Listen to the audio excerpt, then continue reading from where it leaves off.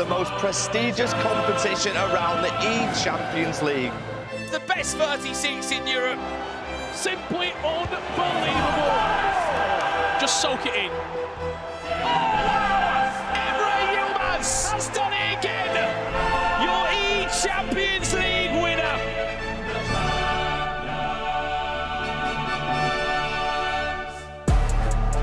We started the weekend in Manchester with 36 players, but now only 24 remain. And only 8 of them can make it on the plane to Budapest with one dream, to lift the eChampions League trophy.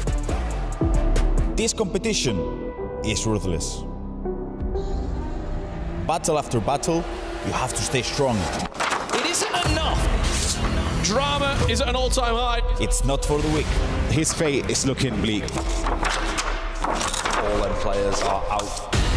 And those who are still going, even by the skin of their teeth, now face an even harder challenge. Everything is on the line. Win, and you fight another fight.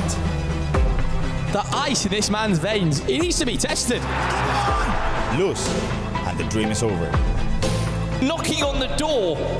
So now, destiny is in your hands.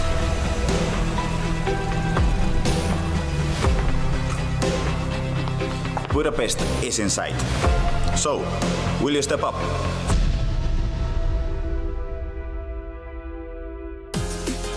Hello and welcome back to the eChampions League. We're live in Manchester. It's the Just Eat pre-show. There's 24 players remaining. And by the end of today, there will only be 8 players on the plane to Budapest.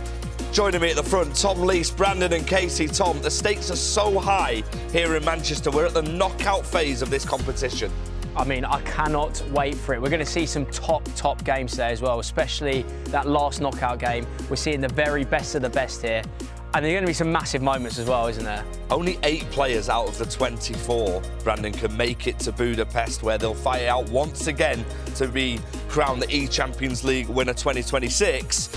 This is going to be an incredible day of action. Extra time and penalties if required here. Well, I think the story was always this, wasn't it? Get through the league phase, and as long as you're in the top 24, anything can happen. I think last year, 15 of the players that are in the same knockout phase, 11 of them are in this knockout phase as well. So for me, expect some surprises, but expect a lot of repeated, I guess, qualifiers making it to Budapest. Yeah, absolutely. The players are arriving. They've been arriving into the arena. How do you think they'll be feeling, Casey, coming into the arena, knowing that it's all or nothing now?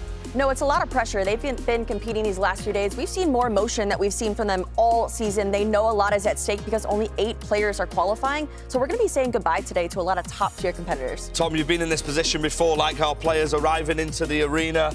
At this point, you can see Levy, he's always got a game face on, he's ready to go. At this point, it's super important. Does anything change in the strategy or preparation for today?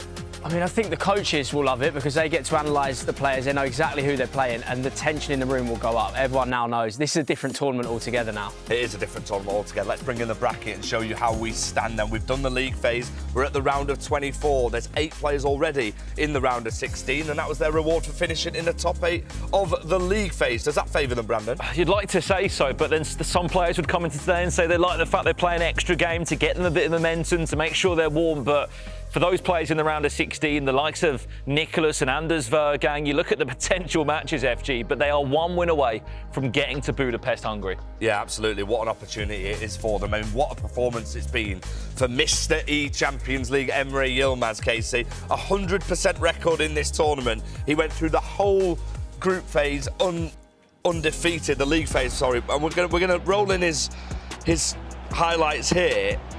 He's unstoppable when he's in this form. He is absolutely unstoppable. Obviously, he's won this competition twice, the first to ever do it, but he has come into this competition with honestly no fear. In his first interview, he said, if I don't win it this year, I'll probably win it next year. And so he's confident, and we can see that every single moment that we've seen from all 6 of his games so far this weekend. Yeah, he was our PlayStation Player of the Day yesterday, Tom. I mean, arguably, he's been the PlayStation Player of the tournament so far. He's literally been incredible. Today, things change, though, because, like we mentioned, it's Knockout FC. As a pro player yourself, does that change in stuff, or is that confidence from the weekend going to follow through? I mean, sometimes there's a thing that goes around with pros. If you win all your group games, you go, oh, but I'm going to lose at one point. I should have lost in the groups and made sure. Emre breaks that mould. You kind of think he's going to turn up today, he's going to win his game and go home. You know what he's like. He's a machine. He's too consistent. I can't look beyond him winning, to be honest, because he's virtually unstoppable. I feel like the only person who stopped him this season is Anders. Yeah, you'd absolutely not like to play Emre Yilmaz in this form. One man who's also been in form, in goal-scoring form, Brandon, is Nasada, our top goal scorer here so far.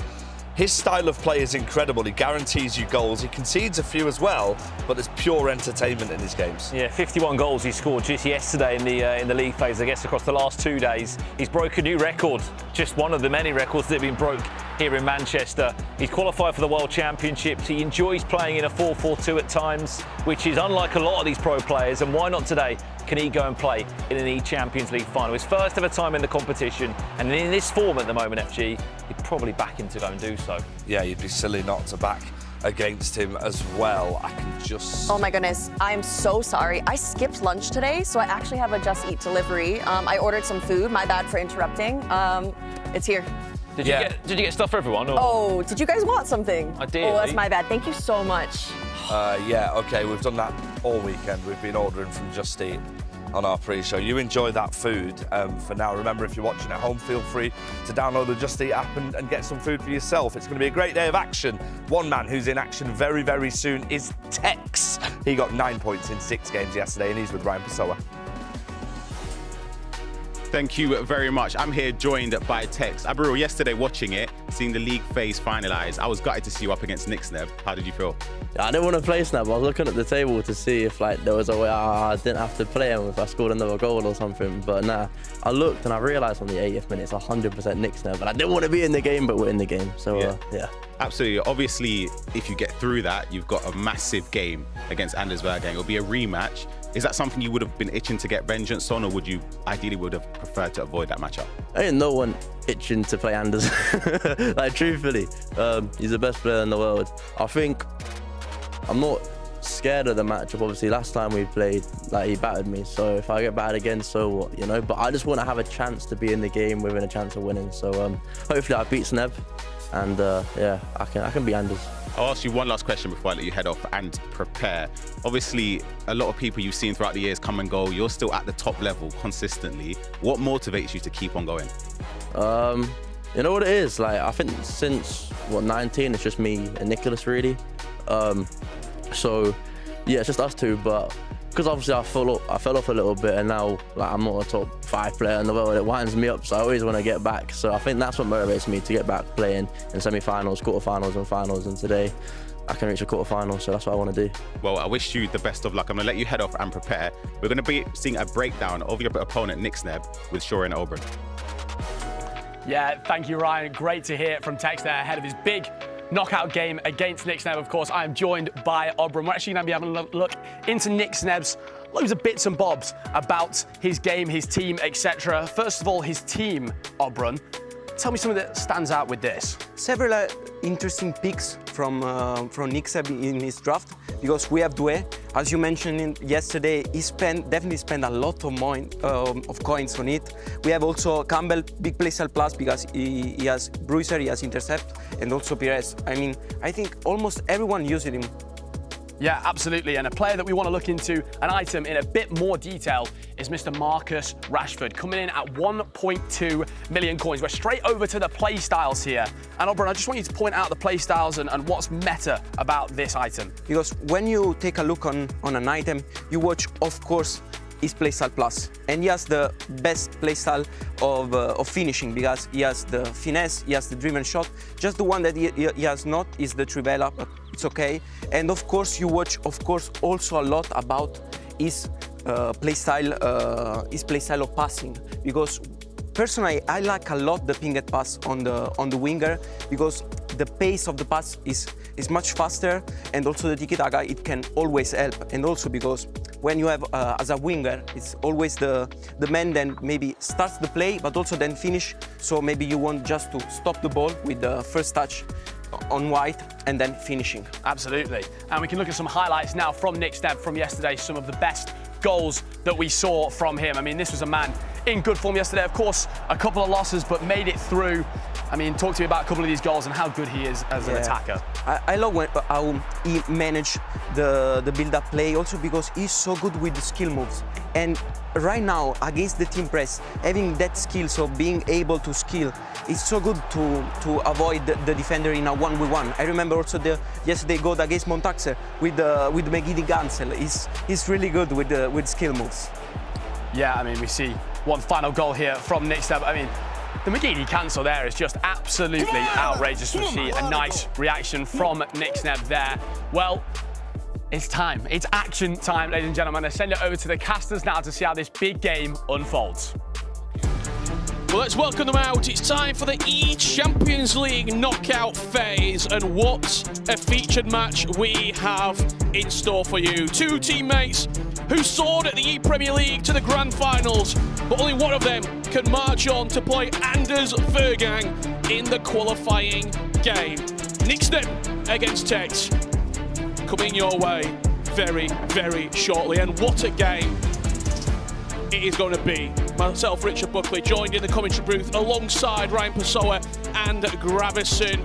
Ryan, I'll come to you first. Two players that you know very well.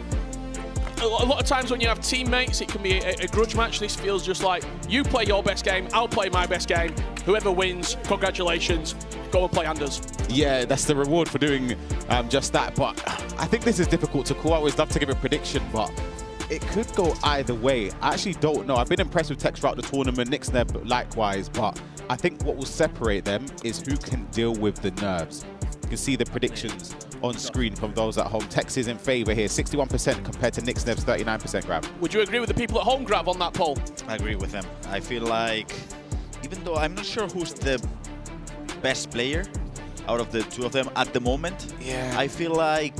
Does history, experience play a factor? Definitely. I mean, when you're playing against a player that inspires you, that motivates you to be better, not only that, but when you were 16, 17 years old as well, I feel like that just puts some pressure on you to not perform at the level that you should. So I feel like Tex takes the edge on this one. And just have a look behind us as well. The other three matches that are taking place in this round of 24 of the eChampionsLeague. Huge games. Two-time world champion Manu Bachore taking on RVP legend. We've got Levi David and PH Zin. They were teammates only 2 years ago at Ajax, where they lifted the Eredivisie title. Now they're battling it out in the eChampionsLeague. And finally, that game, Samu Gamer against Jafonzo. Some huge matches, Grav. Wow, I mean, I just don't know where to look at. I mean, of course, this PH Levy match, just thinking, and we're underway. Here we go. The matchup that we alluded to, Samu Gamer taking on Jafonzo. Samu Gamer was electric last year at the eChampionsLeague, flew straight into the top 8. This year, both of these two players at the ECL, Ryan, have struggled a little bit. But Samu Gamer goes 1-0 up. Yeah, that's a lovely bit of play from Samu Gamer to break the deadlock. Just tapping into what you said about both performances up to this point. I think Samu Gamer at the start of the league phase, I wasn't impressed. I came into it thinking, is he going to showcase what he's done throughout last season and the Champions League and the Serie A as well, but I didn't see it. Day 2 was a lot better from him. Jafonzo, again, I was too impressed with him compared to what we've seen in the Premier League this year. He's won a World Championship beforehand as well. This matchup here, Grav, RVP legend. On day 1, he was our player that we were all hyping up. He got 7 points out of 9. On day 2, he did struggle. He went through by the skin of his teeth as Levi David opens up his account on qualifying Sunday here. Talk to me about this game between Manu and RVP, Grav. It's a tough one because you never know what RVP is going to turn up, which one, because sometimes it's the RVP that scores 10 goals a day, and it could be this one that turns up today. What goes to him? Absolutely. He was outstanding on day 1. He had a woeful day 2. He made it to day 3. He's come to play. By the skin of his teeth. And I think if by the end of day 1, he would have thought, you know what, top 8 is really on the cards here.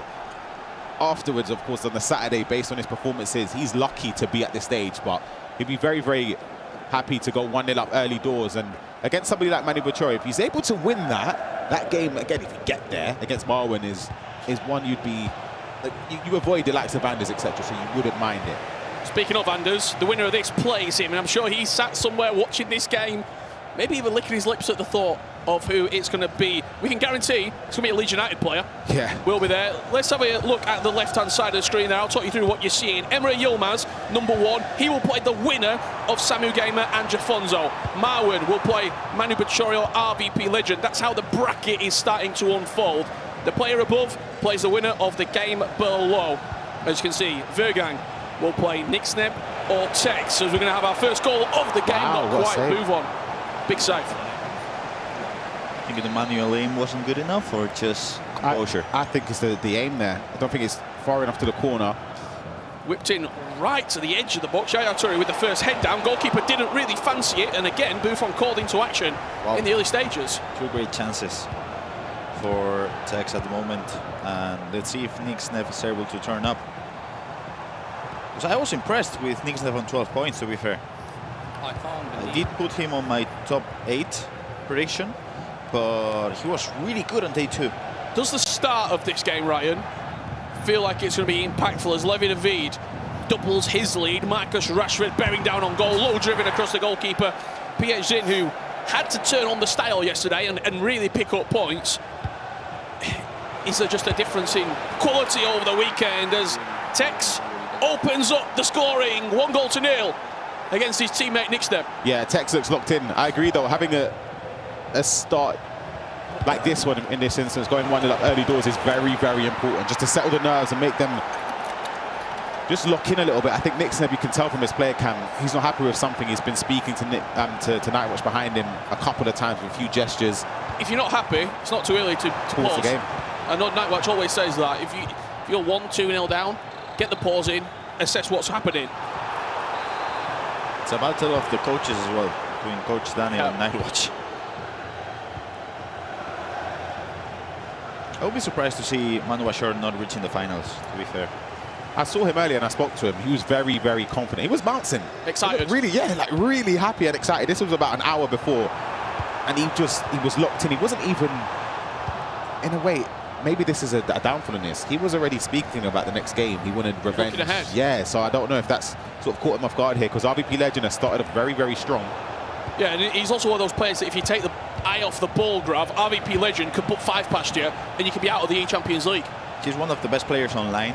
I mean, of course, if you only follow the LAN competitions, you might not know him, or you might know him as being a player that competes well and that's it. But online, Ryan, I mean, he's always on those finals. It's a joke of a player online. And the thing is, as Richard said, if you start slowly, he could pack you in. You could be a couple goals down in a blink of an eye. We've got so many players here at the eChampions League. I know you've all got your favourites in the chat. Let us know who you think is going to be lifting that trophy in Budapest in just over a week and a half's time. Who is going to win the 2026 eChampions League? It's a tournament that's been dominated by Emre Yilmaz. Will he be victorious as Manu Bachorio, who knows Emre very, very well, will be looking to put an end to his reign at the European Elite Tournament? What I really like there is you can see there was a couple instances where it didn't work in his favour. There, he wanted a shot, it didn't get the touch, he worked it back, and I think the most obvious thing there is to turn out on the left foot. But he's turned the opposite way, and obviously the low driven, how prevalent it is this year, just to get that shot in at the near post grab. He improvised really well. It was a great goal, and if you're playing against RBP, I feel like his player switch, and even though it's good, it's not great. And when the pass came into Pires, he tried to player switch into the fullback, he player switched into the centre back. So that single mistake opened up the angle for Cruyff there, and that was a beautiful goal, as you explained. You've played, Graf, some real high-pressure matches as Jafonzo comes forward with Ruud Gullit off to Cruyff, finds the low driven. I'm just going to turn my attention to the bottom right corner because Nick Sneb is starting to move and groove inside the box here. Cuts it back to Ramirez, play lock into Zidane. Good defended by Tex, aggressive. What I was going to say, you've played some high-pressure games. What does nerves look like in terms of an FC match? Is it mistakes? Is it second-guessing? From yesterday, maybe you're on 12 points, you're already through. You're not really worrying about losing a game. Now when you're losing, you're out. How does that look in terms of a gameplay perspective? So for me, nerves, for example, is Nick Sneb during the first 10 minutes in which he was making mistakes, he wasn't going forward. It's just like you're freezed in a way. Like you're thinking about what could happen, you're thinking about how you could lose the match, and you're freezed, you're not going forward. So, of course, it can be player switching as well, but it's for me, it's freezing. Yeah, and I think not taking those I would say 50-50 passes. Those passing lanes forward, you don't take it, you start to second guess, as you mentioned. That was, of course, Sammy without Gamer. risk? Yeah, being risk averse. I think that's a big, big problem. Sammy Gamer, you saw they're going 2-1 up now against Jafonzo. To the top of your screen, look at the counter here. Yeah, could be an opportunity here for Tex from that corner. Is the pass there? He looked for Eden Hazard, but Lucio intercept plus kicking in. I do feel like Nick Snebs, yes, Rich, during those first 10-15 minutes he wasn't comfortable, but he's picking up the confidence. This was a really hard defense. I mean, Ryan, it was a 2v4. He defended it well with the centre backs. He done extremely well here. This is the goal from Levy David. 30 minutes in, 3-0 up, Rich. Come to play. Yeah, Levy's got his eyes on the prize. He wants to find himself in Budapest. Played a couple of times, looking back in the history books, Levy and PSG. Levy not lost to him. Wow.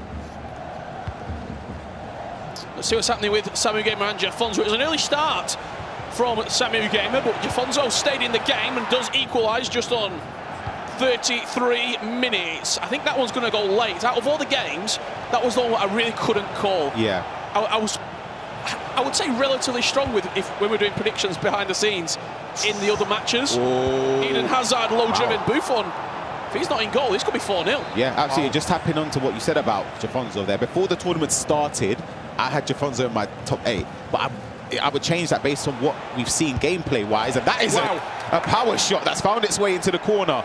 You could argue he definitely deserved to score beforehand, but wow, what a strike. Rolling back the clock.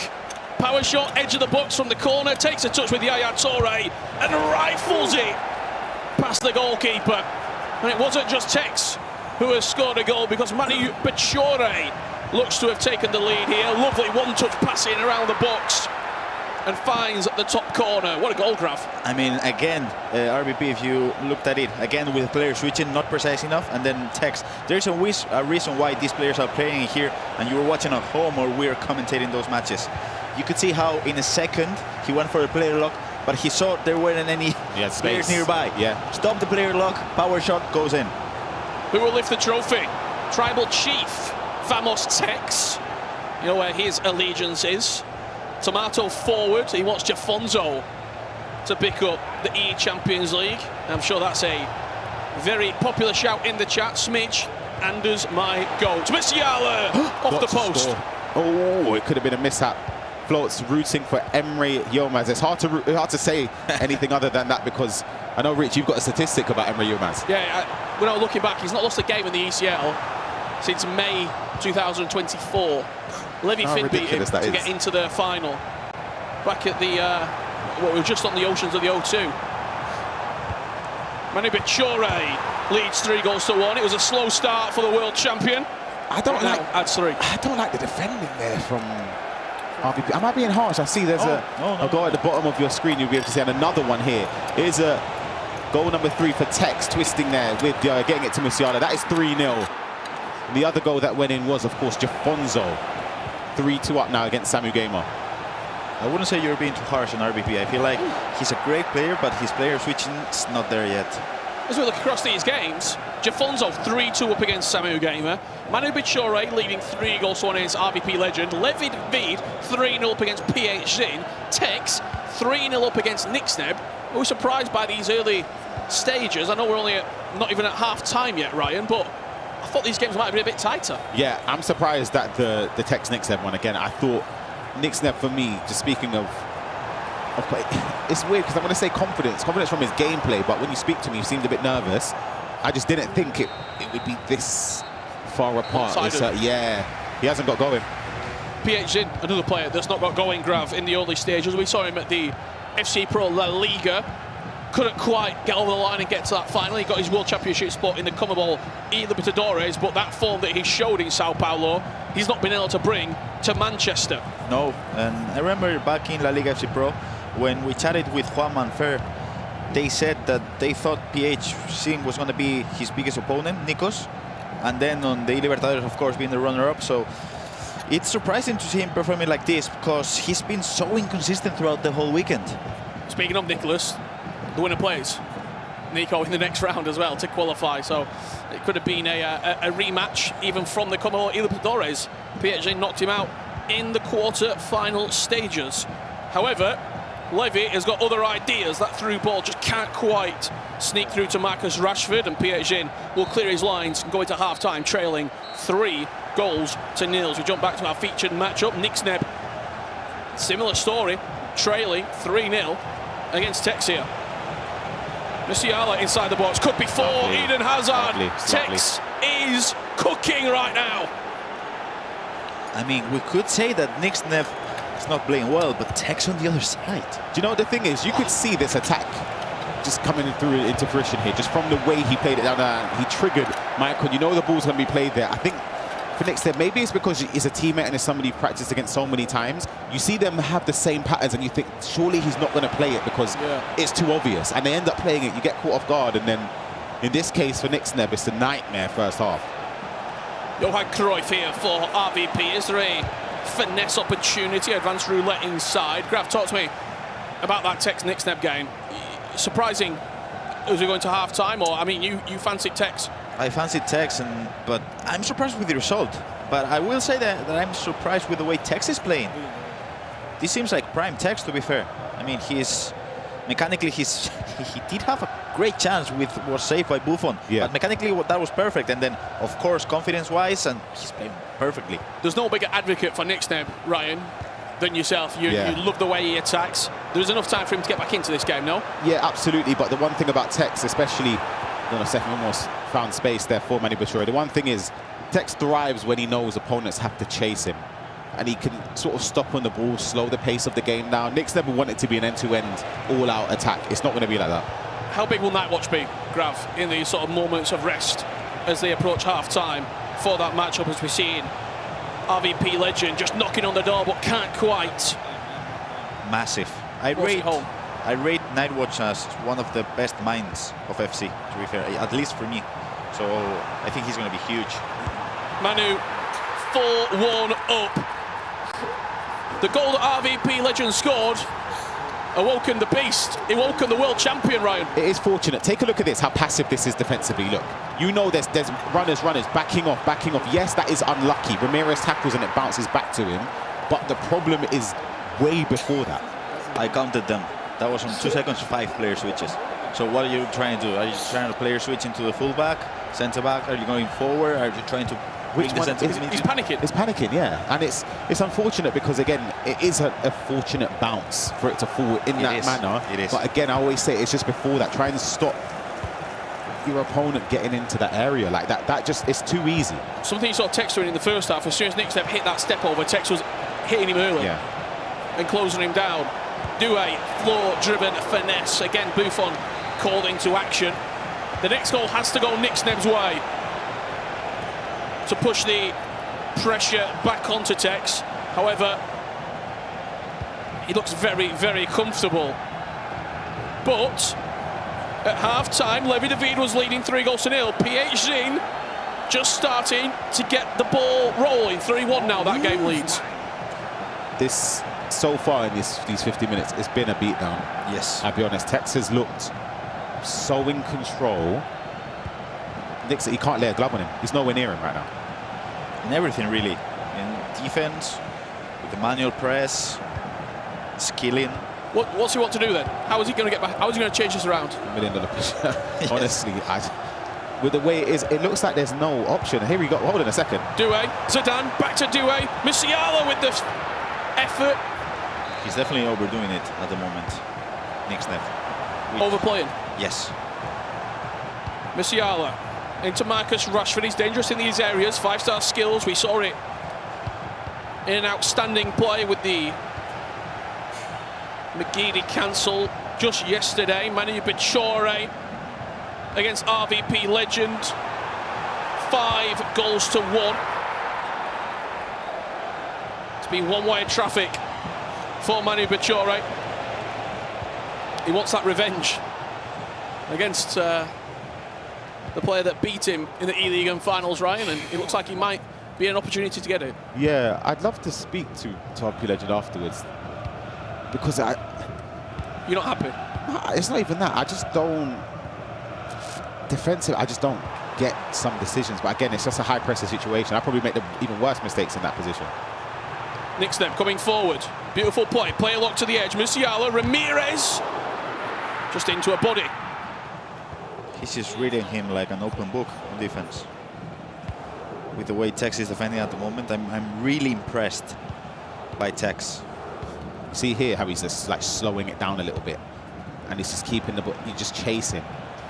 Look, we obviously know these two are very good teammates, very good friends as well. For the last 12, 16 hours, the first time I saw them together was when they were walking out on the main stage. I've not really seen them together. Tex is taking the friendship aside for 18 minutes. Henry with the finish. RVP legend puts it to a 3-goal deficit. What he's... Oh, hold on a second. Bit of mistake here. Can Nick Sneb capitalise? He certainly can. That could be a change of the tide a little bit in terms of Tex will be thinking, hold on a second, I've made a mistake. On the other side, Nick Sneb.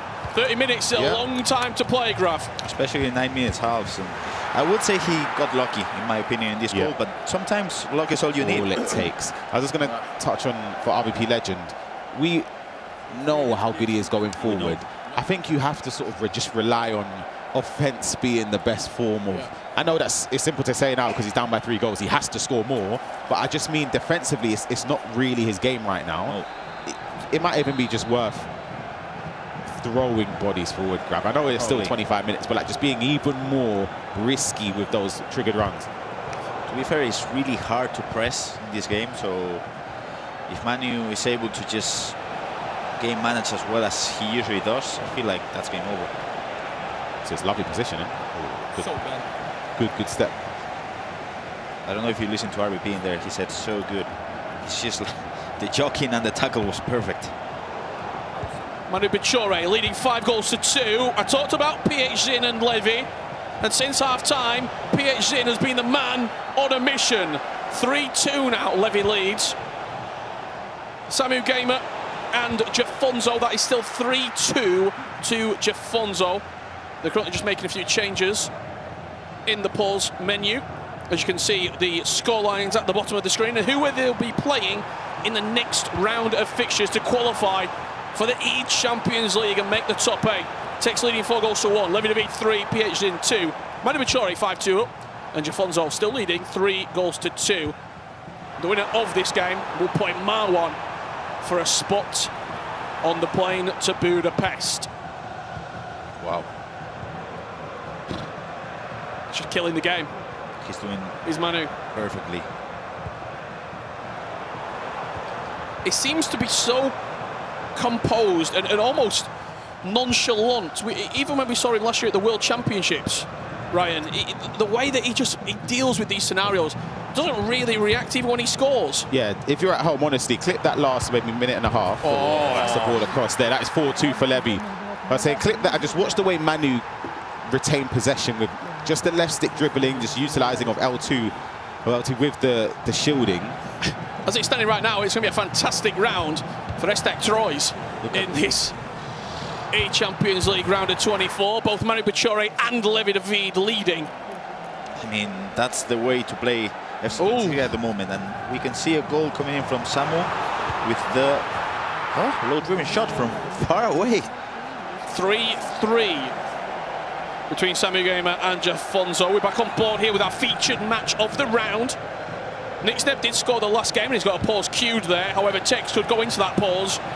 5-1 up. Douay just breezing down the byline. Once again, Buffon. That's probably 6th or 7th save in this game. He's keeping Nick Sneb in the tie. But it's got to go now, Ryan. It's got to be perfect. Yeah, and he rushed it. I'm passing to midfield and running up, and the ball still hasn't left his foot.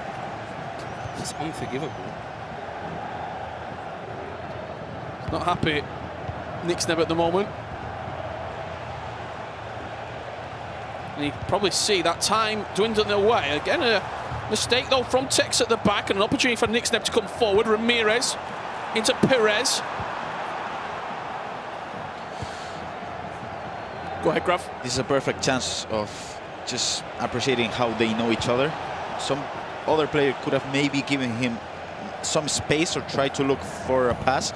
He knew he was gonna go for that cancellation, and he was aggressive defensively. Well, let's see what's happening between Manu Bachori and RVP Legend.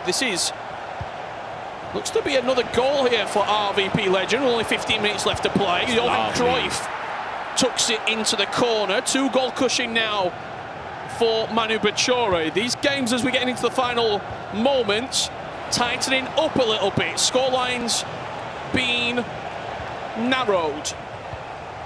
That pause is still being cued by Nixneb.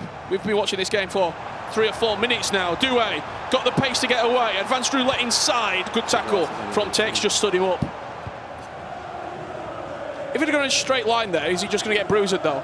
He had to do something, no? I think he would have been bruised by the time, but then we've seen some low drivens go in from those weird angles. I don't know. Especially with Nasada. He's low driven from everywhere, so it's hard. That's the thing with Pierre Hincapié, the road to the finals item. Quick step. Bruiser is rapid as well. Pietjin picking the pocket of Levy. Henri's on side and finds the finesse into the top corner. 4-3. As we're going into a pause here for Nixneb, we'll jump around the rest of the game to see what's happening. Jafonso and Samu Game. It could be some late drama here. Jafonso looks to have one of the last opportunities of this tie to continue his eChampions League for Manchester City. Samu Game is strong in the tackle and looks to be potentially playing for last attack as Manu Bachori, Ryan, is doing the business at the moment. You'd expect this to be the nail in the coffin here. Just a simple ball across the face of goal. And I was wondering where that roar came from. It was him, because that 3-goal lead has been restored and you'd expect him to be advancing into the round of 16. Has he kept the ball for a little bit too long here for you, Grav? He's held it from like the 87th minute and gives it away now. It always happens. One additional minute. Jafonso has the ball in his court to steal the victory from Samu Game. Gives it away. Is there enough time for Samu to come forward? Not quite. We're going to extra time, and that won't be for the first time today. Oh, but surely not the last. Surely not the last, and I don't know what will happen now in this extra time. We've not seen that much of this match, but I feel like Jafonso thrives in these matches.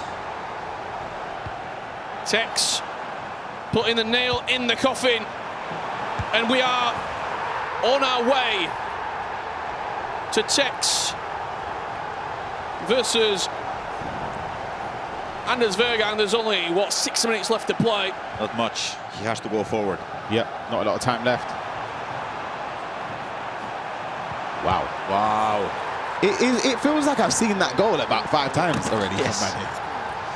This is the running on the byline. Yeah. And he just cuts in. Just as you, as a defender, you want to step. It is hard. It is really difficult. But then, again, look how much space, and understandably so. RVP Legend has to push bodies forward. Sort of here, just again, you want to step, boom, other way, see ya. And with Sorlov moving like that. You wouldn't expect left stick dribbling coming in from Sorlov. There's any way for Nixneb to get into extra time, he's going to have to score from this attack. A tactical foul here from Tex. Driving forward with Xavi, sending the runners as well. A little bit of space there. Pavlovic into the angle. It's a mix by the back. Nixneb's going to capitalise. 4-3. Game on. No celebration from Nixneb, because it's a car crash at the back. It's carnage. But Nixneb won't care. the tackle from Maicon was just perfect, and then Sol Campbell. Campbell, what are you doing?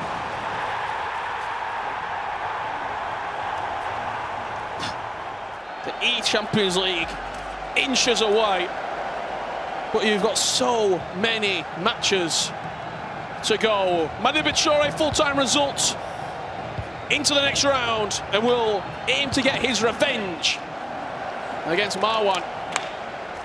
RVP Legend went through by the skin of his teeth in the groups, and the round of 24 is where he will be eliminated from the tournament. Look at this game. PH showing his class, but as we join it, Levinovic dinks the ball over the goalkeeper's head with a man he knows very well in Ruud Gullit. Do you know someone that was scoring a goal like that, carbon copy throughout the last 2 days? Lex. Once he gets the triggered run with a midfielder running forward, and then you see the keeper off his line, they don't even waste time and deliberate. Do they try and run forward or go around the keeper or go for finesse, whatever.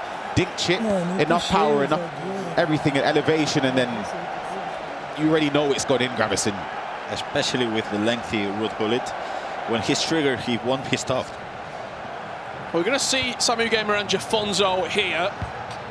When Tix and Nixneb are back underway, we'll be jumping back into that tie as we are right now. 88 minutes on the clock. Oh, it's good pressing from Nixneb, but Texas really well to keep the ball. Nixneb, we're pressing him like a rash. Can Tex shake him off? Dinked over the top. Robert Perez in the corner flag. Great play back to Douay. Is there a 5th goal here for Tex? Finesse finds the top corner. With a shake of the head, he'll be disappointed that it got to this stage with the lead that he had. 5-3. Tex looks to be on his way. I mean, I'm sure I can replicate that chat. I mean, you're winning 4-0, comfortably playing really well, and then when you just catch your breath and you're thinking, it's 4-3. I'm fighting for my life now. Yep. And Levy trying to close down the match against PH, but the Brazilian player going forward with the press. He's got him in the right areas, just having the ball down this side, and you've got Hullet down the wing. He's not going to get there though, and you've probably got, oh, that's a big mistake. He's managing to give possession back. I was going to say 2 minutes added on, but you've got 3 minutes now, which favourites PH in. Levy in an uncomfortable position here. PH will have one final opportunity to steal the game. We're back full-time result. Let's head back to PH and Levy for the late drama, as we're going to see both players up off their feet here. Nixneb's done. Tex wins. Tex versus Anders. That's one to wet the whistle.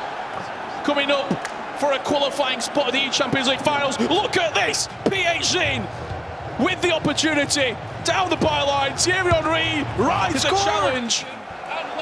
And we're going to extra time. Wow.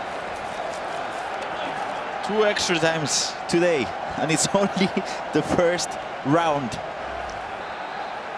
Oh, Ryan.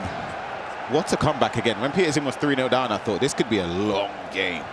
Like, he looked miles off it. There's one chance here from kickoff. He's read the switch of play, and PH will send himself into extra time.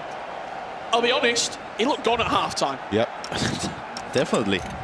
But I feel like it's the PH that we've seen this year, because last year was an awful year for him competitively, but this year he's never out. Even when he's not playing well, he managed to just switch and turn up. Yeah, in a coming with Ilipodores as well, when he had that game against Faku Cohen, he was out, he was done, and somehow found a way back into the game. So you have to give credit, because it's not an easy thing to keep replicating that.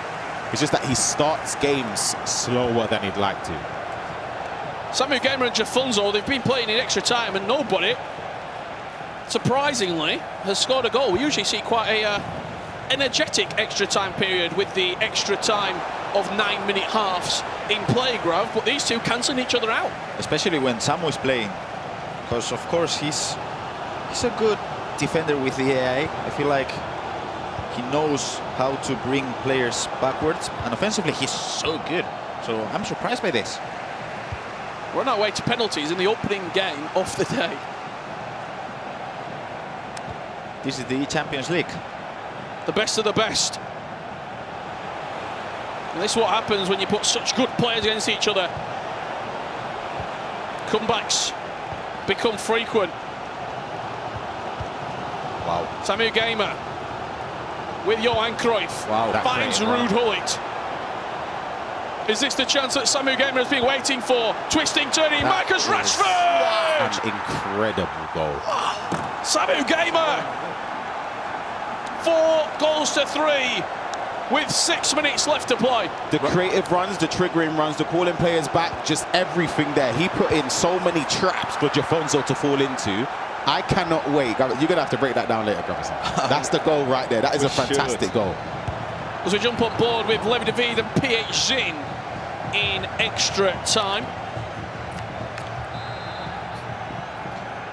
Is this where, when you look at those draft requirements, Grav, and the squads that have been put together, not putting 50 million coins in the starting 11 and actually having a couple of players on the bench is actually quite important? It is, definitely, and the main man that everyone's using, Sorlov. Yeah, always go for a lengthy run. You could go for a cross, maybe. Seen a few headers at the back post in important times. We've seen Park Ji-sung on the pitch here for Levy as well, in the centre of the park. Chouameni looks fresh. Player lock fake down the line, just finds the ball into Cruyff again. Just teasing Ruud Gullit. Driving towards the byline. Musiala, a step from PH He's under the cosh at the moment. There's a finesse. A fantastic save from Buffon. Well, we've been watching this game in extra time. It's been all Levy. And while you're on top in these moments, Ryan, you have to score a goal. Yeah, 100%. He would have already been upset that he's even in this position, being 3-0 up and then now in extra time. Jumping over though, live to the Samu Gamer Jafonzo game. Samu Gamer has possession now. What will we be feeling now, Grav? 3 minutes on the clock. You're trying to keep the ball, but then you're also, you don't want to do this and allow Jafonzo to press up. You have to hold possession, but not on your side of pitch. You gotta go forward. And not in the center of the pitch. I would say on these areas, again. That's it. You don't want to keep it in your half. He robs the ball off him in a dangerous area. Samu Gamer does win it back. What are we expecting in injury time here at the end of the additional 30? Probably a minute. Samu Gamer eyes up a qualifying match with 1 minute on the clock. Jafonzo cannot get near the Italian at the moment. And he's keeping the ball in the corner. Perfectly done from Samu Gamer. And look at what it means to him. He's 1 game away from the eChampions League finals. Bravo to him. I mean, that goal could be easily the goal of the tournament. Yeah, absolute. The incredible goal to win the game. And you can see how much it means to him as well. He is 1 game away from a top 8 position here at the eChampions League this season.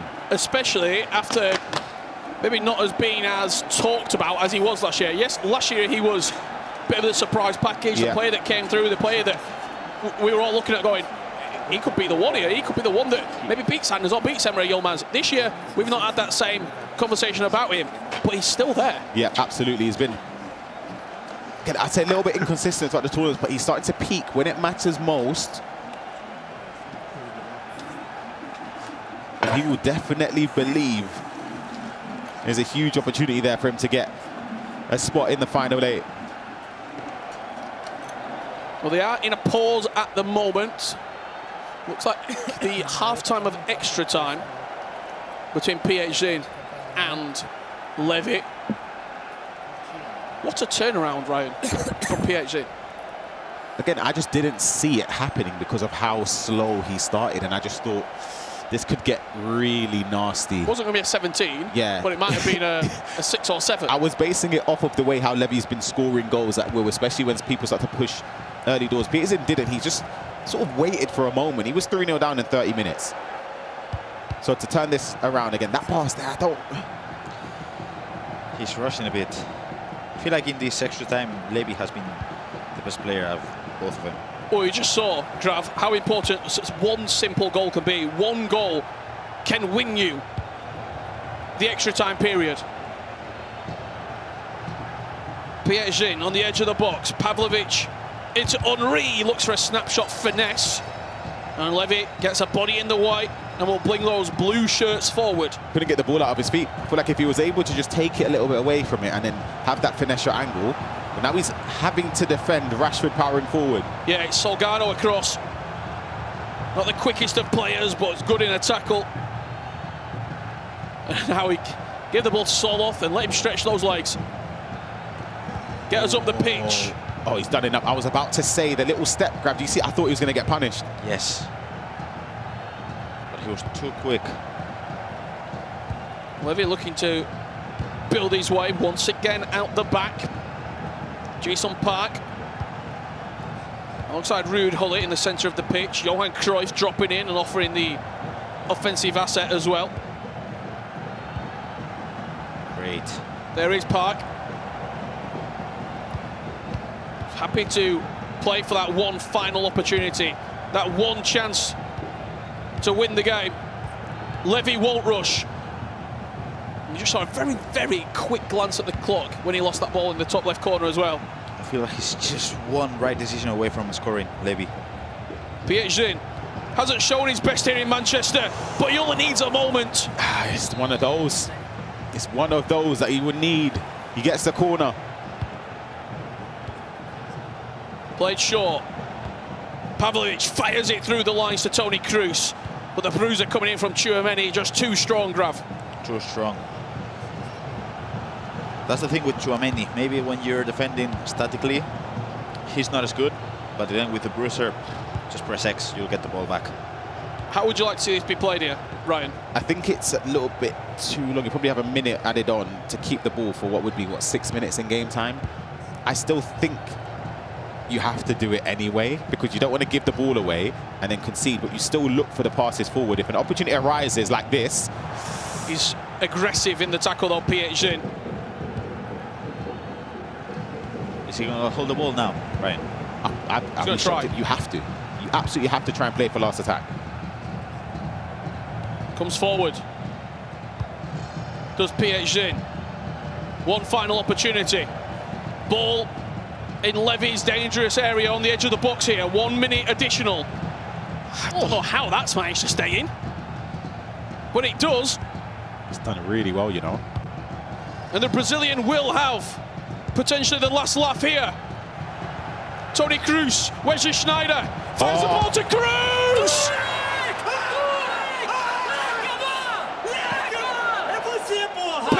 Pietsch. He's a winner! Born and bred from Brazil! He doesn't know how to lie down!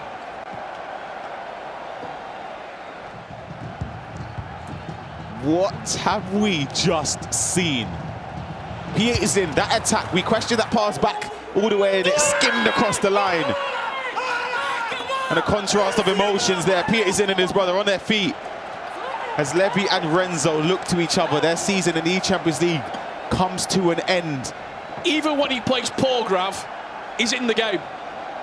That's the thing we talk about the whole season. I don't think he deserved to win this match, to be fair. I don't think he was better than Levy. I can't believe it. Pietsch. That's a lesson in keeping possession for the last attack. Those few moments, people would rush. I said, Levy, try and keep the ball for the last attack, just to try and avoid those moments. I've experienced it, it's painful.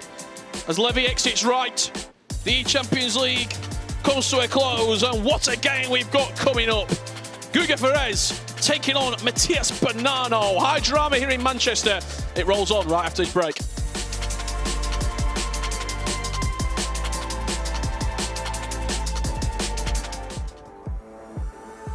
Oh, come on. I actually don't know. I'm just going to go Bayern. Atletico Madrid. Man United. It's Arsenal. No, it's not Old Trafford. It's Benfica. Sevilla. It's not that easy. It's Manchester. Manchester United. Eintracht Frankfurt. West Ham. Arsenal. Olympiacos. Napoli. To me, that just looks like Stamford Bridge. Manchester City. Brighton. Real Madrid. Real Sociedad. Manchester City. Everton. Parma, but it's not Parma. I'll say, but not sure. Everton. I think Chelsea. Chelsea. This is Chelsea. Ferencváros. I don't know. Celtic. Celtic. Celtic. Celtic. I don't know. I'm just gonna say Celtic. Only one team with that colour. It has to be Wolfsburg. What? Maybe like Celtic. Celtic. Probably Ferencváros. Botafogo. I swear this. No? Sporting.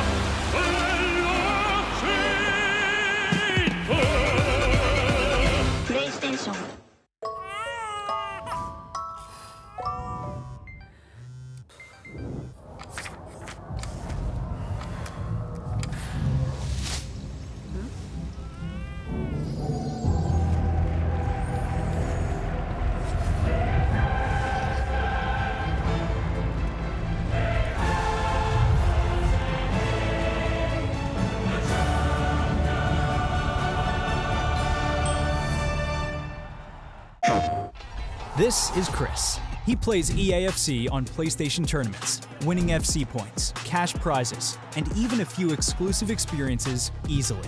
But how? On his PS5, Chris launched EAFC, found PlayStation tournaments, and registered. It's that easy. New tournaments daily, win avatars, FC points, and more. Compete, win, and claim your prizes today on PlayStation tournaments. PlayStation.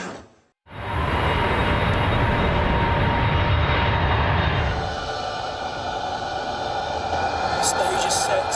What's promised to be?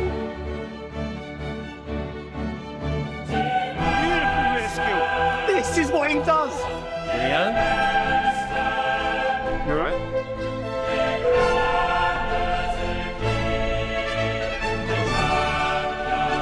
Qatar Airways, official airline partner of the UEFA Champions League.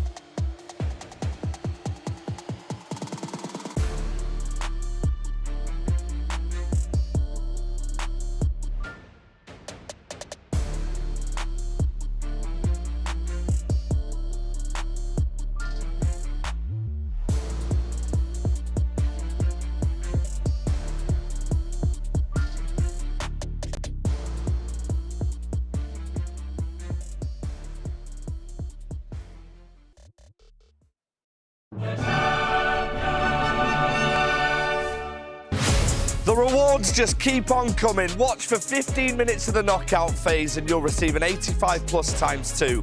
If you watch 60 minutes, you'll get an 86 plus times 2. You can watch the action across both Twitch and YouTube at EA Sports FC Pro. Welcome back to the eChampions League. 4 players are through to the next round. We needed extra time in 2 of them. Tex beats Nixneb to set up a mouth-watering game against Anders Vergang in the next round. P8's in with the last kick of the game. Knocked out Levi David. What a turnaround it's been for him here in Manchester. Welcome back to the eChampions League. The results are on the screen behind us. Oberon, Brandon and Casey are here. Oberon, we've started the day off with goals, drama and everything, even extra time. Yeah, I think I was looking a lot about the Samu Gamer match because I mean, he played against him in the Swiss stage in Atlanta, but he lost against him. He lost also against Emre, and now we have to face Emre in the round of 16. So I mean, he wants revenge, and he played really good. He did play really good. You saw the emotion from him as well. Let's bring in some of the highlights then, shall we, Brandon, from what we have just seen. A goal from each we're going to show you, and Tex at one point was leading 4-0 against Nixneb. It felt for a few moments Nixneb was back in it at 4-3, and then Tex got that 5th and decisive goal. Yeah, absolutely. I'm going to say we're only seeing a small snippet of what actually happened in the games. I thought that Tex game could have went to extra time. 2 of the 4 games in this round went into extra time. This one didn't. Of course, the current world champion, Mane Bashore, ensuring he won 7 goals for. That was the most convincing win out of the 4, FG. It was indeed, but what about P8's in, Casey? What a turnaround it's been. It looked like on day 1 he was going to struggle to even get out of the league phase. He's here in the knockout phase and he's 1 game away from Budapest. Yeah, he had a slow start to the league phase. He had a slow start in that match, but honestly, he made it count in the final moments and he was able to make it through, and honestly, an amazing comeback up against Levi. And we just spoke about that man, Samu Gamer. You can see the raw emotion, what it means to him. Jafonso knocked out after extra time. The big names are going through, but we're losing a few on the way. Levi David out to P8's in. You can see the bracket on the screen. And wow, what a road to a final we've got here, Brandon, because there's one fixture there that is standing out. I love the matches. I mean, where do we start? We'll kick off with Anders Vergang Tex. We waited years for it. We've had it for a 3rd time this year it will be, but history states Tex has never beaten Anders Vergang. They played 3 times. It was a 9-3, a 7-4. You've got an E-League rematch of the 2 teams that made it to the final. Marwan Manu, Nicholas PhD and Eli Libertadores rematch between those 2. Huge South American game. And then Emre Yilmaz, Samu Gamer. And that's only half of what's to come, FG. Yeah, we have got another round of fixtures, starting with this one, Oberon. Guga Ferraz against Bonanno, both involved in the Manchester City setup. They know each other well. A question for you. When you play against pro players in a competitive game that you know so well, do you change anything? I think it's difficult to change just before a game because, I mean, they know each other a lot. So it's always weird when you play against like your teammate. Also, like the coaches, they know each other really well. And I think they are also both really good defensively. So it will be a tough match. What are you expecting then? Because we've all said that Guga loves drawing games, and he's done it a few times. Did it in FC Pro as well. Are we expecting extra time penalties? We'll go across. I'll ask you all. We'll start with you, Oberon. Maybe it will be the first match that will end on penalties. Bonanno win. Bonanno win. Guga loves a draw, so I think we might go to penalties, and that's a 50-50 for me. Well, extra time and penalties is an option here in Manchester. One game away to the next round and potentially two from Budapest. For now, let's head over to Grav and Ryan. It's time for some FC Pro IQ. Yes, correct, FG. I'm joined by the main man, Gravison, here for some FC Pro IQ. We're going to be tapping into some gameplay from Guga Ferraz across the weekend. This was a goal, Gravison, against Tuga, which we were very impressed with. Yes, I was, because, of course, the meaning of the match. I mean, he's playing now against Tuga, and it was probably, if he scored, I'm not going to say he won the match, but he's in a good position. Yeah. So if we play the clip just in a second, you can see how he's attacking with Musiala, and if we stop it now, this is the thing with Guga, because everyone, and we're used to attacking maybe on this wing, maybe on this other wing, because you want to attack on this side, right? Yeah. But of course, if you do that, the team press is going to come in. So Guga knows when you're playing against Tuga, and it's a similar one against Matti, because they are both great defenders. What he's trying to do is try to trigger those runs with the midfielders and trying to slowly passing the ball like this. But then, when the ball gets into this area, yes, yeah, so quick. That was my question there, because obviously with this year, when triggering runs from midfielders, you want to get into those areas where you've got your midfielders that are making those darting runs because your opponent has to track the runs. And of course, we'll see the clip play on from this moment, Grav. He starts to trigger runs from this moment. You can see Musiala's already on his way forward. There's a few bodies he's triggering, and it forces mistakes. Another one now, Ruud Gullit, is going to be triggered now. And if we stop this clip now, it's a really difficult one, because you know this pass is going to come in. And when that happens, of course, you won't be able to, because you're player switching with this one, you won't be able to player switch into this one. So, of course, you do have Gullit and Cruyff as well. How do you defend that situation? It's almost impossible. So, if we just play this clip, you can see the pass coming into Musiala, a simple pass into your Ruud Gullit, low driven. So for me, that's the main thing with Guga. It has to be, he knows how to beat the team press, and against Matias Bonanno, it's going to be huge. Yeah, it's going to be a massive, massive game coming up very shortly. And of course, another player that is playing in this round is Karim is back. Let's take a look at his player profile.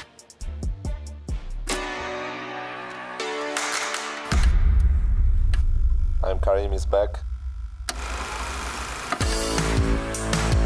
And this is my second year in a row here at the eChampions League. What makes eChampions League like special for me? The best event in the world, the colors, all the environment. I hope to perform well, so I make it perfect. My experience last year was really, really good. I won the first game against Di Fernandez. Winning always gives you confidence, so if you continue winning, you will have always more confidence and you can do well later on. This year I won the E-League one. It's like the best feeling in the world for me. When we qualified and we know that in the final we're going to play Levi and Manu, I was like, oh my God, this is going to be really, really hard, because we know they are the GOATs. You always need to keep your 100%. I beat both of them in the final, and I'm here because of it, so let's do even better. My biggest supporters, I think, my parents or my mom. She doesn't understand 100%, but she always trying to ask questions or where are you going, what are you doing, but she's always there. She's my first fan. I think this is the best stage I've been on, the feelings or the excitement I feel before the game, and I just love it. I just really, really love it so much.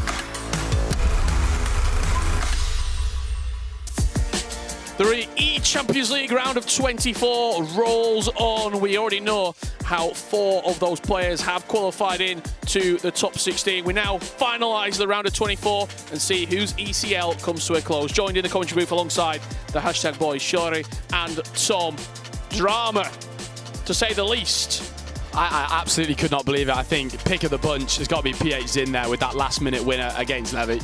Just have a look there as well. You often see a coach behind both Bonanno and Guga Ferez. Underneath the City banner, the pair of them, no help. Go out there, play your game, Tom. You've been in some of these matches where you're playing against a teammate. How does it differ? Yeah, it's very, very strange. You know each other so well because you're at practice together, you're boot camping against each other, you're teaching each other tricks as well. If you find something from a corner, you find something that works in the game, it will go around your little circle and you'll keep it together. So, interesting choice that they've decided for no coaches, but I can definitely understand it. Well, I'm not surprised that we've got an opening goal here between Hezes and Karimi's back. They played 4 times against each other. They're tied 2-2 in series count. Goals scored, goals against for the pair of them. They both scored 24 goals each in those matches. There's going to be goals, Rich, and there's going to be lots of them. I mean, we're already seeing more going in. Max about to go 1-0 up against Tuga. You don't breach that defence very often in Tugas, but Max has done it within 3 minutes with Perez with a nice little finesse inside the box. Yeah, Tuga on my pick, actually, as one of those players to come through the round of 24 and into the top 8. However, he finds himself 1-0 down early doors against Max Kudemeyer. Something about Luke as well I want to touch on. I think he's been a fantastic defender. I think we pointed out earlier he's only conceded, I want to say, 14 goals in the whole tournament thus far. Interesting to see how he sets up to do that. Pretty sure I've just seen him go team press actually, which is not what I expected. He's turning team press on in this third and then turning it off, which didn't expect it from Luke. I'm intrigued to see how his defence sets up really. Smokes had a hit and miss eChampions League, finds himself in the top 24 with a chance to progress through. He was a E-Serie A Grand Finalist, but just not being able to put it together and get any sort of momentum, Tom, in this tournament. When you look at his performances, it's win one, lose one. It's hit and miss throughout as Buffon collects that close. I mean, I always say it's 2 different tournaments though, the league phase compared to the knockouts. Look at Levy, look at PH Zin out of form. Yeah, you'd expect Levy to win that. He played better the day before. It doesn't matter. It matters what turns up in the knockout, so you can be as inconsistent as you want. As long as you're here today, that's what counts, and it's about peaking at the right moment.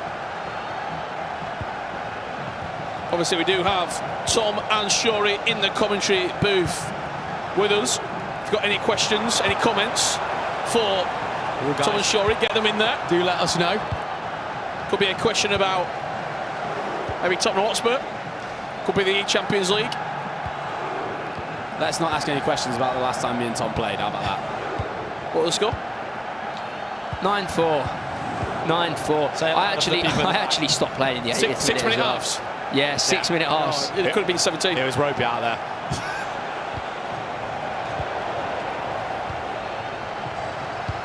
Only just started speaking to me again, haven't you? The Rousseau one. 0-0 in this matchup between Smolk and Luke. 2 European giants, PSV Torino, going head to head in the eChampions League. Used to be my kit back in the day, you know. Yeah. Maybe 10 years ago on the game. I used to love that Torino burgundy. We're a favourite. Yeah, a bit of an OG badge as well to use in FC. Interesting to see here. I mean, I wonder how many games go to the 20th minute 0-0 in the FC circuit. It's rare in 9 minute halves. Certainly is. Didn't in this one. Hezes leading 1-0 against Karimi's back. He had a fantastic day 1, Karimi's back, Tom, and then on day 2, just couldn't put it together. Yeah, strange. I mean, a lot of people were guessing for him to be in the top 8, but not quite there. And now he's got a really difficult game. You do not want to be playing Hezes round 1 of a knockout because he's confident. He's playing well. We've seen it FC Pro this season already. He's so good in areas like this. Hezes an eChampions League Grand Finalist as Max doubles his lead here against Tuga. Baggio with the through ball. Perez, ball around the goalkeeper. 2-0 Max leads, and Tuga's quite torrid time at the eChampions League looks to be continuing into the knockouts. Bonanno already with a last-ditch tackle. Yeah, absolutely love the way that Max did that. I mean, the way that he triggered both wingers and kept waiting and waiting and waiting and played that final pass makes it so difficult to defend, even for someone like Tuga. Let's show you what is happening on the screen here, what you can look forward to later on today. Nasada will play the winner of this game between Guga Ferraz and Bonanno. Alihan Lyon waits to Luke or Smoke, as Lex will play the winner of Karim is back or Hezers, Di Fernandez, Max Kulemeyer and Tuga. All of those matches later on today will be eChampions League final qualification games. Early stages, not too much to write home about in this game, but we have had a goal between Luke and Smoke, Shori. Yeah, and that's that triggering the wingers run that we love to see, the ball roll inside there. I mean, let's think about the stats we've got on these players at this point. 90+ shooting on almost every single item. You've got to watch out for those finesses now further outside of the box. Musiala entering into the box here, cuts it across. A little bit of a mix-up at the back, but doesn't quite end in anything catastrophic for Guga. Prediction for this one? Tom? I mean, I think Bonanno will have the edge. However, he's 1-0 down. The jinx! Good prediction, pal. The jinx. I mean, we're not going to get too excited. 10th minute. It means there's still a lot to be played. But yeah, I think Bonanno will have the edge. Do find it interesting with the coaching situation, though. Bonanno normally has someone always by his side. You don't really see him on his own. He's also been very quiet. He's normally on stage hyping himself up, isn't he? He's normally giving a few dale and a few sounds. Is that because his teammate's there? Is it because he doesn't want to... You know, is it something to put the opponent off sometimes, potentially? Is it a bit subdued from Matthias so far? Potentially could be. Karim's back, trailing 1-0. Let's have a look what's happening with Max Kulemeyer. He has started the knockout quite fantastically. 3-0 up against Tuga. What has happened with Tuga in this eChampions League, Shori? Just really sort of quite out of character play from him. He obviously snuck in to the top 24. You saw him by the monitor yesterday, just praying for results to go his way. And to be 3-0 down, it's just really unlike him. He's been leaking goals all tournament long. Eden Hazard to the byline, results in offside. We asked you for some questions for Tom and Shori. eChampions League winner predictions. Tom, we'll go to you first. I think there's only two names. You know what? I'll sneak Nasada as a third, but I don't think he does it. I'm going to go Anders to continue his streak. I'm pretty sure he's won every single tournament he's played in this year. Shori? I think I'll go Anders. The thing is, it's the same as Tom. There's two names, really. Emre and Anders. Anders winning every tournament this year. Emre, previous winner of this tournament multiple times. I want to go for Emre Yilmaz to beat Anders, because I feel like I've seen a couple times of Anders beating Emre, and it's time for Emre to get one back on Anders again. So, could either of you beat anyone in this year's eChampions League? Shori? Come on. Right, sure. You played the league phase. How many points did you get? 4. No, 4 points. Probably against who? Let's be honest. Whoa! Against who? Who do you think it is? I don't want to. Come on! I don't want to name drop and talk bad about anybody. Sorry, I saw. Maybe you can put 2 and 2 together with a couple of the scorelines yesterday. I saw that gameplay on Wiki Wednesday. It's 0. Tom. I'm trying to compare. So who did I lose to Ephraim? Jafonso Matthias. That was humiliating defeat. Jafonso's out, top 24. But he made it through, so he would have got at least 9 points. But you know what? I'd say I'd be around the 6 to 9 point mark, depending on how I woke up that morning. Okay, Karimi's back, levels back in that matchup against Hezers. Every time Hezers concedes, it looks like the end of the world. Yeah. It's always a exasperation, look on his face, and even when he scores, he doesn't look too happy. I tell you who is happy, Max Kulemeyer at the moment, 4-0 up, 33 minutes on the clock, dominating. I mean, for any new viewers watching the eChampions League here, just know this is, you would not see Tuga games like this on this weekend normally, as we see Hezers go straight back in the lead in that one. I'm sure we saw some happiness from Hezers in that one there, Buckley. Yeah, he's getting a bit of instruction at the moment as well from his coach, who's been working with as Bonanno dances through, can't quite put the ball in the back of the net. All the way to the edge of the box here. Rudol, it will be favourite for that. Lamine Yamal brings it down, but that cancel of skill move just into the defender. Do you like that corner, Tom, or is it too deep?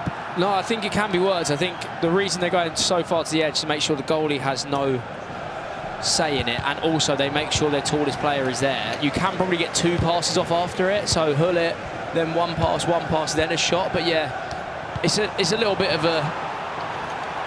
everything has to go perfect for that corner to work. We are on day 3 of the eChampions League here in Manchester. We've had a Mystery Nation on the previous 2 days, and today is no different as Guga Ferraz doubles his lead against Matthias Bonanno. As I was saying, Mystery Nation for today. Get them in the chat. Any predictions? An amazing clue from me. Because it's no clue. Okay, don't go too early. There's an icon from this nation, that's all I'm going. I like that from you. Jesus gives the ball away in a dangerous area. Kareem's back, one player long pass later equals the tie at 2-2. Can't lose in that area, can you? You will be punished at this top level. It's a strange game because it's a game of transitions and people trying to move quickly, but you see Tuga potentially start his comeback. It is a goal back. Needs that before half-time. Needed that.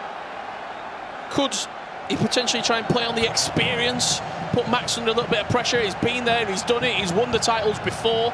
Has Tuga Shori, or is the goal-scoring prowess, you think, of Max just too much? He's giving too much of a head start. I mean, he's got to stop leaking at the back. He needs to call a plumber or something, honestly, because he can come back in that game, absolutely. There's plenty of time to get goals. We know in FC 26 you can turn over goals very quickly. I mean, look at that Tex game in the previous round against Nixev. 4-0 up, very quickly went to 4-3. Could have been a catastrophe for Tex. And we've seen another goal here from Hezes. Certainly are. Johan Cruyff out wide to Marcus Rashford. Is there a pass there to clear the lines? McGeady cancel, finds Ramirez, who hammers it into the near post. Smolk and Luke underway in the second half, and in typical Luke fashion, Shori. That's what I'm saying. Low scoring game. It's just such a rare thing to see on FC 20. Honestly, when I get home, I might just have to go back, VOD review all of his games. Start getting me a couple more 15-0s in champs. Don't think about. Don't start shaking your head, Buckley. And just as we were saying about the attacking prowess of Max, Tommy, it looks like the head start that Tuga has given him is simply too much. He's going to continue to score. Yeah, you do wonder as we see Smolk get back into this one, if Tuga's got too much of a mountain to climb. But really odd with Luke. I'm intrigued to see how he's actually set up, because although he has just conceded, which is very rare, he applies a lot of high pressure. Now, I said earlier it's team press. I'm not 100% sure it is. A lot of offside traps. A lot of offside traps, but his midfield go man-to-man as soon as the opponent has it there. And that is a huge goal, by the way. Guga Ferraz goes 3-0 up against Matthias Bonanno in 30 minutes. Did anyone see that coming? He didn't. I mean, Tom, for the people at home as well, with your unbelievable FC 26 gameplay, I mean, just speak about the importance of doing offside traps, but doing them correctly, because I feel like people doing them in champs casually, when you do it wrong, you really notice it. Yeah, I mean, it's to bring the team up. You see Max really trying to finish his game off here. Could get 6 before half-time. Yeah, it could be over. Tuga just about escaped. Talk to us, obviously, about those that gameplay mechanic with the offside trap. I mean, the main reason is to bring the team up, because in areas like this, you get pinned in. Look, this is really hard to defend it. Really hard. When you're in them areas and you're 1v1 and you've allowed the opponent to get in the box, how good people are at dribbling now, the agility, especially at this stage of the game, the way to stop it is just stop them getting in and applying pressure higher up. As well, with the offside traps, everyone goes further forward. It is Bonanno with one back, Johan Cruyff. Could that be the start of a comeback? We've already seen some South American brilliance here from PHZ. It's an all South American tie on the main stage at the moment. Guga and Bonanno going head to head. Great defending there from Luke. Showing why he's so short up at the back. Mystery Nation, we asked, get your predictions in. MK saying, is it Germany? No. Is it Italy? No. Tom, is it Hungary? No. 3 strikes and we're out. Well, you know what? We'll give you one more. Is it Portugal? Certainly not. We'll reveal more clues throughout today's stream. If you are wanting to complete the objective with the Mystery Nation attached to it, That's a giveaway of possession in a dangerous area for Smoke, but he's done it twice. Johan Cruyff in on goal. Cuts back, finds the low driven through a very tight angle. I feel like you just can't miss that chance. I think it's so open for Luke there. Did he need to do the skill move, Tom? I don't know if he maybe should have gone forward and taken touch, trusted his touch. I mean, we spoke about Luke's high press. He wins the ball high up, as we see Bonanno getting back into this one. Beautiful footwork, Musiala, open goal for Cruyff, and that is game on. Well, you're asking about the intricacies of his play. We saw a glimpse into it then. 4-1-4-1. Not the most common formation. He's adopting, instead of a cam, in the 4-4-1-1, for example, to have that extra CDM presence, and maybe why he's so good in the middle of the pitch. Yeah, I mean, that is where a lot of his pressure's coming from. That's where he won the ball for that chance. We see Max probably killing this game off here. 6-1 in 48 minutes, and yes, that is Tuga he's playing against. Have we ever seen Tuga lose like this? Plummer's gone to answer phone. No answer. Ring, ring, ring. We're drowning. And Tuga is in a real sticky situation at the moment as Kremlin's back. He's back in that tie against Jesus. 3-3 now. Yeah, it just feels like Jesus can't get that bit of breathing room in that game. Just let him relax and start trying to build the lead there. I know what you mean with Jesus' reactions as well, Buckley. He could have won the Champions League, or he could have just got knocked out first round. I wouldn't be able to tell. Oh, this is silky. Bonanno has been turning on the glass after going 3-0 down. Oh, beautiful from Yamal. What a goal! Matthias Bonanno has come to play, and he has arrived, the Premier League champion. I mean, I really want to point out this. The fact that he does a McGeady spin, you see so often McGeady cancels being done by these players. Look out for them. But honestly, the McGeady spin there, Tommy, but you don't see that very often in the pro circuit now. It catches him off guard there. Yeah, I mean, I think it's a skill move. It's unexpected and something we probably don't affiliate Matthias with often, but he's really developed that in the last couple of years of his game. He's got a lot better in attack and using skill moves at the right time, being unpredictable. Perfect example of it there. It might also be maybe a peek behind the curtain as well, Tom, but he's pretty good in this arena. Like, same place, different dressing, eChampions League, ePremier League. He wins in Manchester. It's home advantage for him, right? Man City, been here a lot. I saw him boot camping in the stadium as well. Let's have a look what's happening between Luke and Smoke.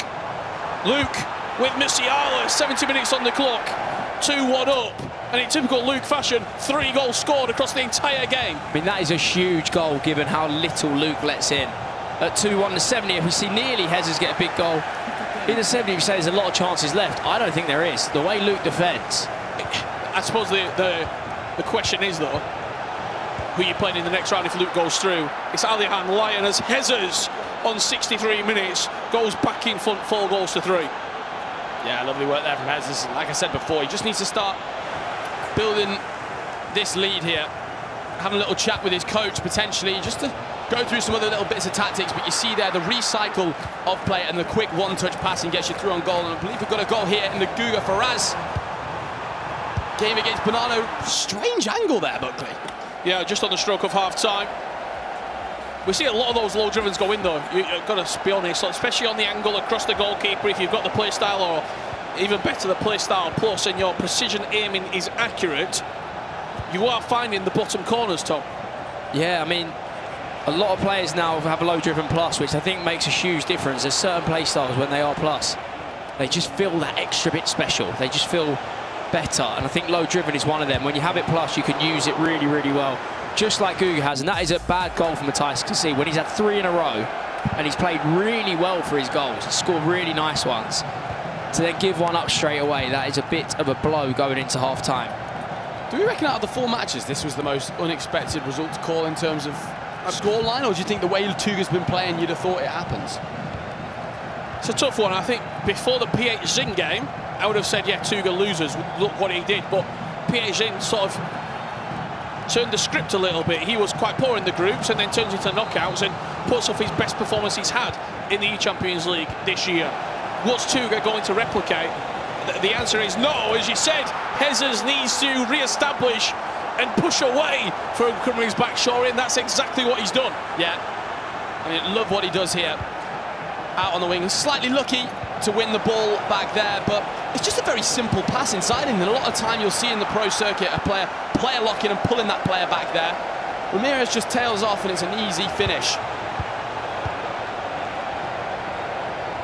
He's had a great season so far, has Guga Friz. You see all the scores coming in at the bottom of the screen. 4-3.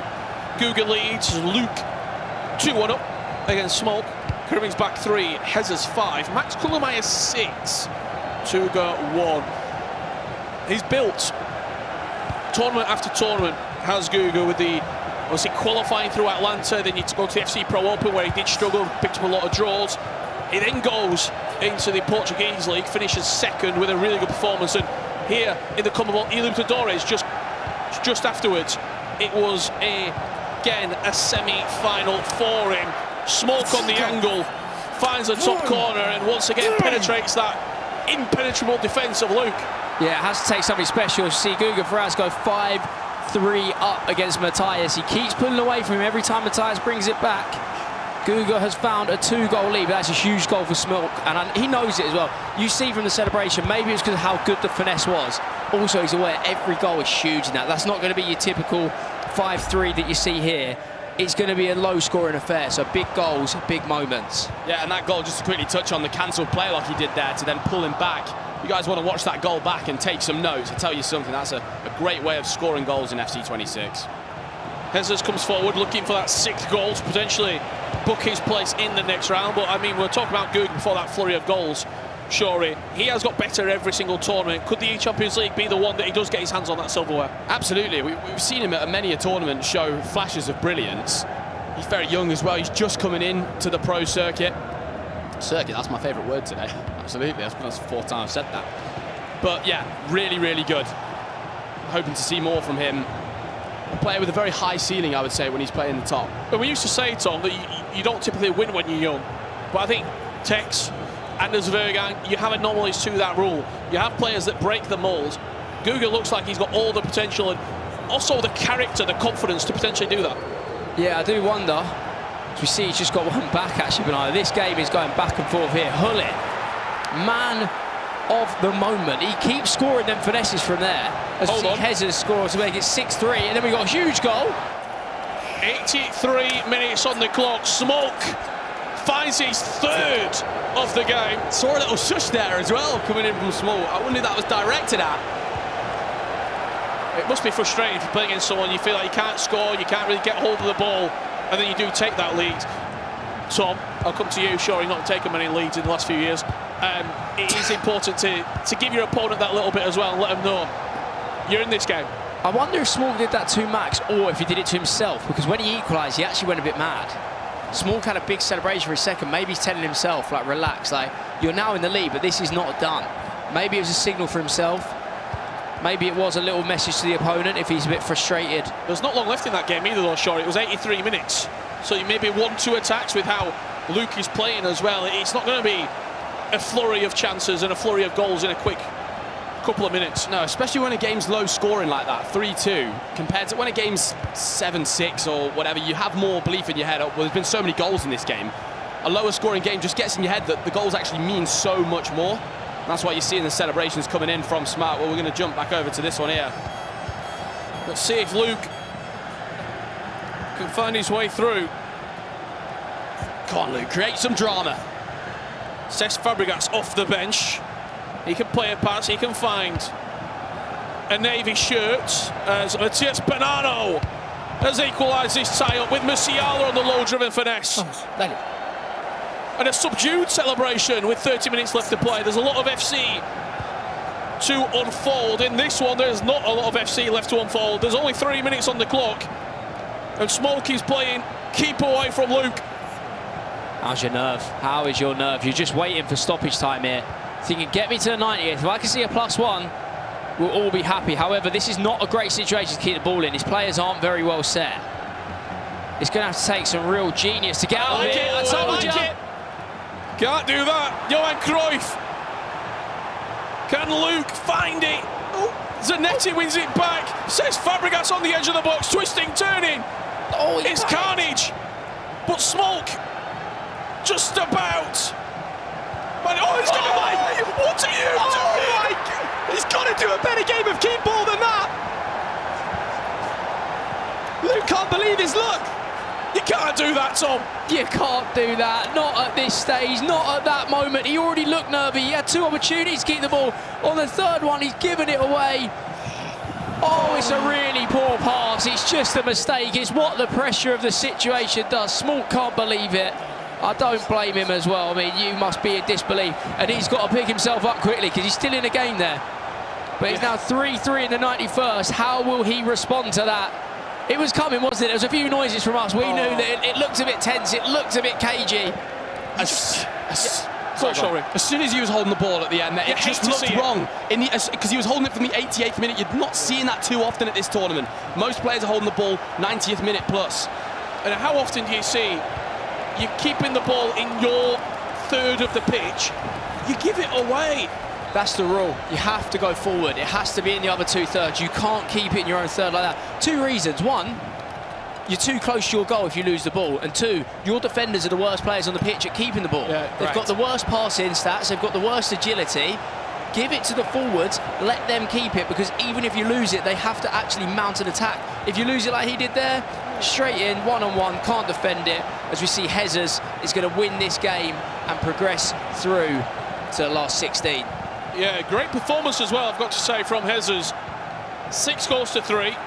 Not being the end-to-end game. I mean, 9 goals is quite low, really, for FC 26. A professional performance from Hezes. Yeah, definitely. Did well mentally throughout the game as well, because he kept equalising Karim. And Hezes just kept believing in his ability. You see the little smile coming in from him there as well. Embrace between the 2 players.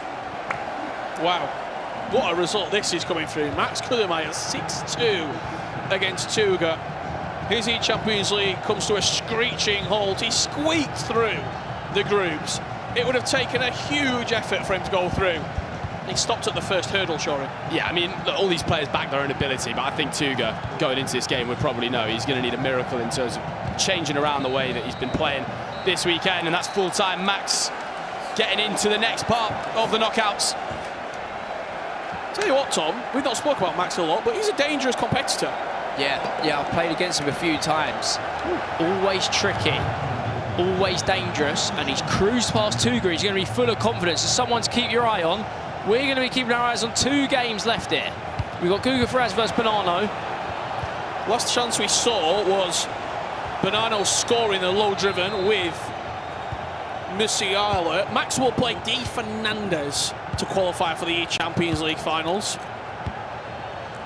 He was on crazy form yesterday. Smolk's picked himself back up, hasn't he? He certainly has. Johan Cruyff bearing down on goal. Finish at the near post as Guga Ferraz adds a 7th with 15 minutes left to play. Goals are flying in. We see Guga here. Ruud Gullit says, get off me. You don't get anywhere near me in them situations. He is an absolute machine. Perfectly timed through ball. And Guga, I mean, I can't write a game off yet, though, given what we've just seen. Both players in a pause right now. Changes to be made, obviously. They don't need someone behind them to tell them what to do, but they don't have that luxury either, Tom. Sometimes it's good to have a conversation, though. Even if you want to make a decision. I was actually just speaking to Oberyn about this, and we're very similar. We like coaches behind us, but you don't want a coach to tell you everything. You want confidence in your own decision still. You don't want the coach to tell you, right, you have to play high pressure, you have to bring on this sub, you have to bring on that sub. It's more for the conversation part. It's more to be discussing and saying to them, what do you reckon? Oh, actually, I like this. Or, you know, not always overruling, but to not have that option, I think, is a massive disadvantage, particularly for Bonanno, sorry. Is that you and you put yourself in the same bracket as Oberyn? I mean, I was just speaking to him, you know, I was just having a conversation. Tried to sneak out, I said to him, mate, can we get a few practice games in? And how did that go? Yeah, just look the other way. Calendar's full. He said he'd follow me back. He'll be watching with eager eyes. Smolk came through the Serie A. Runner-up to Mr. Anders Vergang. Oh, another Paul Shorett. Fantastic offside shot there. Yeah, just looking over at my stat sheet over here, just want to point out, obviously, Hullet, who just scored that. Yep, talk to me. There's actually 2 different Hullet items being used at this tournament. Now, do you think the Team of the Year item is being used more, or the Trophy Titans? I would go... Just looking at this. Do you know what it is? Trophy Titans. Because you've asked, I'm going to say Team of the Year, the way you said it. The Team of the Year is correct, actually, with 9 players using that and only 6. And your stat sheet there. And this is, my stat sheet. How expensive? Expensive are both of the items. Yep. I can actually confirm that the 93 Hullet comes in at 4.6 million coins. Yeah. And if I can just correctly see this here, at 6.7 million is the other one. Was that why you got me to do Small it? writing, new eyes. What can I say, mate? The eyes working, yeah? 4 eyes anymore. Took you a while there, mate. Approaching half-time, Smoke still leading. Just looking over my shoulder to see that Matías Bonanno game. It looks like they are just on the cusp of getting back underway. 15 minutes left to play in that one. He's playing on Smoke's mind there, surely. He's thinking, oh, here we go, last attack. Look, he's giving it away again. Watching Smoke giving it away for the last attack. Oh, it's one of them games for him. It's one of them games. Bonanno, by the way, is back in this. Yeah, I thought I heard an LA. And it is Bonanno getting one back. Chance. 13 minutes left to play. Smoke just shook off the ball from Sol Campbell as we go into the second 15. Well, get ready at home, ladies and gentlemen, for a grandstand finish, because I think you're going to see some more drama coming in here. I've been really impressed with Sol Campbell, got to say. Yeah, that's an item we were pointing out in Nick Sneb's team. Tom, do you like Sol Campbell? Great, isn't it? I think there's better centre-backs out there, to be fair. I don't know, he's been a bit shaky at times from what I've seen, yeah. Bit hit or miss. Yeah, I wouldn't have selected him personally, but, you know, who am I to tell some of these pros? He has just intercepted, didn't he, on that last attack, as we see Guga's actually using Militao there, which is a bit rare. Now, Bonanno, how many attacks he got left? Is it 4? Is it 5? Has he got the composure? We've seen... Oh, wow, Ramirez says, get off me that time. Yeah, I've got to say, Ramirez has been outstanding. We did a piece on him yesterday. He scores goals, he creates, he's an engine in the middle of the pitch, and he's got incredible defensive work rate to get back in there with the intercept plus. They're the 2 best pluses, the intercept and pings, when they're plus on a centre mid. Sounds like Tom Lee's Sunday League, that does. What? All the abilities of a midfielder. All the ability, yeah, anywhere in centre mid when I played, back in there. Not anymore, mate. What were your position, Shorey? Left wing. All right. Left wing or striker. 99 pace. 13 vision. What took it, yeah? Bonanno in here. 1,100 goals scored. There's a penalty. It is given. Matías Bonanno with an opportunity to level up this tie with only 6 minutes left to play. Eden Hazard steps up, slots it in the top left corner. And that's a Matías Bonanno that looks incredibly motivated, Tom. Oh, that was a fist bump, wasn't it? That man is locked in. And to be fair, he has been chasing this game the whole time. If you offered him at the start of the game, 84th minute, you'd be drawing. He loves these moments. This is where Matías becomes Matías. This is why he's one of the most feared players in Europe. These late moments when you just need one goal, look at him. He's locked in. It feels like, Shorey, Guga's done an excellent job of keeping him at arm's length, something that Smoke cannot do because Luke fires back with 12 minutes left to play. If Bonanno gets the lead in that game, it feels massive. Yeah, it feels like it would be done in my mind. It's like he's climbed the mental mountain, if you like, and he's reached the top of the peak. I mean, the only thing about that Luke game now is at least Smoke doesn't have to keep the ball because he's not a goal ahead. You know what happens when you get to the top of the mountain? You put your flag in and you say, no one else is coming near me. This is mine. Guga Ferrez. It's set up for Matías, I think. I think he's going to defend this. And then he's got the last attack that he would have desperately wanted. However, Guga... Not today, Tom Lees! Because Guga is a man on a mission. Came so close in Sao Paulo when he's not to be defeated here in Manchester. Wow. Commentator's curse was just saying with Matías how much I fancied him to go and nick this. But Guga has struck back. Surely not. Oh! Luke, take a bow, my friend. Ladies and gentlemen at home, take notes from a free kick like that. Outside the foot curl, 3.5 bars of power. Basically, the top corner is that goal of the day. It has to be. Oh, that's ice cold as well. And he had a man on the line. You're not doing any. When you hit a free kick that perfectly in FC 26, you got no chance. Does Bonanno have one final shout in this game? It's 3 additional minutes. Molina, Zico, he's got the entire box to go for.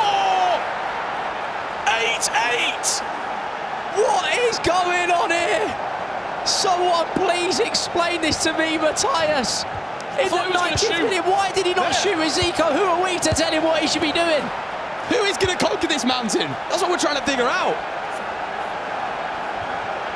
They're both on the final run of the eChampions League ladder, but one of them's got to get knocked off. Oh, this is only the round of 24. We then play some incredible qualifying matches to get to Budapest. Smolk on the finesse. Great save from Buffon. Can Luke keep the ball? Smolk couldn't do it. He threw it away in the 90th. It's now over to Luke. We don't know how much added time is ready. It's looking very similar to what we saw in the 90th. Smolk, can you get the ball? He's gave it away again. Smolk now comes forward. Baggio, technical dribbling on the edge of the box. He's got 2 minutes to work with. Ruud Gullit, he's dangerous. Cruyff off the bar. He bounces within centimetres of going in. And Luke's gave it away again. I don't believe what we're watching here. Ryan Perez into Baggio. Will he get another chance? On the finesse, what a save from Buffon. The referee will play the corner. This is what you practice for. These are the moments. How many times he had a corner? He's decided to go short. A short corner played, he can't go too far back, the referee won't allow it. He's looking to reset. It's got to be perfect. Michael into Cruyff. Oh, he dove in, the referee didn't fancy it. Johan Cruyff right through the space. Oh, to save from Buffon, and that's it. Let's go. The minute piece of goalkeeper movement at the end here has won him. Look at this game, it's millimetres.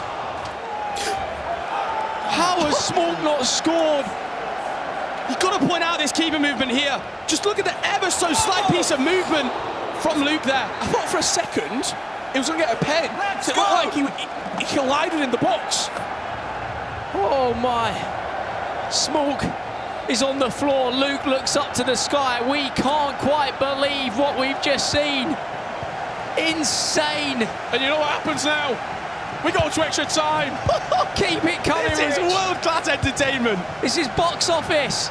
Guga Ferez, Matias Bonanno, 30 more minutes to play. And the winner of this game, they get the absolute treat of playing Nasada in the next round. Guga led all the time in this game. It was constantly Bonanno chasing. Is that just offside? It is. Tom, let's take a breath here. The last 3-4 minutes we just saw there. That is what Knockout FC is about. That is Knockout FC in a nutshell. That is the eChampions League in a nutshell. I'm sure there's more drama incoming. It felt like Smolk. He had the opportunities. You can't say that he didn't have the chances because he did sure it. I mean, we've been there, those moments in tournaments. We'll just focus on this here. Bonanno, is he going to get in the lead for the first time? He is! But a very subdued celebration because he knows doesn't mean that much at the moment. It's been back and forth all game long. 17 goals scored between the two.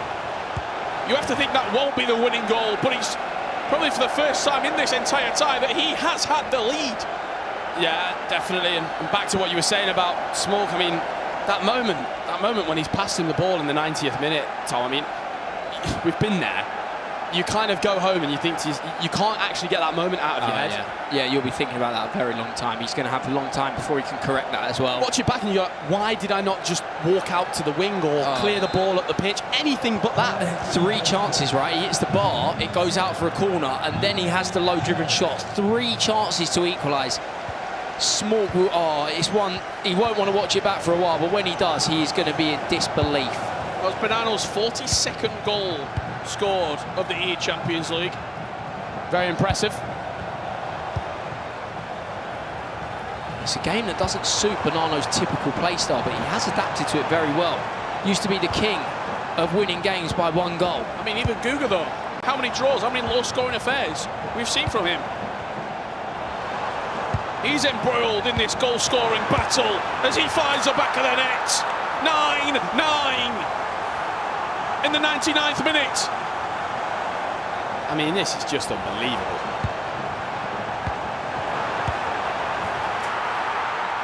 What is going on? I'm speechless. I mean, we're all speechless. I think we're all just waiting to see, is this just going to keep being traded until the pens? Are we going to see a penalty shootout? Because it's setting up that way. Does it not feel fair, though? 2 players underneath, obviously with the City Football Group, Manchester City. Guga's gone away to a different club, obviously, to get his opportunity at the eChampions League, which he did through the Portuguese League. But it just feels... It's like a lot of respect between the two of them. Penalties, it's ominous. It feels almost inevitable here for the two. Mathias Bonanno getting us back underway from the kickoff. Fired into Zico. He's been outstanding since entering the pitch. Speaking of draws, do you want to know a nickname of mine from back in the day? Or Buckley. Tom, I'm sure you can say it. Drury. Drury. Used to love it. Too safe to go for a win, so all of his games used to be draws. Well, that's because you're a bit of an artist, but evidently not. Guga. I used to get called #Drury. Did it stick? And I wasn't good, and it's not because I was good at drawing, Buckley. It stuck all too well, unfortunately. Talk to us what Bonanno's doing here, because people at home probably thinking, why is he not going forward? Why is he not attacking, Tom? Just waiting for the added time. Doesn't know if it's going to be a +1, +2, +3, so you just wait until the 105th and make sure that if he loses the ball now, he's free. He's not going to concede, and also he's got the last chance of the half. Certainly does. Blocked against Barzagli, and that will do us as we take a breath here with the eChampions League title in such close proximity. Mathias Bonanno so close to being an eChampions League winner. 2022, lost in the grand final to the Iceman Nicholas. And he finished semi-finals in 2024 against Johnny, who beat him with a late penalty. I mean, sitting there and seeing the trophy next to you as well, you just see what you want. We just talk about how beautiful the trophy is as well. That's what I mean. Imagine that. Imagine that in your room. It's one of the biggest. Look, they've just got it right there in hindsight. If they ever need a reminder of what's on the line, they have got a few games left before they get there. But that is what they are bidding for. That is what they're here for. That's what they've worked so hard to get here for. Do these tight games, when the pressure is at an all-time high, we've seen Bonanno flourish in these opportunities as Ruud Gullit takes the lead with only 14 minutes left to play.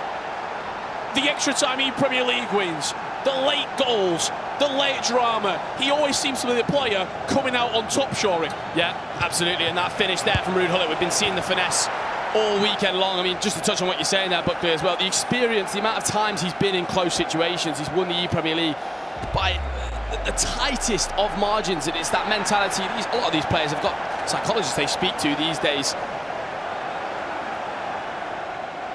They can always edge a player ever so closer to glory. I mean, regardless of how Mathias gets there, he wants games like this. He wants it to be tight with 15 minutes left. He's used to this. And maybe he's going to teach Guga a lesson here, because Guga's obviously very new. No doubt has been clutch already. But if you're looking at, if you said, right, you have one FC Pro with 15 minutes on the clock to win you a game, you're drawing, you need them to turn up in that moment. Is it Nicholas and Mathias right up there as the two? Definitely. Certainly think so. I really believe this as well. It's quite deep sounding. It's very character building to deal with situations like this constantly and trust in yourself and say, I know I can win this. Well, even when you are down and out, if you've been there and you've turned those games around, it gives you so much confidence. Well, Buckley, I mean, you said you spoke to PH Zinn before, right? Yeah, he was saying that him and his psychologist were speaking in the last few days. Even when you're 3-4-0 down, believe in yourself, you can still win. If you're enjoying the drama here, it's only going to pick up at the eChampions League finals. That QR code that's scanned up on the screen will show you it. Now the attack isn't going to amount to anything. Tickets are available. Scan the QR code. Join us in Budapest to see who will win the 2026 eChampions League. Could it be one of these two? Only one will go through with the opportunity. And you see that QR code once again on the screen there. Get your tickets for the eChampions League finals right now. Go and join us in the beautiful city of Budapest. 5 minutes left to go here. Tom, what have you made of this extra time second half so far? I mean, it's gone from free scoring to exactly what Matthias wanted now. Just a tight, cagey game. And I think Matthias is going to either score again or just see this out. I don't think we're going to see the pens that we once predicted. Matthias is really good at these situations. He's not going to play for last tack. He's going to go forward soon, but he's just playing it well. We're not going to see a Luke or a Smoke error at the back from Bonanno creeping in. I don't know if our Hearts could deal with it. But here you're seeing pure, complete and utter class game management from Matthias Bonanno here. It's also really helpful when the ball goes out of play, because there's a bit of a timer in the game, right? If you keep the ball for about 5 or 6 minutes, there's a bit of a timer where you can't keep the ball any longer. The players start making mistakes. It's obviously there to stop complete time wasting. I really like that that's in the game, by the way. The throw-in and the out of... It resets the timer. So Matthias will know, if I can keep the ball out wide...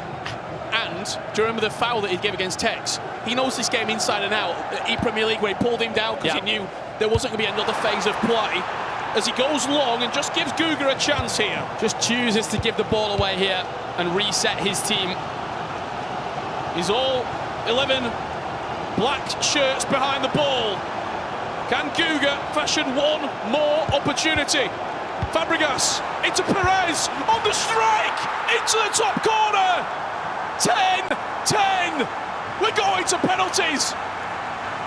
Forget what I said. Matthias can make a mistake. He's gone long. He's human. He's gone long. He's decided that he wanted to just not lose it in his own third. Gave Guga the last attack, and Guga said, "Thank you very much. Let's settle this with a penalty shootout." Oh, here we go, people. I mean, it did just feel inevitable. Both players have attacked fantastically in this game. Last attack, not going to happen. Wow.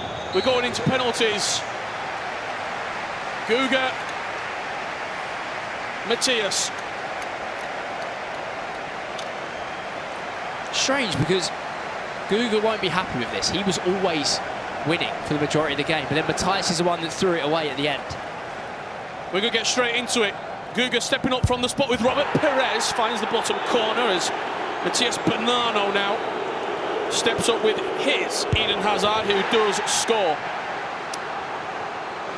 And Guga stepping up for his second penalty, dispatches bottom right in calm fashion, where we see the first save of the shootout so far. It's Bonanno with Hullet, and it's top right. 2 apiece. We now have Guga stepping up. They've been 4 perfect penalties. Is it 5? It is beautiful from Guga and Johan Cruyff. It's now Cruyff for Bonanno. He needs this to keep it on as even. Beautiful pen into the bottom corner. 3 taken, 3 scored for both players. Who will blink first?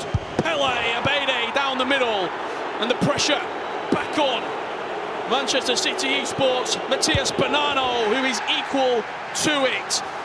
And now you look at Cesc Fabregas from 12 yards, who slots it down the middle. Bonanno must score. Guga saves and he's through. Ramirez does score. Well, we're into sudden death penalties here. The nerves, the control is shaking. It's ice cold from Guga. Could this be the moment? Bonanno steps up, Lamine Yamal, and he's saved! And Guga Ferraz has pulled it off, and Bonanno is in disbelief. Mr. Inevitable, Matthias Bonanno, is beaten at the eChampions League. There's a new kid on the block, and his name is Guga Ferraz. Wow, we did not see that coming. Bonanno usually so clutch in the final moments, but it hasn't gone his way this time. I mean, 11 perfect penalties. Didn't really like anyone was getting near them. He's guessed the right way there. Guga is through. Ice cold from Guga as well. And we've got an absolutely massive game coming up. Emre Yilmaz, the unbeaten man, takes on Samu Gamer. What a game. Can Emre Yilmaz continue his perfect streak at the eChampions League? Find out right after the break.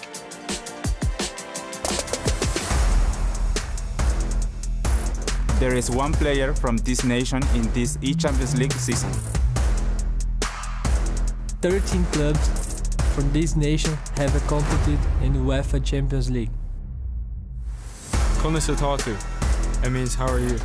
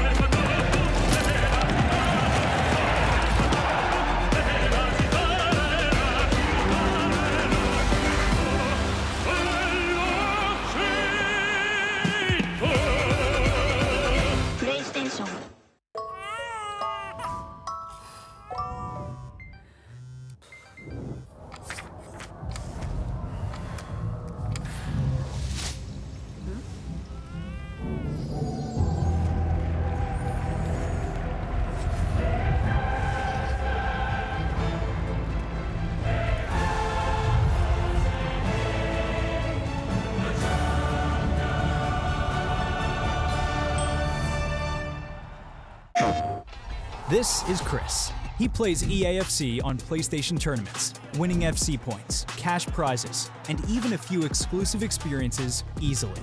But how? On his PS5, Chris launched EAFC, found PlayStation tournaments, and registered. It's that easy.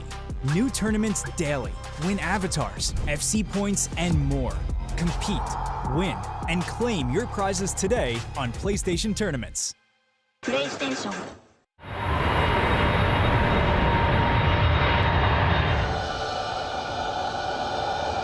Stage is set. What's promised to be? Beautiful rescue. This is what he does. Yeah. You alright?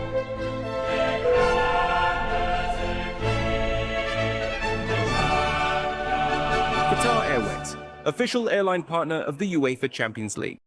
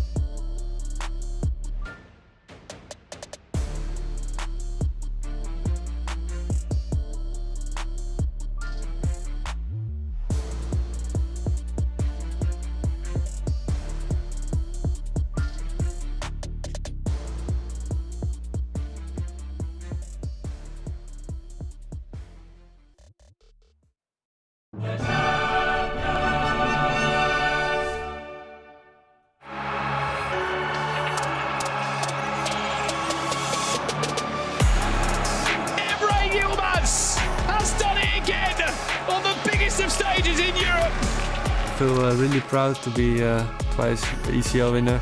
I felt like in that moment maybe I was the best. The first win against Anders was really good for my confidence boost. I think I was down by the 70th minute, but in the end he made a mistake and I won. The draw against Tex feel actually like a big win for me. Emre with the speed boost. It's a pain. Tex was 4-1 up. It was the last chance of the game and I completed the comeback. Emre Yilmaz taking on Neen. It was really close because it was like I scored, he scored, I scored, he scored. I was also really nervous for that game, but in the end I just needed all my concentration and I beat him. Oh no, Emre Yilmaz Before I played Nicolas, I played really good against Alian, so I thought if I played the same game against Nicolas, I should win, and in the end I did. I was just flying. And Emre Yilmaz might just be playing the best FC that he's ever played in his career. Those moments don't happen often, but if they happen, it's really nice. The first game of the tournament against Anders and the last game of the tournament against Anders, so it's like the perfect final. Of course I have nerves. I score a lot of goals in the eChampions League, but not in the final. It was a tough game. That's a lovely first time through ball. Drives it home. Emre Yilmaz is back in front. The winning goal. It was a good feeling because I thought it was actually offside. I never expected that it will be the last goal of the game. So in the end, it was really important that it wasn't offside. I was really happy with my performance, and Anders also told me that I deserved it. It's also a bit of luck, I think. Emre Yilmaz, your eChampions League winner. It was just the moment that I felt really good and really confident. I was playing good in those months, and I won. It's like a dream. Welcome back to the eChampions League. You can see the FC Pro World Championships are back in a couple of months' time. One of the biggest tournaments in the FC calendar, with our players aiming to become world champions. Keep your eyes peeled for more coming soon, but we're talking all about the eChampions League. This amazing format, it didn't disappoint. Our featured game just had 20 goals in it and went to penalties. Myself, Shori and Casey here. All right, Casey, we'll give you your flowers. You said it was going to go to penalties, and it did, but you didn't predict 10-all. No, I would not have anticipated those numbers in there, but I did predict it would go to penalties, and it was in favor of Guga Faraz. And honestly, I think he deserved it. He was leading the majority of this match.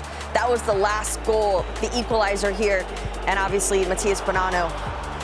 Unfortunately, commiserations. We saw how much it meant to him, but it was Guga who took that win. Shori, how are you feeling, mate? I know you were involved in the casters for that. I'm just giving you a breather, but let's give Hezes some support as well, because what a performance by him to make it through.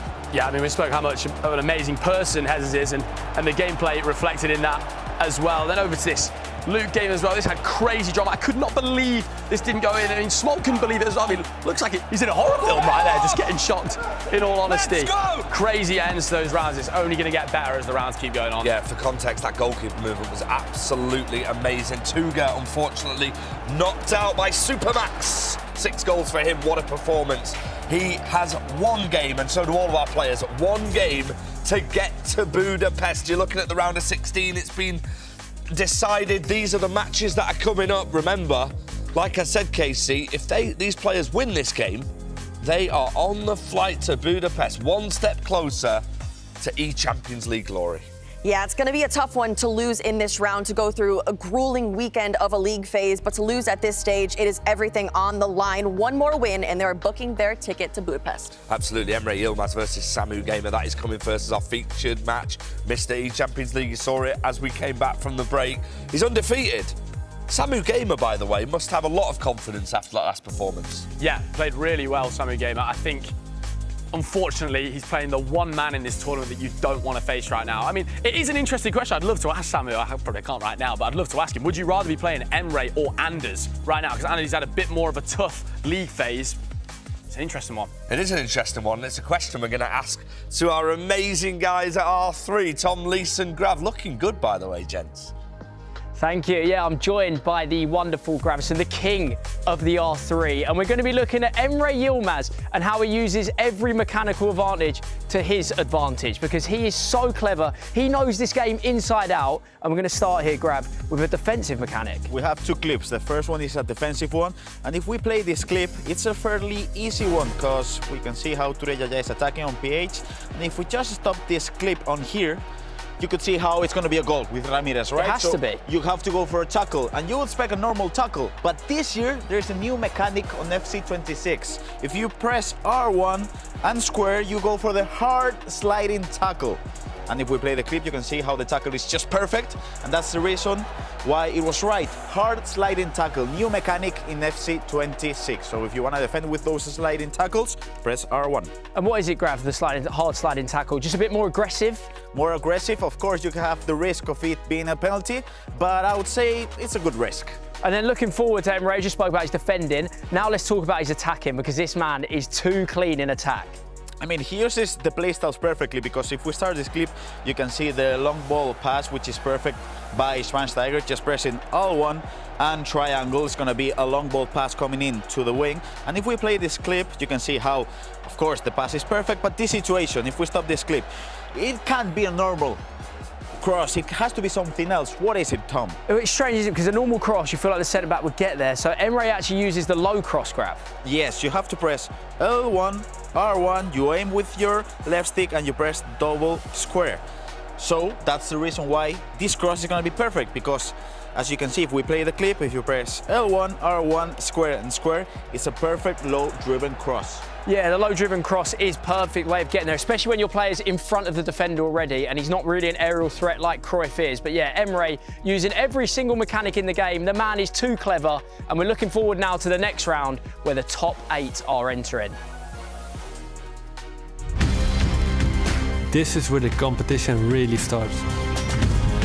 eChampions League is special for me, and I want to win it. I don't need to prove myself to anybody. I'm the best player in the world. I'm not the underdog anymore. Never underestimate me.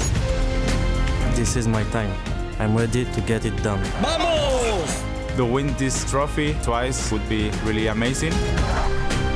I'm ready to show what I got and win again. I'm ready. Are you? Time to qualify. Well, it is that time of the eChampions League knockout phase here in Manchester. 16 players left. Only 8 will travel to Budapest in just a matter of days to try and lift that trophy that Emre Yilmaz has lifted twice before. He features in our first qualification matches up against Samu Gamer. And in the other side of the stage is Marwan taking on Manu Bashore, someone he knows often too well off the back of the E-League finals this year. They both played in the final, and it's the 4th time they've matched this year. You have to date back to 2024 to the last time that Emre Yilmaz lost in this competition. It was the semi-finals. He lost to Levi Finn in London. But aside of that case, he's just been unstoppable. He's only lost 2 games ever in the eChampions League, both against a German player, Umit many years ago, and Levi Finn by then. Since then, he's just been dominant. No, Emre Yilmaz is absolutely inevitable in this competition. That's why we're calling him Mr. eChampions League. He's such a fantastic competitor, and it just seems like this competition suits him perfectly. Well, we've got the perfect person to talk about that man, Samu Gamer, and Obron, who's in commentary with us. Can he defeat Emre Yilmaz, the undefeated 2-time eChampions League champion? Of course, it's a tough match for him, but the quality of Samu Gamer is unquestionable. I think that, of course, last year the game fitted him much better, but the quality of switching, the quality of defending of Samu is really high, so don't underestimate him. As I said, this is a rematch between these 2 players. It's Marwan against Manu Bashore. Marwan kicking from left to right with the first chance of the game as Petr Cech stops that one going through, and Manu from right to left. Of course, as we said, Manu played in the French League this year. Marwan looking to go to his first ever eChampions League final stages. Manu did make a top 8 back in 2024, and if the bracket shapes up like this, it could be a rematch against Emre Yilmaz in the quarter-final stages in Hungary, Budapest. But one thing that we have seen from Marwan case is he hasn't lost a game. He won 3 games, he drew 3 games, and I mean, on paper against Manu, the last time they played, he beat him too, so he's probably gone into this quite confident. Yes, definitely. He had a fantastic league phase, obviously locking him into that top 8 spot. But he's been sitting back all morning, not able to play a game. Manu is coming off of a massive win against RVP Legend. He won 7-3, though, so he's warm. He's going into this match warmed up, and so we'll see if Marwan can come into this swinging as well. Speaking of Marwan, here he comes now, Francesco Totti! And it is the Moroccan that leads against the 2-time world champion by a goal to 0. I mean, Obron, we were speaking before a ball was kicked. He's gone for the choice of Totti over Cruyff, and I tell you what, it might have worked well. He always build up the play on the wing. He loves to play on the wing. That's why also on the 4-5-1 he used double wingers, and then he went in on side and finished to Totti. Breakthrough here as well, Samu Gamer with Ramirez of all goal scorers. I think his control is working. Didn't phase that goal, did it? No, it seems to still be working. Obviously, Samu Gamer, last year he came into the scene. He had a fantastic run in the eChampions League. But I would say he is the underdog going into this competition. If he were to somehow get a result here from Emre Yilmaz, it would be a surprise, but a massive win for him if he could keep it up. Well, there's been two finals, hasn't there, really? Two big finals in the pro scene, that being the E-Euros and the FC Pro Open. One thing that has been in common, O'Brien, is that Emre Yilmaz has always been there. He may have lost to Anders in the Euros, he may have lost to him in the FC Pro Open, he made it to the Dutch Eredivisie finals where he got his ticket to the Champions League. If it isn't Anders, right now, O'Brien, you have to sort of look and say Emre Yilmaz is probably the best player in the world. He could be 2-0 down though, which he is. Well, I didn't expect this start. Did you? Honestly, not this start. Like, just 2 times he had the ball and he scored twice. What a start for Samu Gamer. As you said, Case, it was only his first ever time in the eChampions League last year. He made it to a top 8, a brilliant run in the World Championships. And although he didn't win the leg at E-Serie A in Italy, he was still in this competition off the back of him in that round of 24 game. He's full of confidence. As he should be, yeah. I think that last year he shocked a lot of people in this competition, and so coming into this year, people are like, yes, Samu is here to game. We know he has been successful here before, but to potentially get a win against a player like Emre Yilmaz would be massive for him in terms of confidence going into Budapest if he were to qualify. I mean, he's already warmed up because he played already against Jafonso. So, of course, like the game's 9 minute half is really long, and now maybe also Emre has to get into the flow. And that game went into extra time as well, so he's had plenty of practice time in round 1. Well, believe it or not, Marwan is actually 65th in the world rankings at the moment against the world champion, who is currently in 4th of this season's performances. Was there anything of interest, Oprah, in the drafts of these teams we were speaking about before we kicked off? Of course, 50 million coins is the budget here. There was a couple of interesting choices for you, wasn't there, across the teams? Yeah, especially in the Marwan's draft, because he spent a lot of coins on Doué. He also picked Cross. I don't know why. Manu off the post, could get a net. Second bite of this. Cruyff misses. Manu knocking on the door. We'll speak more about the draft picks in just a second. Where's that one going to end up? Musiala's there. And the world champion Manu is back square. As you said, for Marwan, no Ruud Gullit in the team, no Cruyff in the team. He went big on Desiree Doué. Yeah, but also the defense is pretty weird because he's playing with Nesta and Stam. He was the only one to pick Stam in the draft, in the entire draft. Out of 36 players, Marwan, the only player to use Jaap Stam, as Obrun cleverly pointed out there. Right, will Emre pull this back? You've had your say at home. I mean, look, the chat back him, Case. He's been here before. He hasn't lost a game since 2024 in this competition. He was unbeaten last year. 5 wins in a draw in the group phase.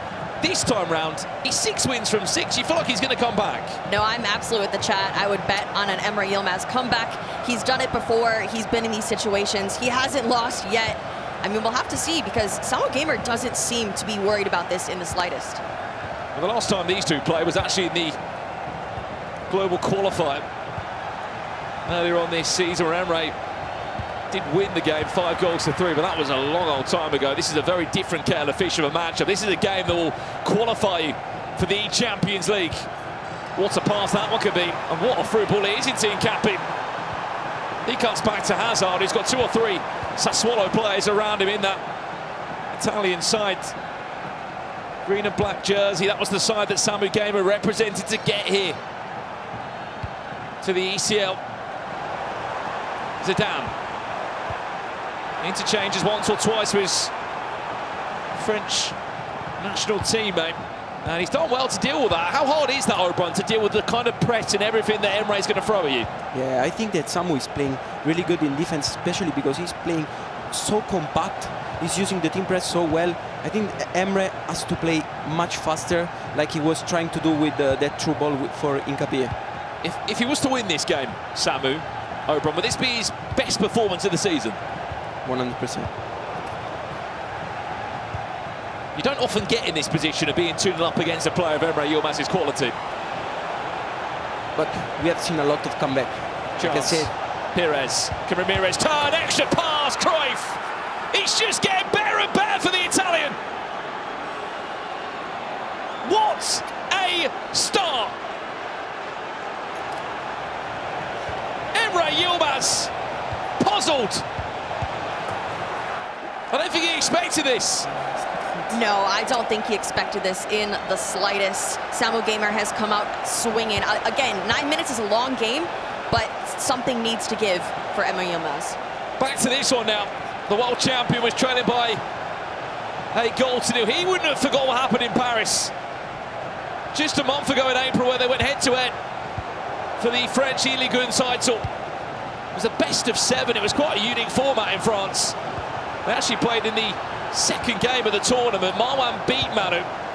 And of course, it was him and his teammate of Grimace Bat that went on to win the best of 7 series. Speaking of which, here is Marwan now. Totti, the idea was there, Oberon, just to try and finesse it in, but he didn't have the time to turn. Yeah, like, honestly, Marwan this season surprised all of us, because the way he's playing, like, he's handling every single ball, like, with so much patience, so much, like, he's playing so good with the ball. Update here, Emre, goal back. We said it was a long 9 minutes. And there is still 50 minutes left of that game. It's a great ball through. Is he onside, Totti? Apparently he is. Chance for Marwan. Saved by a check. Should he have done better there, Oberon? I think that with Totti, that has just the driven shot, plus sometimes maybe you just have to try that finishing, because it was maybe too far for the finesse one. And how he loves to play the player lock with the winger. That's why also he picked Doué, because he has the incisive on White, and he loves to do that. Do you think he's worth it though, the 6 million coins? Maybe for him, yes. Because also in Eligan he was playing with Dembélé on the winger, just for do that play. Bounces come off the way that Marwan would have wanted it to. As I said, it's the best ever run he's had in a eChampions League, this Marwan. 1 game away. One of the only 3 players, by the way, that are still unbeaten in the eChampions League competition this season. What a pass that is. No one saw that other than the Moroccan. Right, Mystery Nation updates. We've given a few hints, haven't we, Case? We've got a few more guesses for. Is it France? It is not incorrect. Is it Wales? Nope. Keep the guesses coming through. Not Norway, we can confirm that.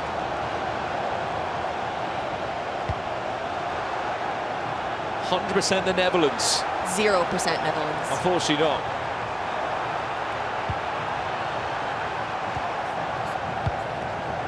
Of course, we have got Oberon alongside us, someone who's got great experience in this tournament. Actually played against Anders in his first ever eChampions League and got a result against him. Custom tactics, play style questions.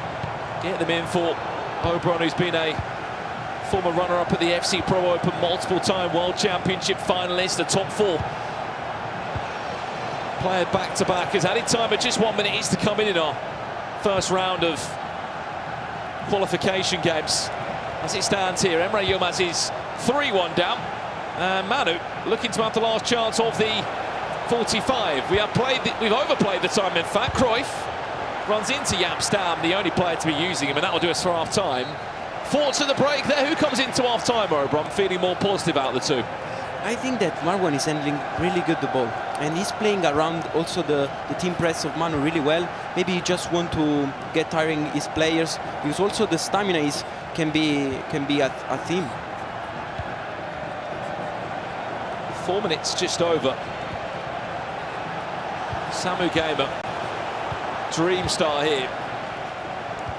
Just know that Emre Yilmaz has pulled just 1 back. And he won't be afraid to do another one. There's Pires, he's offside. It won't stand, but you know already, Case, that he's just got 1 goal back and he's building, isn't it? Absolutely, I can feel the momentum shifting. I think Emre Yilmaz maybe just needed a few in-game minutes to, you know, warm up. He's coming into this game cold. Samu had a first game here, and so it's a tough one, because as soon as Emre Yilmaz is awake, it's going to be a very difficult situation for him if he could get a second goal here. Dadam, where's the all-important cut-back pass for Emre?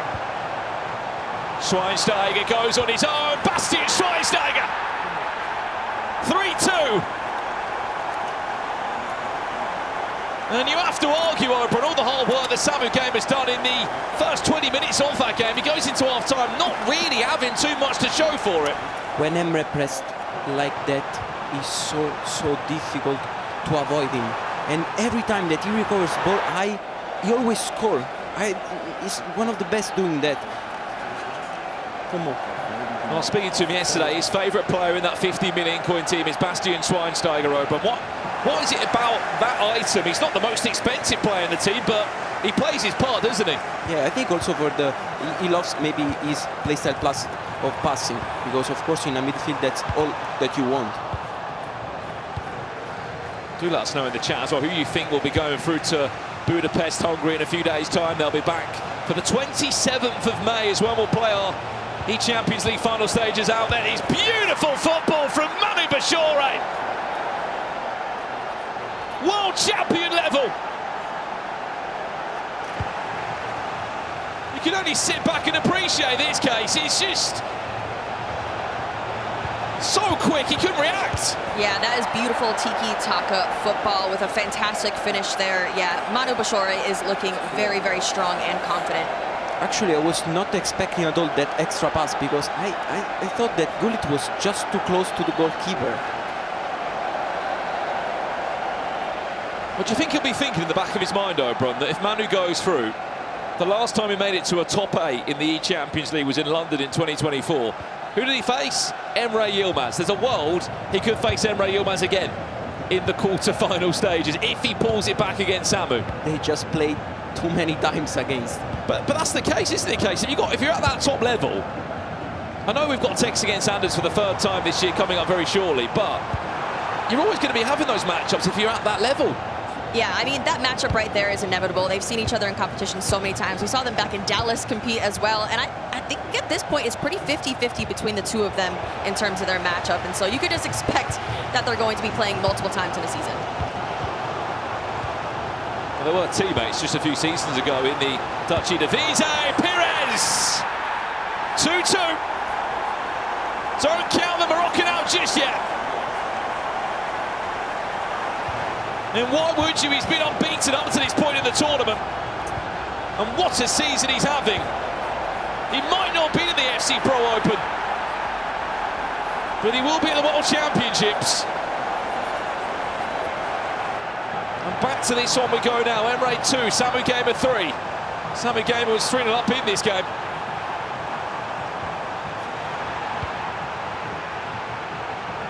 Well, questions coming through. I mean, the obvious one has come in straight away as Samu comes forward now. Musiala to try and restore a gap, which he will do. Important goal back. Will you be playing again next season, Oberon? I will play also in 1 month. I mean, I have the last chance. Your season's not done yet, is it? Of course. Saw the dates pop up earlier. The last chance qualifier. That's where Oberon will be hoping to take a spot in the play-ins. Then who knows where he can go from the play-ins. We saw last year, Case. Manu Bashore, he came in the play-ins, he wasn't at the eChampions League finals, and then he went through to win the whole tournament. No, it is a long, grueling route to make it all the way through that stage, but it's definitely possible. It's your last chance of the season, and I love that competition because some of these players, it's their last chance to possibly qualify, and they can make it all the way, just like we saw. Another question coming through, someone you know very well, Jesus. What's his chances in the eChampions League? He's been there before in the top 8, Oberon.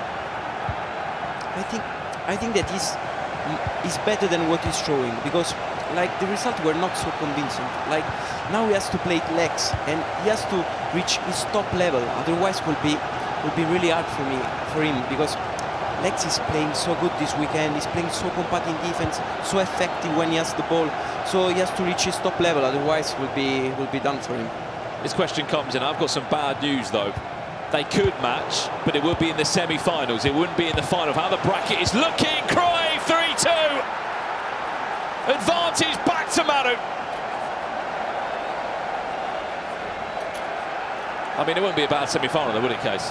I mean, yeah, that would be a banger of a semi-final. I think a lot of people would expect that to be a final, but unfortunately, they would be meeting up earlier than that if that does happen. I mean, a word on that as well in terms of Hez's chances. Oberon, he plays against Lex, he's been unbeaten. It kind of feels like he's come back to his best this tournament. Yeah, I mean, back in 2023, I think he did top 2. He lost twice against Emre. That 100% that moment was the best player in the world. So of course he has he has the quality to reach a top 8 at least, but like I said, he has to do a great match on his legs because he's playing so good. Were you surprised that he didn't make it into the top 8 yesterday?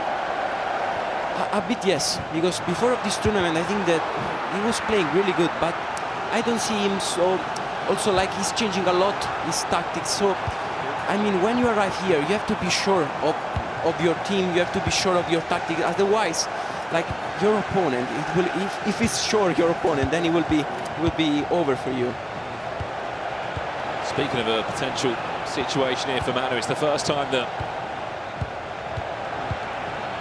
he's been out to be in front and looked to be on top as Cruyff tries best to Trivela that in past Marwan's goalkeeper. We already saw one Monaco player be eliminated in the previous round in Karim.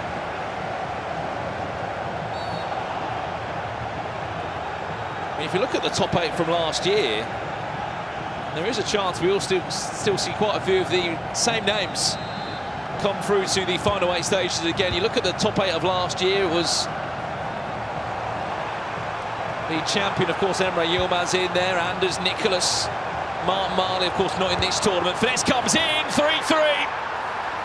What a game between these two.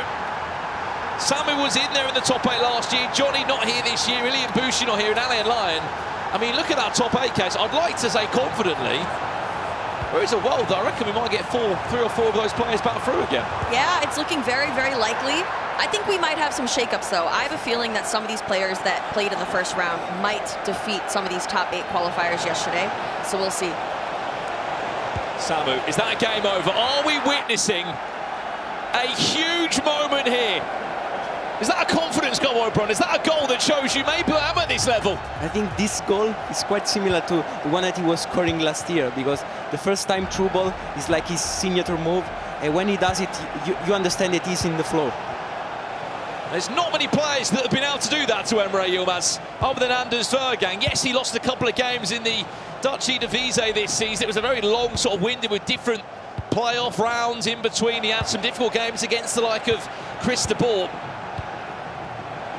But as it stands, the defending eChampions League winner is heading out, and he won't be there to defend his title this year. Crazy start when you think that he's not lost a game in this year's competition. Didn't lose a game in last year's competition. Samu Gamer is edging towards a bit of history there. I think it just shows the pressure of knockouts as well, because you can be so fantastic in that league phase, have a perfect league phase, but one game could potentially end your eChampions League journey. Schweinsteiger. Tony Cruz posted in! Moan! Potentially with a flight ticket to Budapest in his grasp. And what a confidence booster it would be if he could defeat the world champion in the process. What a start to this knockout bracket we're looking at here, Oberon. Yeah, I love how the Marwan's players are moving, because another goal. There's time. Like the offside trap was not perfect at all. Like I said, I love how the Marwan's players are moving, because thanks to his tactics, because you use double winger and double box to box, but when you use winger, the fullback is forced to be wider, and then you have the space to the box to box to enters and then score it, because he played just the 1v1 with Toni Kroos. And also, I think it's really annoying to play against Marwan, because when he has just a bit, just a small angle, you always try to shoot, and this time he scored. Has he played advantages there? I think he has. Yapstam. Oh, wow. Big chance. Huge opportunity for Manu. Hullet steps up. It's straight into the wall. Should he have done better there, Oberon? Yeah, I mean, before Luke scored, I think it was so long. From twice the difference. Yeah. So, yeah, from this distance, you expected a goal. It surprises me there from Manu. Often so known for mastering the meta of a set piece, a free kick or a corner. Look how wide he wants to play every time. What I wanted to ask you, when we get to jump back to the other game, if you're Samu Gamer, what is going through your mind at this moment in time? You've got a 2-goal lead against the defending eChampions League winner. You know that you are in for a really difficult last 20 in-game minutes of non-stop pressure. But you're also so close to making history. Musiala back to Park Ji-sung, his shot's blocked. It's difficult to know where to look at this moment in time because both games are in very similar situations. But to answer that question, Oberon, how do you play these last 50 minutes if you're Samu Gamer and you know what is in your grasp? I think 100% you have to try to score. Of course, like keeping too much the ball can be too dangerous because, I mean, maybe it's just, if you want to hold the ball, it has to be in the last third. Otherwise, if he recovers the ball, it's finished for you. So just trying to score another one, not going too fast, but not too slow. How big of a shot would this be, Case, if the defending ECL champion is eliminated at this stage? Or is he going to try and get a goal back now? No, it's blocked. No, this would be the biggest shock of the competition. I don't think anyone would have guessed this scoreline here, guessed this outcome for Samu Gamer. But like you said, Oberon, I think he can't take his foot off the gas pedal because as soon as you set back, Emre has time to come back in this matchup, and he's the type of player to do it.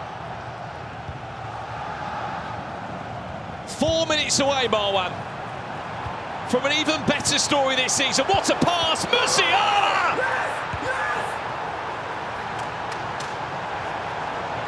Was the first big reaction for me. Marwan is about to knock out the world champion. And he looks like he's on his way to Hungary, where no doubt he'll be looking to even better his season. What a storyline there, Oberon. I didn't expect that, did you?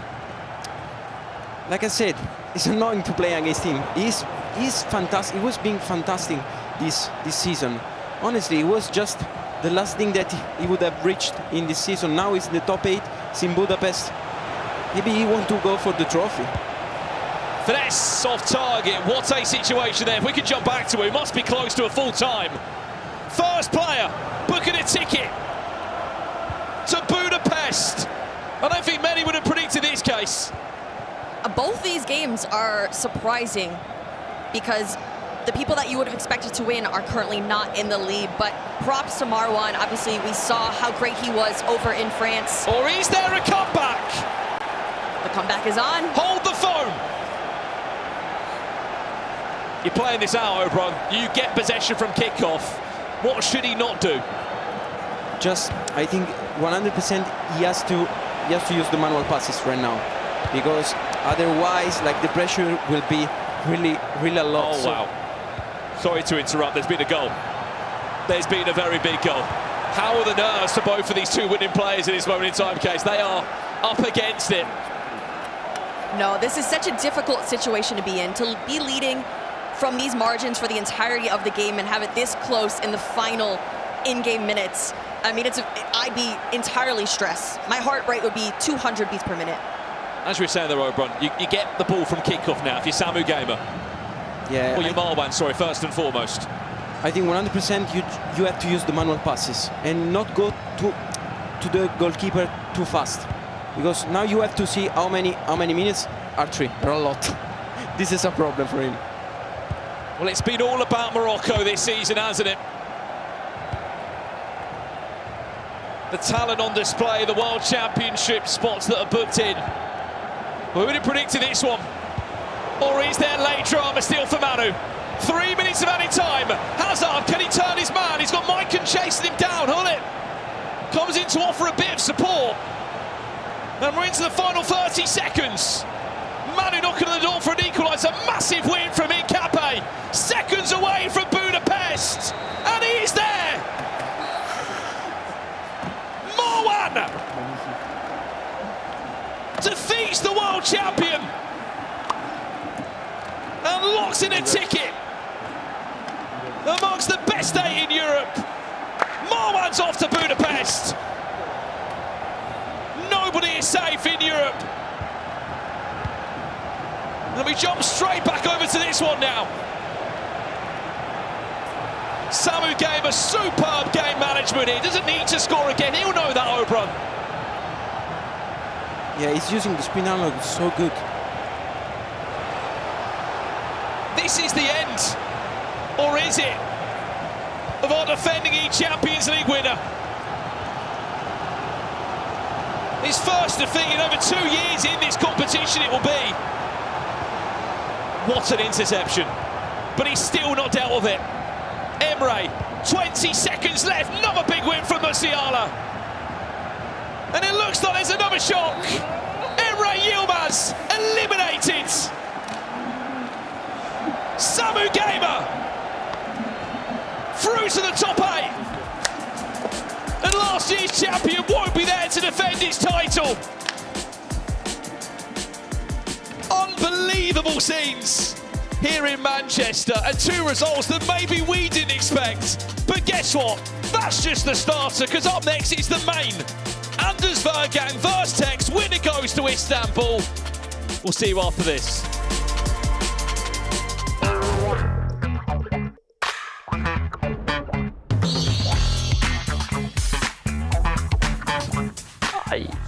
I will say penalty. I have no clue. Referee, ball, kickoff, goal. Did anyone guess that? No, not even close. Right? Why are you always like starting with the hardest? I don't have any idea. Bangkok League. It looks like Bangkok League. Extra time. Can't be Champions League. Eh? Champions League. Champions League. Is it right? Yeah. Nah, this was really hard. Shirt. That's formation. Formation. Formation. I think it's formation. Has to be formation. This is formation. Formation. It's so easy. Formation? What? Midfielder? Manager? Manager. Easy, manager. Manager? No? It's manager. It's manager. Yeah.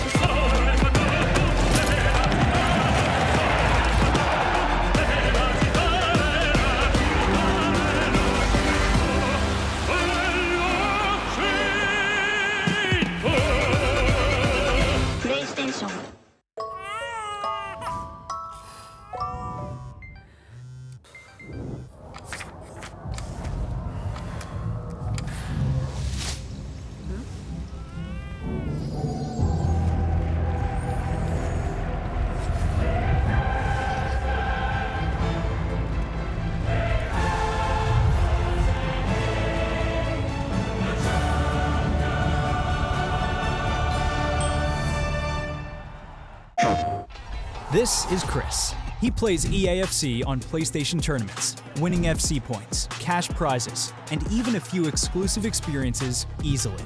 But how?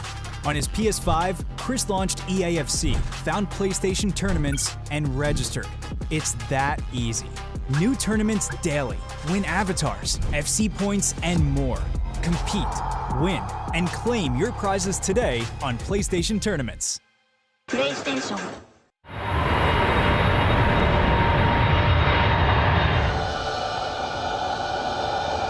Stage is set. What's promised to be? Beautiful rescue. This is what he does. Yeah. You alright?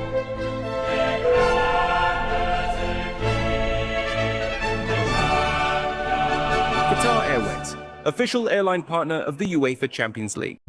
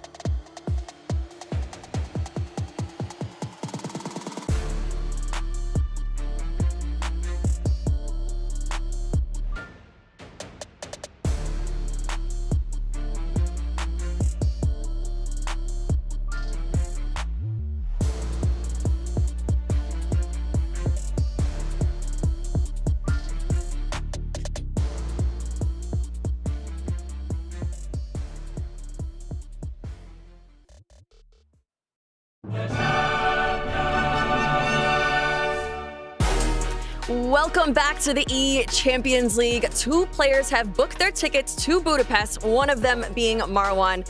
Oh my goodness, that win over the reigning world champion, Manu Bashore. You have done it, you've booked your ticket. How are you feeling? Amazing feeling. I'm just happy now. I know him so good. We played in the same league. We beat them in the final with my teammate Karim. So I know I had to play a great game to win him. Of course, the world champion. So if you're not at the level, you go out. So I managed to play good, and I'm happy with the result now. Well, you also just saw that Samu had that upset as well. So that is who you will be playing first in Budapest. So how do you feel about that matchup? Honestly, I was not betting on him, if I'm being honest, but if he beat the reigning champion of this trophy, of course he's good. So everyone now will be a great opponent. So I'm just gonna do my best and try to go for the final and win the final, I hope. How much would that mean to you to raise his trophy next week in Budapest? I have no words, honestly. It will be a dream. The E-League one was already a dream. Now I'm just chasing the other trophies. I will do my best and just see how it feels game per game. And let's see what happens with Samu, and then we'll see for the semi-final and the final, I hope. All right, well, congratulations, Marwan. You're going to Budapest. Thank you. Amazing job. FG, I'm going to send it back to you. Thank you very much. Yeah, thank you very much. Welcome back to the Champions League. Of course, listen, we're still getting our breath back because the world champion's out and the holder, the unbeaten holder, Emre Yilmaz. Remember, he went through the whole of the last campaign unbeaten, won the trophy, did the league phase yesterday unbeaten, and he's fallen at the first hurdle today. Congratulations to Samu Gamer, congratulations to Marwan. They're on the plane to Budapest. Shori, that was outrageous. I mean, FG, you said it in the preview before the game. You said, Samu Gamer, does he fancy himself here? Absolutely unbelievable result. I mean, the shock of Emre Yilmaz going out, I just don't quite believe that that's just happened, but we just saw Samu here, so many nice play arcs, so many lovely goals throughout that game, and you could just see him in his celebrations. He kept believing in himself. Obrun. I mean, I'm not surprised. I was talking also to Casey. He said Samu has the quality to do that.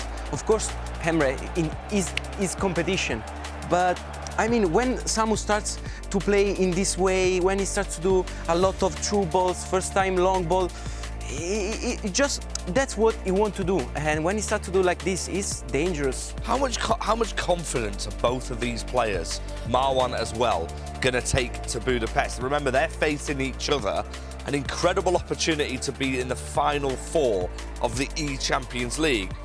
But throughout the whole of this tournament, when you beat big names like Manu Bashore and Emre Yilmaz, how much confidence is that going to give you? I think Marwan was already really confident because he lifted the elegant trophy. But Samu didn't do so great in his area. But right now, I think his confidence is really high. And I mean, it's true because he's playing really, really good, especially today. Like I said, the knockouts are always like a different stage. And the pressure is more. Maybe he loves the pressure. Yeah, maybe. I mean, loving the pressure. We see a lot of players so-called loving the pressure. Shori, do you love the pressure? Oh yeah, absolutely. So it's been a while since I've had to feel the pressure too much. Did just get a little glance from Tom there when you answered that one. Here is the bracket. This is where we are at. 2 players are in Budapest already, Shori. But our attention, of course, turns to our featured matches now. Nicholas against PH Zin. Anders Vergang against Tex. I mean, it's genuinely a speechless fixture. I think it's been one we've been anticipating for such a long time. Of course, they played twice in FC Pro, neither went Tex's way, and I think Tex will be looking to wrong his rights here in this one against Anders, but Anders not had the greatest of league phases himself, but came back yesterday, 3 wins out of 3, staring over right now, a couple of giggles from the man. I'm so excited for this one at home. Guys, get your popcorn. Oh, and he's so relaxed all the time, Anders, isn't he? Like, when you see him, I think he sort of enjoys every moment, but he does have that competitiveness about him. When you're going up against him, is there anything that you have to change when you're playing? Of course, from a Tex perspective, we waited so long for this matchup. We saw it in FC Pro, and it didn't go in Tex's favour. So do you think they have to change the style of play? I think right now it's Anders that has everything to lose. I mean, he always said that he's the best player in the world. So every time he's put on him much pressure. He loves that. But so I think Tex has just to play his game and then trying to fight against him. Yeah, it's a massive matchup coming up, Shori. Listen, for now, what we're going to do is we're going to talk about the MasterCard moment of the match, and we're going to do that with Ryan and Tom. thank you very much, FG. As you said, the MasterCard moment of the match. I am joined by Tom Lees, and we're going to be breaking down, in my opinion, the decisive goal in that game between Samu Gamer and Emre Yilmaz. Just for reference, this is the first game Emre Yilmaz has dropped in 2 years, and it came against Samu Gamer. You can't underestimate what Samu Gamer's just done. We can't underestimate. I said it at the start of the show, Emre was a guaranteed win. Same. Feels like him and Anders are just guaranteed, but that script has been flipped. Yep. It's no more, and Samu Gamer clutch, composed, like we're going to see in this essentially game-winning moment. Exactly. He came out flying, and we're going to touch on his 5th goal. You'll see the build-up here, kicking from left to right. The triggered runs, the snappy passing, the player lock, and then the first time ball over the top. We're going to go through this twice. Obviously, first time out, we'll let it play out, and you'll see the finish from Pires. Of course, there's a dink chip over the keeper here, Tom. But if we can break it down and go back a little bit, where are the signs that that is the opportunity he was looking for? Well, yeah, what I find funny is I like to pick the brain of the players as I'm watching this, right? And as we play this clip slightly forward, you'll see when he starts to think about now, as it's gone to Hullet, you can see this man has his arm up. He has been triggered. Samu pressed L1 and he's aimed it towards Pires because he's already set up the attack. He's already got it in motion here. He knows what he's going to do. He knows it's going to be one pass and then we're sending a long one in there. There's predetermined patterns. Think how many times we would have practiced this. Exactly. To do this on the big stage. He knew it was coming. So you'll see it. One pass into Cruyff. Pires has been triggered. And then, Ryan, there's an extra bit of class here. This is what I really like. We normally see in these moments a finesse. However, the ball is bouncing. It's not great. He spotted the keeper coming out. The composure for a dink there. The chip finish. Lovely. Really coming into play in FC 26. And great composure, because when that ball is on the bounce, it's hard sometimes. You might run into the keeper and take a bad touch. Samu's taken a second, composed himself, said, I'll chip it over you. Beautiful goal, and what a way to win the match. Absolutely. Samu Gamer, of course, has locked his spot in that final 8. We're waiting to find our next 2 in this upcoming game. Let's get into it. Thank you so much, guys. Yes, this is our big one. A derby, a rivalry, a game that we've been waiting a very long time to see. Anders Vergang taking on Tex for a spot in the eChampions League. And on the other side is the battle of the South Americans. Nicholas taking on PH in Gravison and Richard Buckley alongside me here. I mean, guys, big game. Cannot wait for it. We don't often get it, and we've had it 3 times in a season. Will we have repeats of previous fixtures, the results going their way, or is it time for some revenge? Nicholas lost to PH at the Comebol Libertadores only a couple of weeks ago in Sao Paulo, Brazil. Tex suffered heavy defeats against Anders Vergang in the FC Pro Open. Something has got to give, Gravison. I feel like it will be a day of revenge today. You think? I think it will be. Wow. Well, look, before we do that, we've got to say a massive thank you to our sponsor, PlayStation, that have made the Champions League possible with the headsets, controllers, and of course, consoles that all the players have been using here in Manchester, and they will be also in Hungary, Budapest, for our final way of the competition. Remember, only 2 of these 4 players can go through. But look, history as it stands, Richard, they were both in the same group stages. Anders Vergang lost 1 group game to Lucas. Other than that, he's only lost 2 games this whole season at LAN. One of them came 2 days ago in this competition. When he plays in competitive FC, in FC 26, he wins. He's played 3 tournaments. He's got 3 trophies to his name. The Serie A, the FC Pro Open, the UEFA Euros. Is the eChampions League the next one? And how much confidence sitting backstage will he have just got from seeing Manu, Emre, Levy all be eliminated in the space of an hour and a half? To be fair, Rich, we're seeing the chat, 82%. They're trusting Anders. Just to add on to what Rich said as well, Rich, more so, they would have been on his bracket side.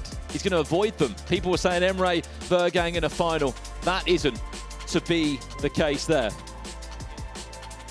I don't know if you're just seeing there. Is Tex just staring him down?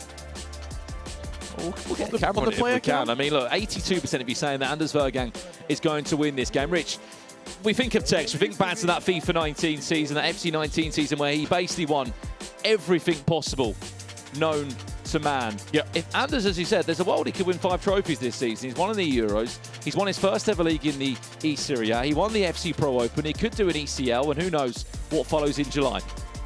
Yeah, he's got the opportunity to have the ultimate perfect season. It's something we've never seen before. Something that will never be replicated. Never again. He would cement himself not only as the greatest player of all time, but I don't know if anyone will get close to even beating him. You don't come into a season like this and win every tournament. That's unheard of. He's on that road right now. One of the first player to break $1 million in prize money. Someone else who broke $1 million in prize money is on the opposite side of the stage. What a big game this is. I mean, PH is come against this for some form, but you wouldn't have said that looking at his league phase, Richard. But what a few weeks it's been. In the space of time, he qualifies for the eChampions League over in Spain, goes to Brazil with it all to play for, takes down 2 Argentines, Facu Cohen in the semi-finals, beat Nicholas in the quarterfinals of the Libertadores, and booked himself a World Championship spot. Yeah, and played in it was such a high-octane game. There was energy from the fans. There was Tuzzy Esports representation. There was Argentine fans in there. It was getting a little bit feisty in the crowd. And I think PH, when the pressure is on, he delivers. You look at the tournaments that he's had great success in. When he's got all that pressure on him, representing Brazil on his shoulders in the Nations Cups, when he's playing in the Pro Open Grand Finals, when he has to win, he typically does win. As for Nicholas, there's a reason we call him the Iceman. Here we go then, Nicholas against P8 in the battle of not just 2 huge names in this scene, but 2 huge South American personalities. Argentina versus Brazil, Nicholas versus P8 in a rematch only a few weeks ago. And one thing we know, Gravison, about Nicholas, he won't forget that game against P8. He'll know what happened, he'll know the result was P8 looks to score first. The bounce back could find a way back to Cruyff, but it doesn't. And he's a player that builds narratives into his head, because he's been a long time around. And I feel like sometimes it happened in La Liga. Remember when he came over to Spain to La Liga in FC24? Wanted to prove a point. Yeah, you ask him and he was saying, I'm just better than all these guys. So he likes to build these narratives and it's working out well for him. Chance for Nicholas now as the through ball can't get past Incape. By the way, we are in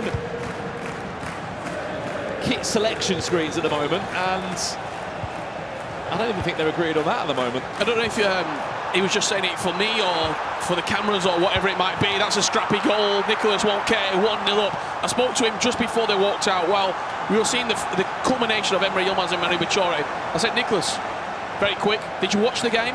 He went, no. I went, do you want the rematch against PhD? I don't care. I didn't watch. I'm going to win. I mean, that's the biggest story, Rich. I haven't even mentioned PhD and Anders Vergang, maybe, in a quarter-final of the eChampions League, of course. Cannot count out Tex. That man, I just feel like he's been getting better and better. We know the level he's got. We know it's Tex. We know he's one of the greatest players we've ever seen in this scene. The seconds away. And we are seconds away from that kickoff. The 3rd time this season that they would have matched. They played twice in the group stage. I think the aggregate scoreline is 16-7 between the two of them. Anders winning both of those previous matchups. But this would be one hell of a rematch and revenge story, Gravison, if Tex can go and win that against Anders. It'd be unbelievable, but I just don't see a way how now he can beat Anders. I mean, he's just too good. Finesse! Nicholas 2, PH 0 in just 11 minutes. Fabulous start. Fabulous start for Nicholas. I mean, offensively, as you can see, this is an easy goal. It was just a pink pass, finesse, and we all say FC26 is a game of playstyles. Here we go. Who would have dreamt of this? Around a 16 game to qualify yourself for the eChampions League, and it's decided by these two, Anders Vergang and Tex. As Anders comes forwards in just 4 minutes. He's up by a goal to nil already. He just walked him down like a gunslinger on a western highway. He walked him down and said, "You're just not good. You're not better than me." He was just given the time there, Gravison, to make a decision, wasn't he? Yes, there's not much you can do because Tex was defending the lower part, but it was just an easy goal for him. Wow. I'll tell you what as well, obviously another fantastic storyline in this. Anders moving teams. Obviously, as Nicholas is going to go 3-0 up, just not quite yet. Was at RB Leipzig for a very long time, moved away. Who's his coach? You look at Texas coach now, he had so many experiences with Anders Vergang. They would have strategized game plan after game plan after game plan for this matchup. The game plan's been thrown out the window in the first 4 minutes because you're 1-0 down. I mean, chat, you tell us, who are you backing for this game? Anders or Tex? Get your predictions in now. 8 minutes in. Anders leading this by a goal to nil. They played 2 times already this year in the FC Pro Open. Anders winning both of those games. Can Tex get his ultimate revenge now? Winner goes to Budapest, Hungary for the eChampions League final. We've already seen Manu be eliminated. Emre Yilmaz be eliminated in the past rounds. Nobody is safe here. There's Douay. Shots off target. Curious to see the way Anders is going to play, because I feel like he won't respect Tex, as we can see now, pressing up high the pitch. Does he respect anyone? No. Well, X didn't respect him, did he? No. In the eChampions League phase just 2 days ago. Here is Tex now of Yaya Toure. There's the finesse, and there's the goal. Tex is here to play. He didn't expect that one to go in, did he?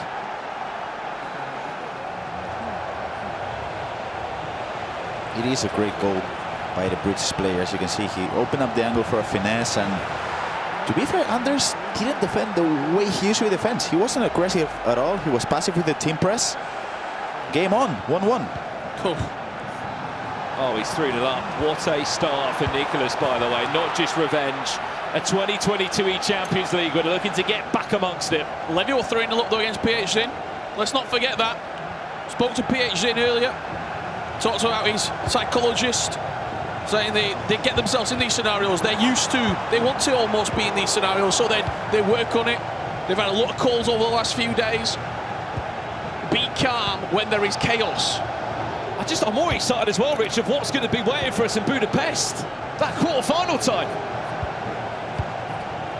Because it could be an FC Pro Open rematch, potentially, if PHN pulls it back against Nicholas and Anders wins. It could be Tex Nicholas. It could be Anders Nicholas. It's going to be fireworks no matter what happens. Whatever happens, it's going to be a great narrative.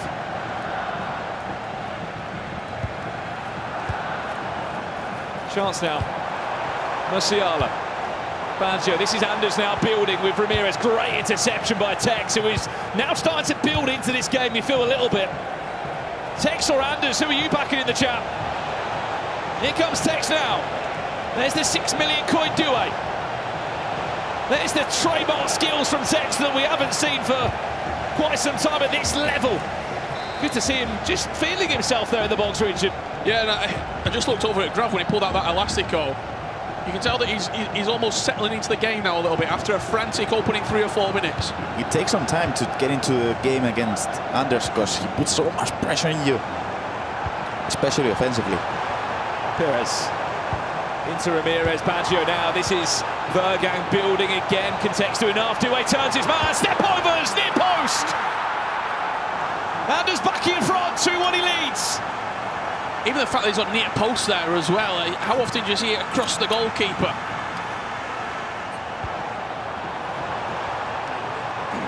He's so great at just working the extra pass as well. His decision making, he almost never makes the wrong decision. Just on that, Grav, of all things, any player puts that in the opposite corner, but Anders even there is thinking, what is the small differences that's going to make that chance go in? No one really puts that at the near post. Didn't make any sense at all, the step over, especially after this year, which they don't work at all. He goes near post. But again, as Rich was mentioning, he always picks the right decisions. And even when it looks like the wrong decision, it works out for him. Yes. Just a quick word, Gravison, on PHN. He's struggling at this point, isn't it? During the whole tournament, to be fair. Chance, goal! We joined at the right time. It's a 2-goal cushion for the man that keeps winning this year. And it's this Graf where it potentially can get a little bit scary for Tex. Especially if Anders finds a way to play against him, which it seems like he does. He is doing it. He's just finding the right timing. And when Anders finds the right timing, it's over for you. Because he'll just keep on going. And the bottom of chances. Chance, 4-0. Wow. Nicholas. I think a pause is coming in now from PHN. Maybe Nicholas really doesn't care who he plays. I don't think he even cared he went 4-0 up there. Musiala. What a goal, though.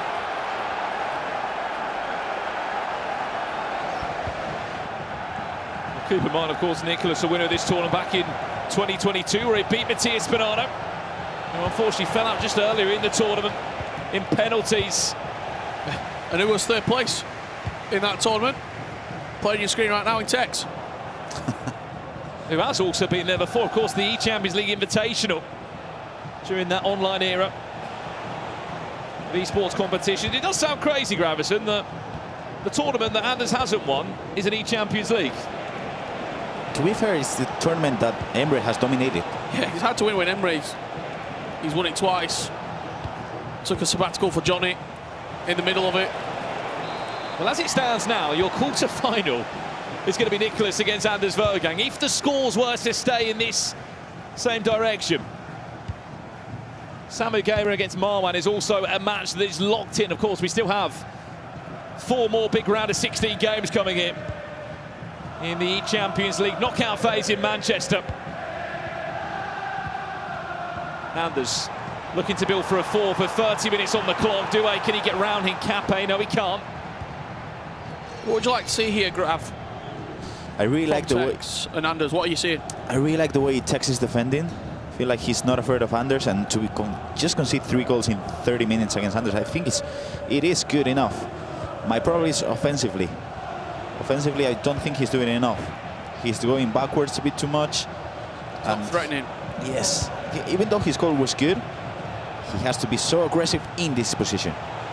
Tex looking to reinstall some more confidence again. Was there an idea for a finesse? He just delays the option there. Back for Pires. You knew what was coming.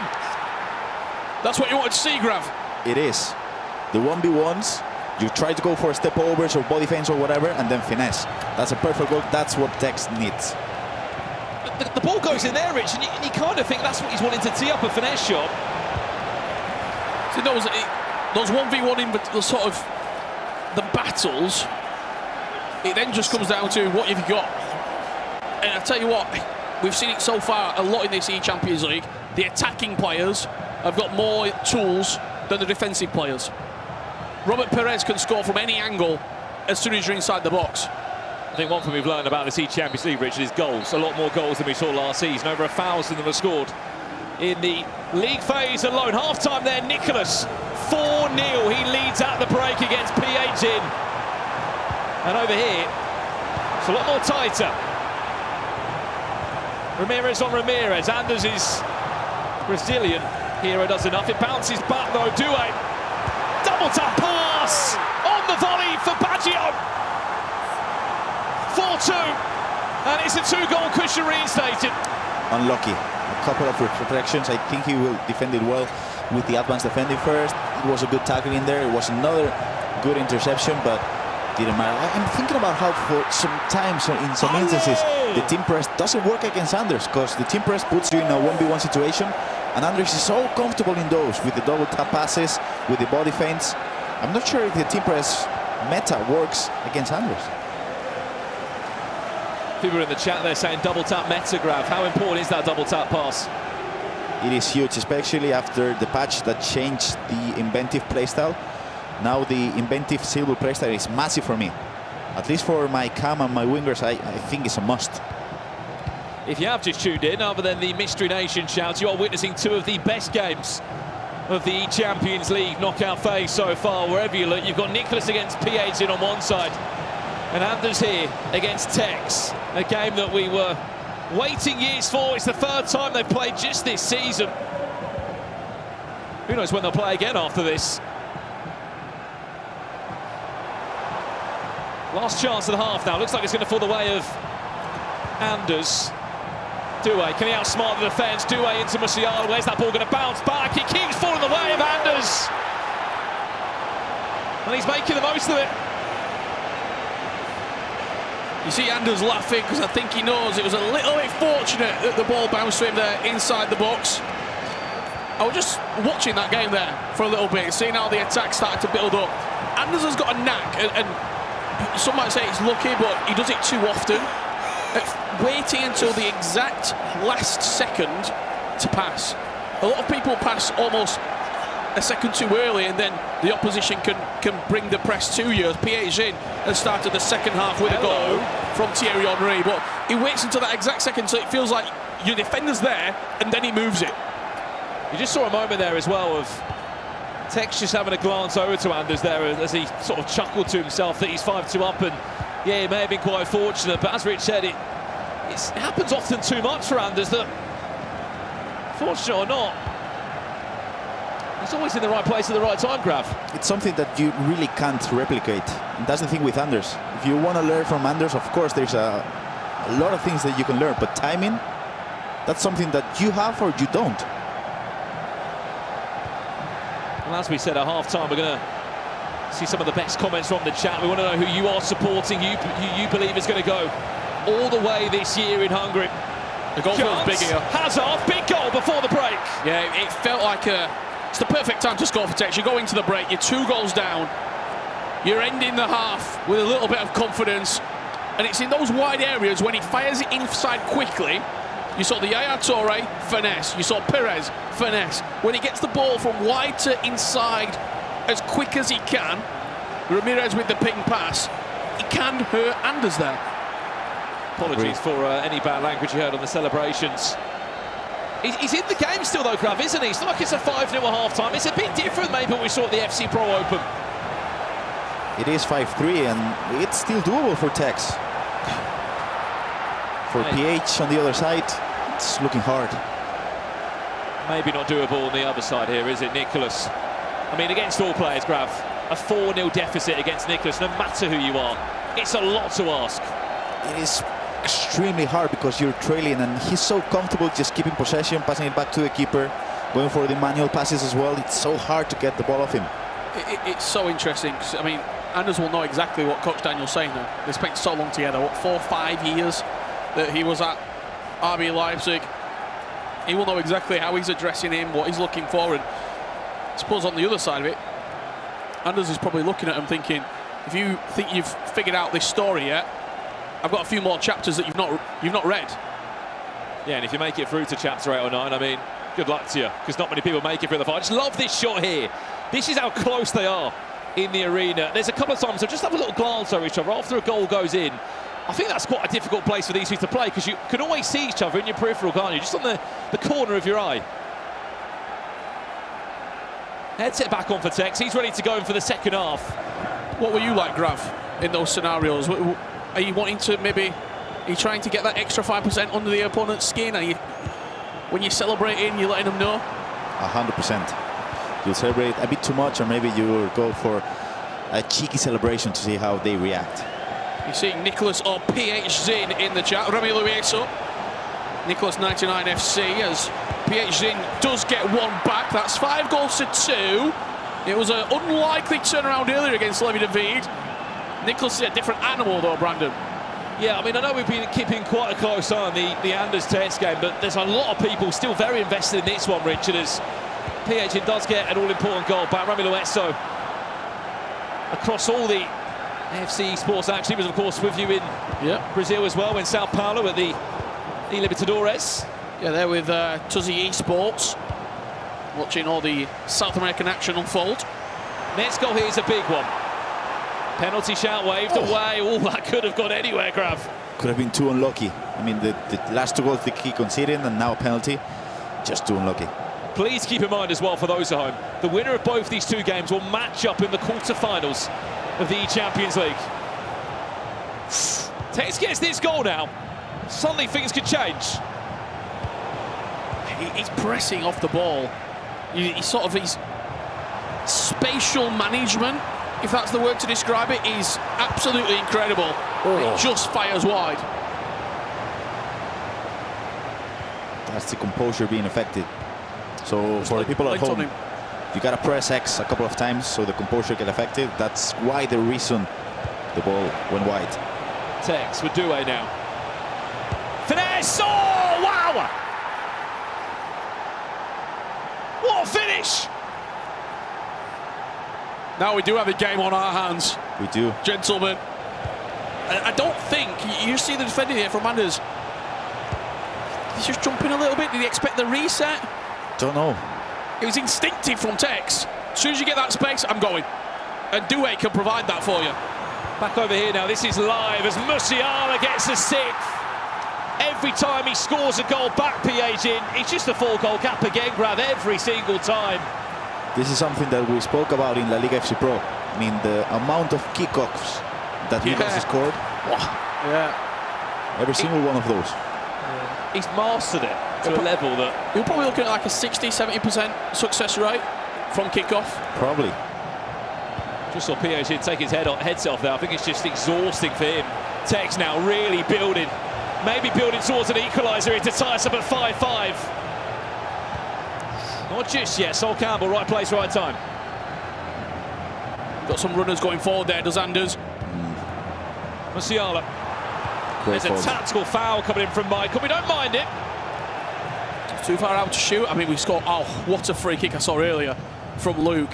Outside the right boot, 35 yards, top corner. Not now. Anders doesn't like free kicks. I don't think he's ever really enjoyed a direct free kick. The last time I can remember him with a free kick was him conceding one against Obrun in the FC Pro Open final. Other than that, what, 2 years ago? It was quite a while ago.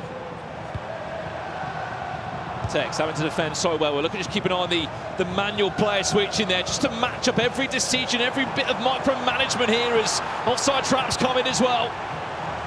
Can he stop the press from Anders? Can he stop the final pass? He can on that occasion. Are things just starting to fall Texas' way here, Grav? He's defending well against Anders. I mean, it's 15 minutes and Anders hasn't scored a goal once, which is something so weird. Musiala finds Perez now, who might try and cut back inside for an option, or who knows, an audacious finesse effort. Is he onside? He is. Cut back! Saved by the toe of Buffon. And out for a corner it goes for Tex. Off the training ground, maybe. We saw quite a few good corners from him in his last game. It's another goal back by Piegin by the looks of it, Rich. Yeah. Wow. Piegin with one back. I'm just looking at the bottom right corner because Anders is in. Finesse! Saved! Corner for Anders. Only one goal separating these two greats. It's another good win. These have got to give him confidence, Gravison. He's winning this last ball. For sure, and look at this counter-attack. They're deep, that defence. There's the killer pass. Hazard. Loads of time to think about this one. Perez, finesse! Saved. He knows what he needs to do. It's the 1v1s, control, finesse. Yeah. That's the game plan. If he's going to score, it looks like Robert Perez might be the man for him. Doué off his right-hand side as well, with a wand of a left. Final 22 minutes of this one. Every time Anders comes forward, it looks like he's going to score, though. How good you have to be in these moments to guess that final pass, Gravison, is so underestimated from Tex. You gotta wait till the final second, the final millisecond to just guess one way or the other, because if you do it prior to that, Anders will get your timing. You just go the other way, it's an easy goal. That's the reason why Rich was mentioning that, which is 100% right. It feels like every single chance Anders is about to score. Keep an eye on the player trigger that is coming through. Doué. Baggio, first time football this from Anders as he looks to try and get the angle for a finesse potentially here with Perez. There's the famous Anders Vergang step overs, ball roll corner. Final 20 minutes.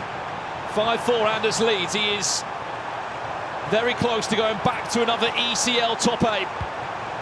Counter-attack potentially here on the cards, Rich. He's got numbers. Look at the minimap at the bottom of the screen. He sent Perez on a run. Musiala could be down the middle. Very well defended, though, from Anders. Lofted. Should have been lofted. Looked like a lofted pass would have been the better idea there, Grav. Yes. It's getting scrappy. Few. Next goal, huge. Yeah, interceptions in the middle of the park. Great defense again. This second half, Texas defence, Gravison, has been so much better, hasn't it? That's 30 minutes without a goal conceded against Anders being at the best, the best attacker of this esport. There's an overlap that finds Hazard. Tex, is he building towards an equaliser and a dramatic end to this eChampions League knockout phase? Where's his options? Michael right on the overlap, Hazard, lovely feet, but even better interception from Anders. Back to you, Vergang now on the counter. Look at the space on his far-hand side. Great tackle. Great tackle from Tex again. Often known for his flair in the final third, but defensively, he's been superb in this second half. It had to be as well, because Maicon was very high up the pitch. There was space there for Anders. Doué. Tex. Trying to unpick Anders' back line now. Ramirez. Nice little Berber spin inside as he tries to find an option. Ramirez still now. Where is the option? Tex goes on his own and wins a corner. Wow. He knows Anders is anticipating every single pass, so he's just driving forward. Not the best there. He matched that one up quite well, Anders. Wins the second ball, though. Needs Still a goal. has a chance. On the horizon here. Finesse potentially. Oh, it's the extra pass into. Great defense. Everything is falling Tech's way right now. What a game of FC this is. We knew the eChampions League would bring big matches, but the level between the two of them, Pires, where's his option? Needs another Leeds United shirt. Musiala, was that the right decision? Was there a pass across to Ramirez? You feel like if that was the window of opportunity, Rich, he may have lost that now. Final 7 minutes and Anders scores now. It's the nail in the coffin. Wow. And a pause gives you a chance to breathe. Brandon, we're just going to see the final couple of moments here between Nicholas and PSG. Nicholas with a 7th will all but solidify himself on the plane to Budapest. This matchup here, I mean, the defensive work from Tex in this second half has been nothing short of extraordinary. Extraordinary. He's been so aggressive when he needs to, and he's not panicking when Anders is just holding the ball close to the box. And to be fair, we always talk about Tex as one of the best skillers in the world, about probably... Is he on? No. The way he attacks, but we underestimated sometimes not only his defense, but his FC IQ. I mean, the way he's attacking against Anders is just brilliant. But it's naive of us to doubt that. Look at what he's won. Look at how successful he has been. You don't lose that winning mentality. You don't lose that winning spirit that kicks in when the going gets tough. And there was a world as well, Richard, before we could even realise he could have been on his way to win a World Championship last year. Yeah. Well, it's been hard not to give the plaudits to this game of Nicholas against PH, just because we've had so many eyes on Anders against Tex, which is just kicked back underway now. But we'll try and give you both endings of the matches. They are in both the closing stages. Any time of 2 minutes here, Nicholas is on his way to another top 8 in the eChampions League. PSG looks to get a late consolation here. Johan Cruyff in the edge, but Nicholas will do it. He lifted that title in 2022 in Stockholm, and he's going to Budapest with big names falling out the tournament. He could be a front runner to go all the way. Nicholas through, and now we jump back to this one. The Iceman will play, as it stands, Anders Vergang in the quarter-final stages in Budapest. Can he get possession back? That's the question for Tex now. Or can Anders see this one out? He has to go for it. He has to throw a body forward. Game management coming into play. Probably going to be 2, maybe 3. Offside. Yes. And he gets a chance and a pause comes in. Look at the frustration on the side of Anders. He knows he's in a game. Because he's given Tex a chance. He had the ball to stop that. I think it's one of the first times that I've seen Anders go backwards. If you're Tex sat in that seat, you just look across and go, I've got him on the ropes here. I'm talking very quietly because I don't have a headset on. He's only probably about 10 metres away. But Tex will have an opportunity to send us into extra time. The one thing he doesn't have, Rich, is time, unfortunately. Not much of it, but he has got possession, as you said. We didn't quite see the injury time number. 5-4 in that last round. We saw a +2 and a +3 in those individual matches. Should be something in between. Yeah. They didn't lose a game in Naples when he was there. He only lost one game in the FC Pro Open, did Anders. All it takes is one perfect reset for Tex. Just one finesse. 1v1, 50-50, right direction, finesse, extra time. Well, we pick up possession from a free kick for Tex from the offside. Anders is taking every single second. He just has to defend one more attack. I think we're about to get underway. 89 minutes and 37 seconds on the clock, as you said, Rich. How much added time will come on? It's a double change. It's all off. Surely not. How much time will be given? 2 minutes for Tex to pull a goal back and take us into extra time. One win of possession here for Anders. And he's off to an eChampions League top 8 to play Nicholas. Has to be right. It has to be perfect from Tex. Was that the moment? Sorloth will pick it up. It falls back to Hazard on the rebounds. Where's the pass? Oh! Is that the chance? Musiala! 5-5! We're off to extra time! Unbelievable. It was scrappy. He brought Carragher on. It was a miracle in Istanbul in 2005. And against all odds, we've got madness in Manchester. Takes 5-5. We're going to extra time. He can't believe it. What a different story this is to when they played back in January this year. We knew it would be a different game. It's a completely different Tex we're looking at. This is the best I've seen Tex play in a while. I'm talking maybe a few years. Will there be any time from the kickoff? No, there isn't. Extra time needed to decide a spot in the eChampions League final eight.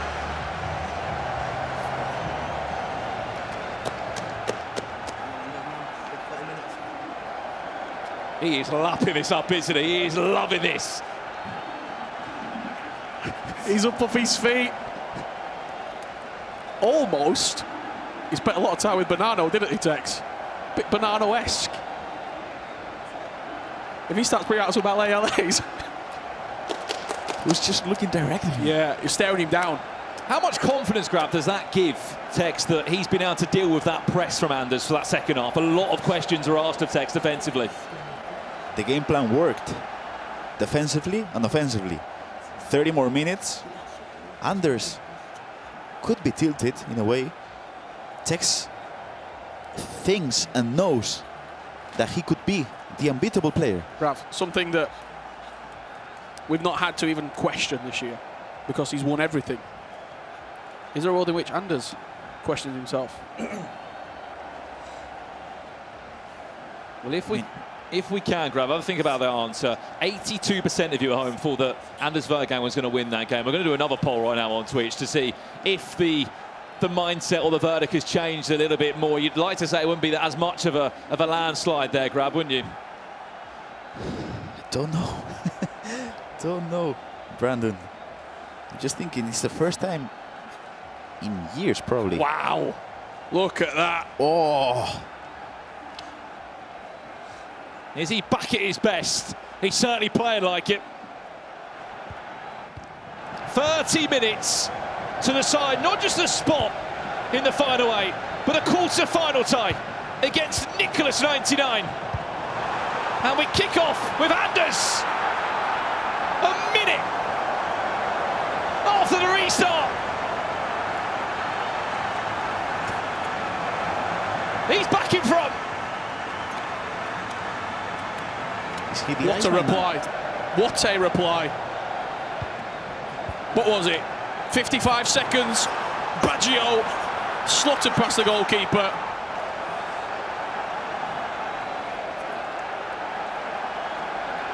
Every time there's just a few minutes, few seconds in game. They're exchanging eyes. They're exchanging glances. It's a battle of wits.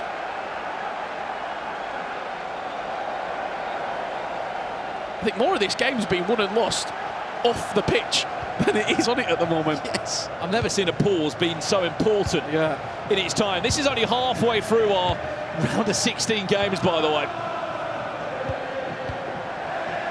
Anders back in front. And this has been the storyline of the game a lot of the time. Tex is away to fight to get back in this one. And also in some ways sort of fight to get his name value back as well, Rich, because let's not forget what this man did in 2019. Said it with Ryan earlier. He's not been in that top 5 discussion for a long time. That's where he wants to be. Where's that one going to go? Lofted into Sorloff. You know he's got the height, but he couldn't get the header on that. And now it's time for defense, which was flawless in that second half. How draining is it, though, defending to that level for that long? Graf. It is absolutely devastating mentally. Chance for Duays as he cut back inside. He does. Finesse! 7-5!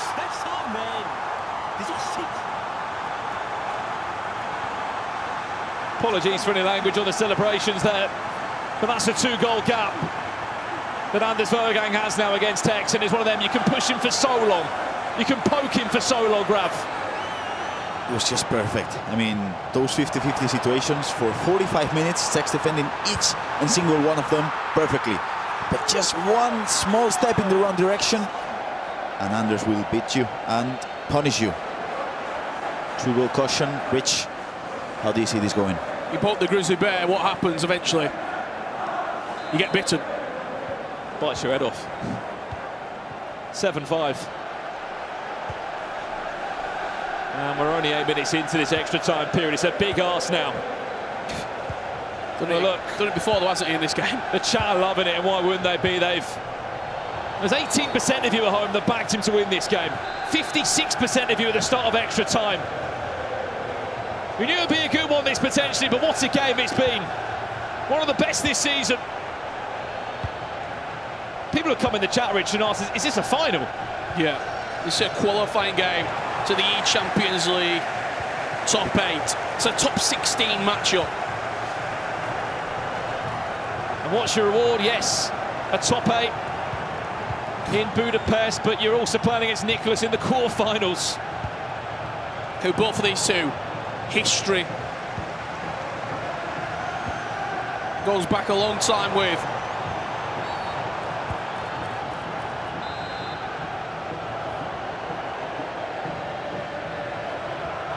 Anders is back at it with the way he's triggering runs, with the way he's come through the storm. Yes. I think that's the best way to describe it, Rich. It's going to be a rocky 30 or 40 game minutes. What typically happens when you come out of the storm, you get some sunshine, you see a rainbow. And Anders Vergang, as it stands right now, he's 15 minutes from being all clear. He was a finalist last year in the eChampions League. The winner of the competition, Emre Yilmaz, is out. There's Musiala. But there's a big grey cloud that's got Tex's face on it. And it's going to start raining in this second half of extra time. Stoic from Tex as well. Not even a flinch, Graf. He knows it's not nearly done, because he has to score a goal, which he can do, but he has to defend perfectly for another 15 minutes. Of course, he does have the kickoff. Yes. The second half, which is massive. The chat, Rich, so split. Tex fans, Anders fans, but more importantly, just loving the matchup and appreciating two of the best to ever ever do it. Well, Anders get this last chance from kickoff. We've played the 2 minutes, but Anders is in a great position. Carragher goes long. I was going to say, I'm interested to see how he gets on in this game. Jamie Carragher for the extra time period. Thoughts at the halfway point, Graf? There's only one goal in it. It's just one goal. Surely not another time. Last key over the game, and he equalizes. Tense? I mean, we'd love it, wouldn't we? Oh.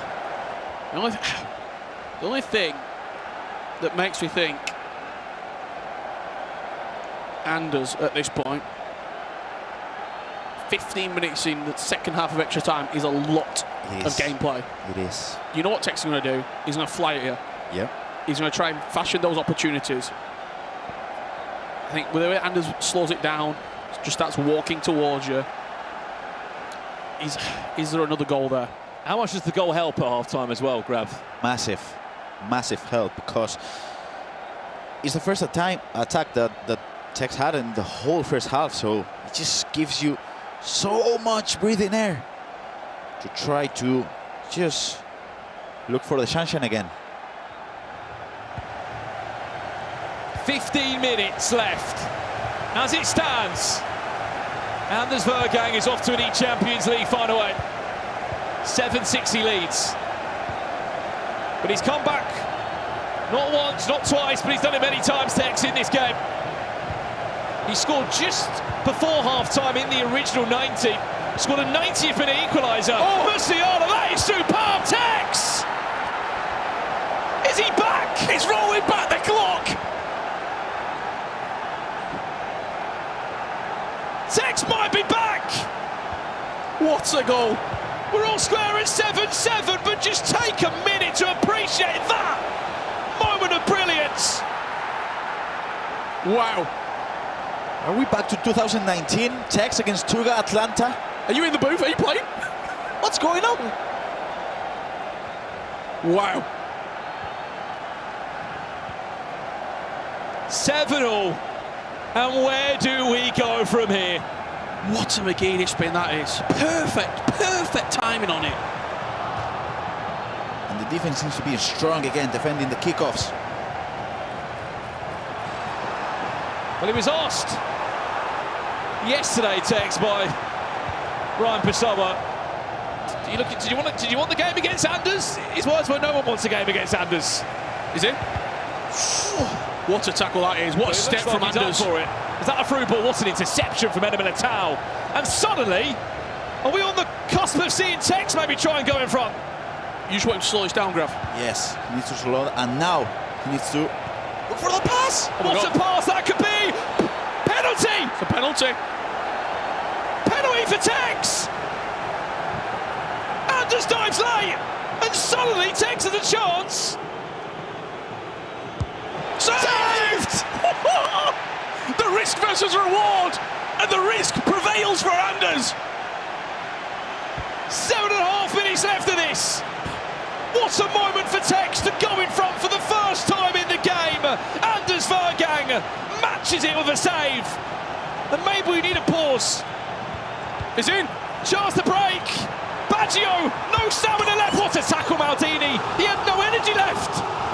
What a challenge! What a tackle!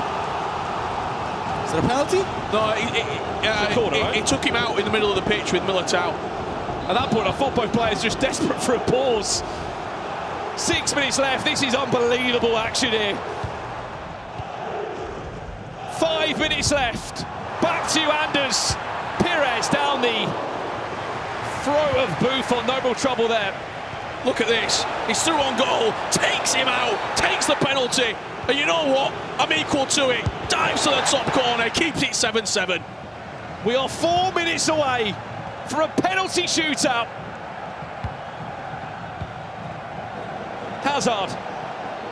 Surely not like this, Tex. What an ending it could be. Desiree Douay. Penalty again. He's done it again. He had to do it. It would have been a goal. Tex scores this. He might send Anders packing. Up steps Hazard, scores. Tex is 2.5 minutes away from a final 8 spot in the eChampions League. Nobody in this arena can believe what we're seeing right now. He takes him down. Anders, it was a guaranteed goal if he lets him shoot. This time he cannot guess where Tex is going. And Anders Vergaan with 2.5 minutes left. You has to score. This is Nicholas-esque mental game, Gravison.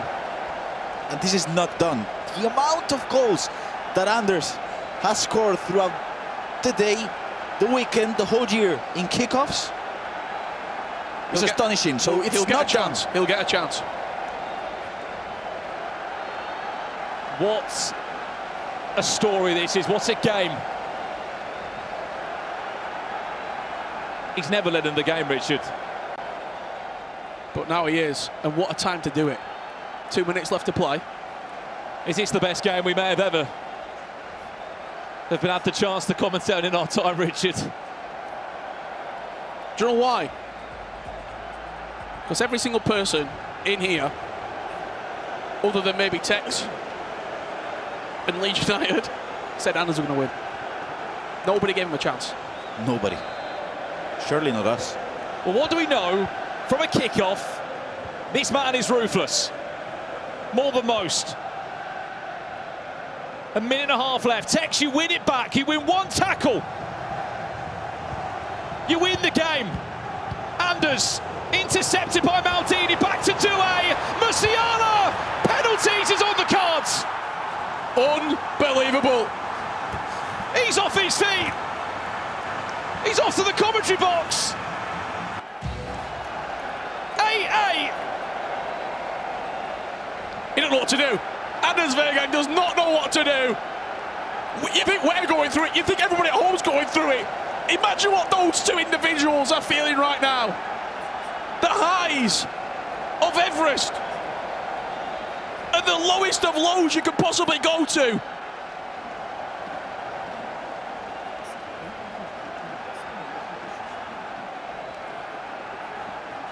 Tex will get a chance from kickoff, you would imagine, Graf.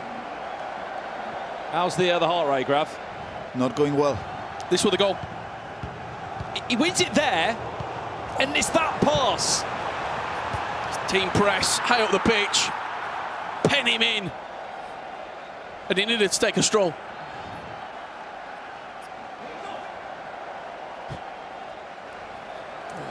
What's the time on the clock? I think it was like 119.30-ish. Yes. The level of detail now you're seeing. Look, kick takers, custom tactic changes.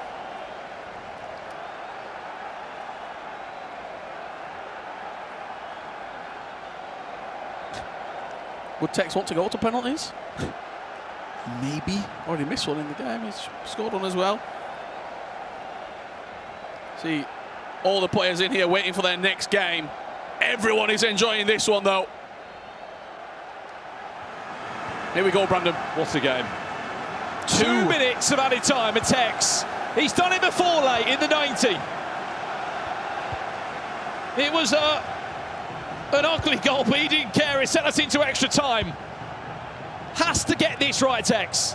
If he does, he wins the game. If not, we're off to penalties. Or can Anders pickpocket him at the back? No, he's just taking the pens. Penalties to decide a spot in the eChampionsLeague finals. What a game.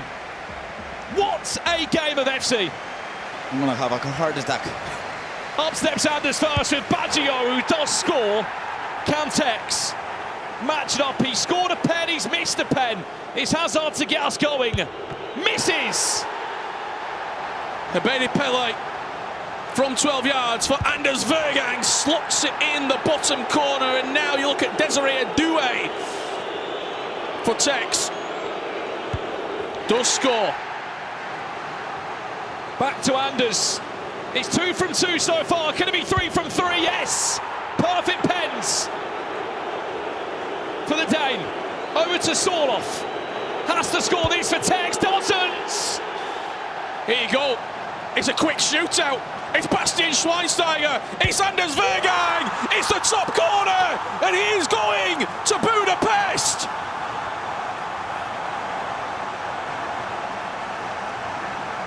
Anders Vergang is off to an eChampionsLeague final 8. Tex eliminated on penalties. It's harsh, it's cruel. But what a blockbuster game that was. Apologies for any language in the celebrations. He was pushed right to the wire there, Rich. It doesn't get better than that for competitive FC. That is absolutely everything you want to see. What a game. And we're only halfway through the round of 16 games. Anders Vergang through, Tex out. And up next, the games keep rolling here in Manchester as Allianz Lyon takes on Luke. RB Leipzig versus PSV. Did you work it out? Surely you got the answer now. Did you get it? Of course, it's Republic of Ireland.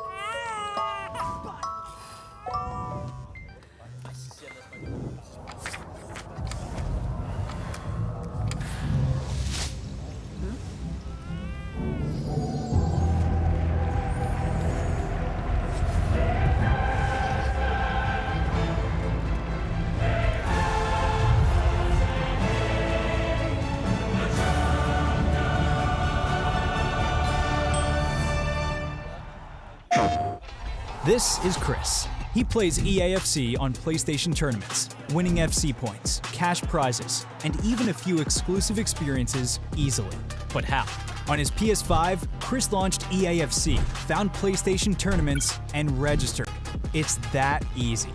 New tournaments daily, win avatars, FC points, and more. Compete, win, and claim your prizes today on PlayStation tournaments. PlayStation.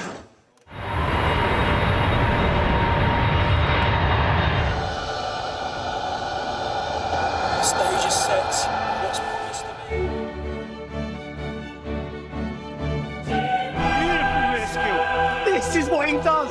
Real? You alright?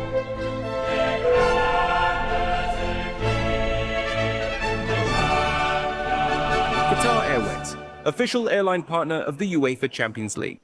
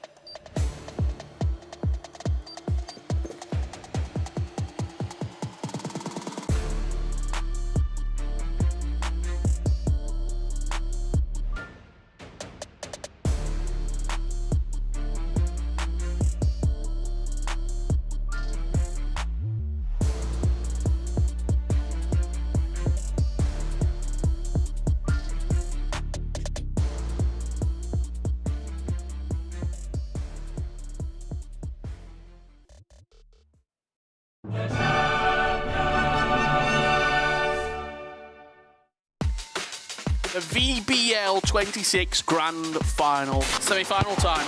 Dennis Under. And there's the Sada. Off the mark. Musti. Wow. He is very much frustrated. He's letting you know about it. Is this going to be his moment? Dennis Under to win it late on. And he is one game away from lifting the trophy here in Hamburg. Who will be joining him? Hello, early start, 2.5 minutes. He's 9-2 up. It looks like he's playing a different game. Full-time result there. RB Leipzig will be there. And here we go then, your virtual Bundesliga Grand Final. Is that the one that could crown him champion here in Germany? And there's Uzun, right away. And it looks like we need extra time. Ball! And Sada back in front. Tillman, game, set, match. Sada is your virtual Bundesliga champion. Welcome back to the eChampions League. So you can see myself, Richard and Grab are joined by a very, very special guest. 8-all in the game against Tex. Went all the way to penalties and you've booked your place in Budapest. Tell us how you're feeling. Obviously, I'm happy. I think I didn't play that good, but once again, I showed that even though the game is close, then I'm still by far the most clutch player in the scene, so I'm just happy to get through. I mean, Grav, the game that you guys were watching on that caster thing, it was like a game of basketball at times. It was incredible. Both players going for it. There were moments. What stood out for you? I was speechless, to be fair. And I wanted to ask you, Anders, because of course you said you didn't play well. Were you surprised the way Tex played? Do you think he played well? I don't know if he played well. I think that the way he plays shows to me that everyone knows I'm the best, because all the good coaches he has, they probably taught him to play on possession against me, but if they want the penalty shootout against me, then you can see once again that their player will choke and I will clutch. I know you've answered Graf's question a little bit there. I want to push a little bit further. Were you surprised by his level? Because that's the best I've seen Tex play in a long time. Were you surprised when you sat there, you go into extra time, you concede late? Were you surprised what he offered you? Especially after the Pro Open where it was so one-sided. I don't know if I would say surprised. I was leading the entire game until the 118th minute, and I think that was, of course he played good, but I would still say that was just me being dumb by giving 2 free penalties. Because I start to think I don't want to go in pens, I want to close it now, so I start to rush a bit. I would say that was my own mistake, and I don't know, I feel like it's always the same. I lead, and I lead by like 3 goals, but then I always start to choke.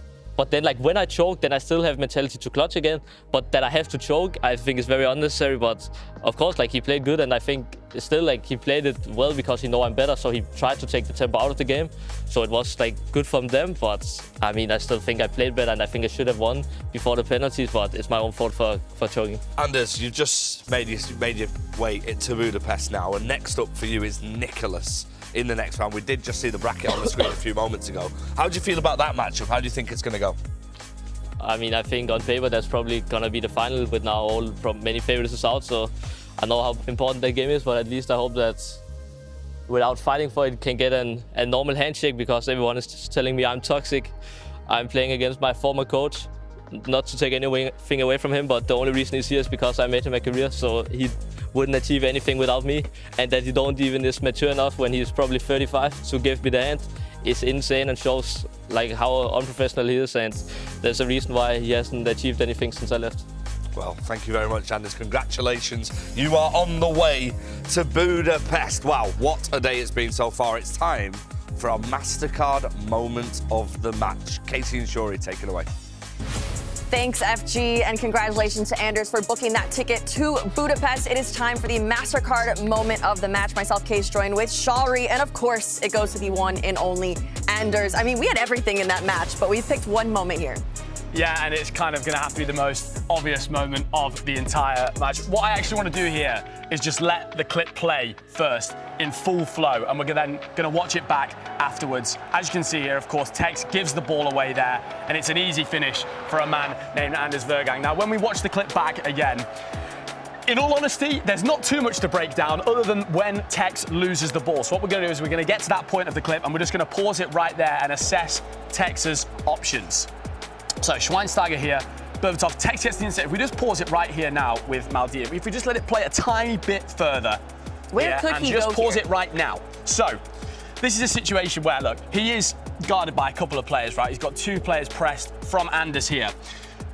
I do agree, Tex's man at the top, he looks free at this current moment. He does look free. That pass into here, in your head, a lot of casual players would play this pass here, but Tex in this moment, he's just got to hold the ball for a second or 2 and just let Anders' team almost reset a little bit, and the panic comes in and the press from it. There's not too much you can say or do really. If we just let the clip roll out here, you just see it's the R1 press, it's the pressing from Anders. He's flying all of his players forward as quickly as possible, and Musiala again with the simple finish there. Devastation for Tex. That was the equalizer. That is what did it and brought it into penalties. Anders came out on top. I mean, my heart is finally calming down from that match, Shari. But we have more players that need to qualify, book their tickets over to Budapest. So let's get into those next set of games. Thank you so much. Yeah, I think I've just about recovered. Richard and Grabson have gone to take a rest off the back of that game. A 16-goal thriller, which ended in penalties. Anders Vergang beating Tex and knocking in a place in the eChampionsLeague final. Oberon, Tom, look, the games have got to keep coming quick and fast, because we've still got to find our final way to get to Budapest, Tom. But already, 4 names locked in, a really stacked bracket. Yeah, I mean, we're going to see some big names here. Everyone's taking a collective breather.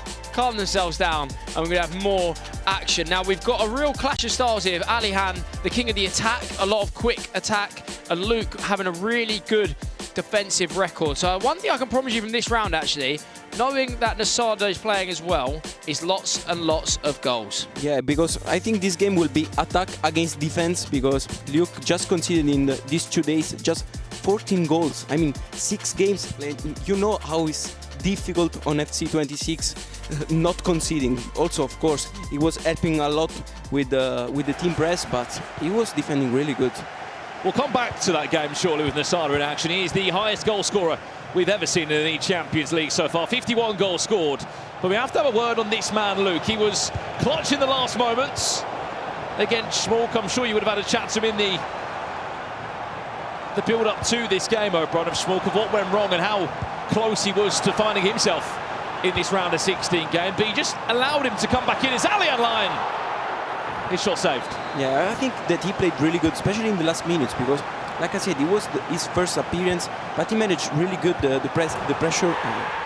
1-0 for Alian already. Great start for Alihan. Goals were expected. We've got one in the 3rd minute, and there's going to be a lot more where that come from, I tell you. Between these 2 games, I can expect a lot of goals. Alihan utilising the short corner there, goes to the edge of the box, doesn't even look for another option. He knows as soon as that goes to Ramirez, he wants the shot, gets it off, hits the post, goes in. 1-0 Alihan.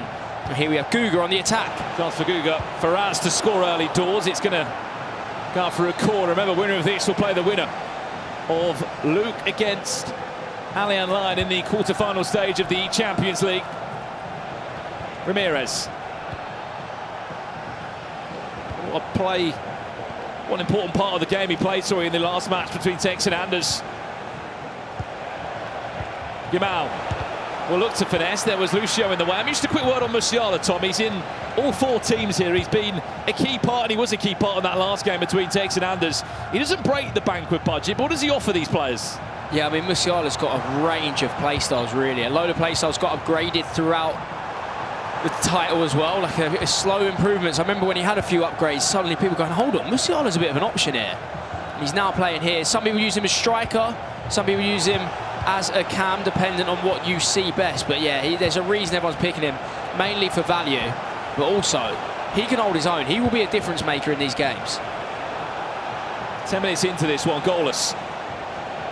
Spoke to Nasada, he's known for rocking a 4-4-2. There was a couple of games where he came out of that regular formation that he's known for and had to go into a 4-4-1. How hard is that, O'Brien, for a player to sort of go against the meta in some ways and decides to play a 4-4-2? Yeah, it's quite ambitious also, because the 4-4-2, okay, it can help you in when you have the ball, but when you don't have, it's quite dangerous. Chance, Salah! Well, there is the goal-scoring machine from Morocco. Nasada up by a goal to nil, and it was kind of expected, but I was more surprised how Salah squeezed that in, Tom. Nasada's precision shooting is so good. His low drivens are inch perfect every time, even on Salah's weak foot there. That is just aided by Nasada's precision shooting. He's probably the best I've seen at it, where he has so many shooting angles that other pros wouldn't try because they don't believe in themselves with the precision shooting, but Nasada is using it to his advantage every single time, and he knows when he gets some angles he can just low driven. Impossible to stop.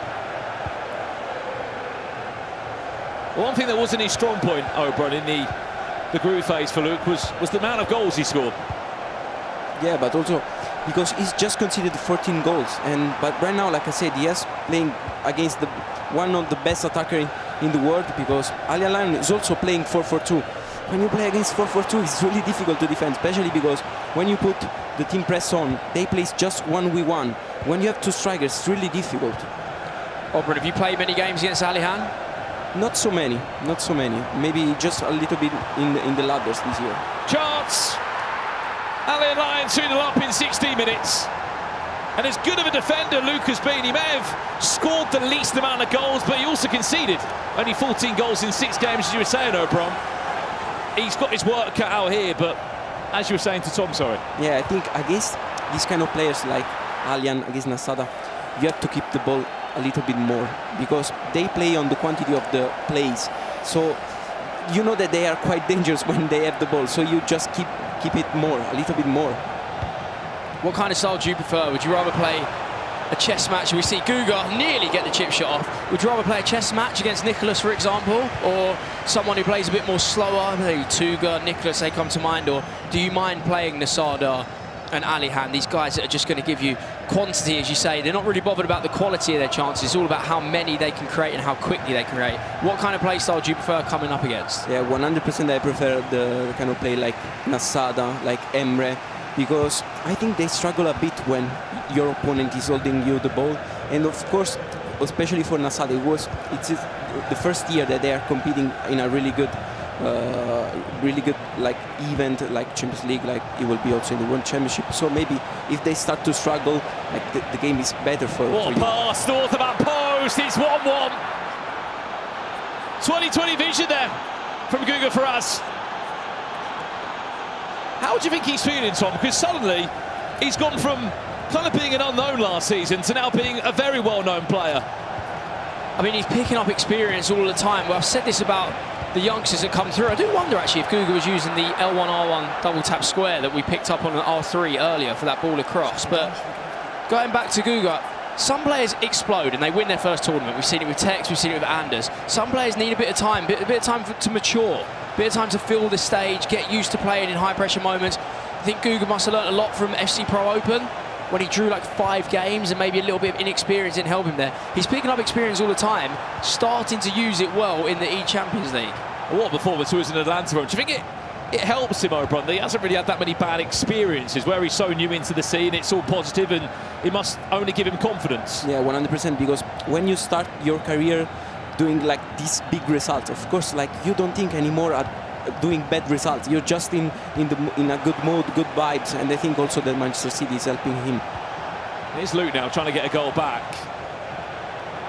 Able to get past Schmolk in the last round. We've got a couple of questions as well that have been set in for Oban. I'm sure there's a few questions for a hashtag Tom Lees that he won't mind answering as well. Best icon on FC26 this year, Oban. Maybe someone that we've seen in action here at the eChampions League. I loved a lot the Cruyff, because I use him every time in La Liga, and I love when the striker has the incisive plus pass. So also because like he has everything, maybe not on like playstyle plus, but on silver playstyle he has everything, because he has also tiki-taka, he has driven shot, he has trivela, so it's really complete. Another question coming in, best formation in the pro scene. There's probably one of 2 answers, right? Yeah, I mean, right now the 4-4-1-1 is, I think, a little bit better, because 4-4-1 is just to control more the game, but if you want to be really good when you have the ball, really playing good counters, the 4-4-1-1, it's the best. Update here, Tom. Nasada scored, I believe. We'll just wait and see how he finds the low-driven angle. Here we go, Xavi gets it to Hullet. There it is. Told you, he believes in it every single time. He's looking for that low-driven. He trusts himself so much. Luke nearly gets one back. But Nasada, I mean, we're talking about favourite icons, Brandon. For me, it's Ruud Hullet. Early spoiler, Oban. La Liga, FC Pro the last 2 seasons. Does it return back to Italy? You're going to maybe jump over to England and play in the Premier League? Maybe. I really don't know. I really don't know. Maybe you and Tom could be teammates. Heard you might be getting some practicing together ahead of the last chance qualifier. Yeah, we will fight in the last chance qualifier, so why not helping each other? I would love to see you in the hashtag house, Oban. I don't know what he'd do to Shuri. I don't know if we can broadcast him versus Shuri. I'm sure Harry would love to have him in the house as well. Just back on that formation-wise, Tom, do you agree with Oban? Yeah, I think there may be a moment 2 months ago that 4-5-1, but I think recently, from how the pros are playing, that 4-4-1-1 just gives you an extra bit of variety. But I think most pros are switching between the two, depending on the moment in the game. But yeah, really seeing 4-4-1-1 come back into it, and probably is the most dominant formation now. Yeah, especially because with team press, like scoring by counters is really good. And with the 4-4-1-1, you have also the cam that help you to play the true ball. So that's why I picked the 4-4-1-1. Yeah, the 4-4-1-1, everything goes off the number 10. Like anything goes into the cam every single time. See Alihan going forward once again. Maybe the last chance of the half here, but we might jump over to Nasada. We hear a lot of you wanting to see that game as well. We'll do our best to give you both of the closing moments here If you have just joined us, this is the Champions League knockout phase in Manchester. Only 8 players will qualify for Budapest. The way how Allian is defending, like it just goes close to the ball. Just don't care about coming back with midfielders. Just go near to the ball, close to the ball. Yeah, a lot of players like to bring the midfielders back to kind of compact that space around the box. Alihan's just thinking, where's the ball? I'm getting my closest man. You see a goal for Nasada here. Musiala into Ruud Gullit, the low driven. Once again, Nasada, the goal scoring machine, 3-1 up. Goal 54. He has scored. He had a plus 29 goal difference, if that wasn't enough from him in the group phase of the competition. Added time to follow here in the pause. But how impressed have you been with this half from Allian Lino, Brun? 2-0 he leads. He looks pretty comfortable. Yeah, I mean, he was already in the top 8 last year. He's young, but he's so composed also. He's one of the best players in the world, especially when he has the ball. And like I said, he's so aggressive. So also playing against him is quite annoying. Wants to come in here from Luke of PSV, who was in the top 4 of the Dutch Eredivisie this season. That's how he got his ticket into the eChampions League. This could be a great chance for Cruyff now. He's just pushed off the ball, and that's goes for half-time. I mean, just a word on Allian Line. He qualified last season for the first ever eChampions League from Bulgaria, where he scored 80 goals in the league phase, Tom. This year, he had a harder challenge on paper in the virtual Bundesliga. Was run up in the funnel to Nasada, and he scored 70 goals. The man knows where the back of the net is. Yeah, I think that is maybe a feature of the young players. Quite a lot of the young players we see coming through, attack, attack, attack, and maybe as you mature and develop in your FC career, you might maybe start to prioritise defence a bit more. But these young players like Nasada come through, like Alihan, they've only been playing a year or two at the top level, and all they're interested in is goals. And I think the game does reward that as well, the majority of the time. A lot of high-scoring goals in FC, so why would you not try and master that first? You feel like off the trajectory that Nasada's had this year, O'Brien, it feels due an eChampions League ticket. Yeah, but he was so good also at the end of last year, because I remember when he was playing against Virgil last year in eBundesliga, I said, yeah, to Virgil, maybe you can win against him. I don't know. Finish! Oh, Rashford! Nasada seeing passes that we just don't see. Siri-defined flow state. This man is in pure flow state. He just knows what's going to happen next. He knows when he sets it up. He already knows what he's going to do. So sharp, so crisp in attack. It's actually a joy to watch.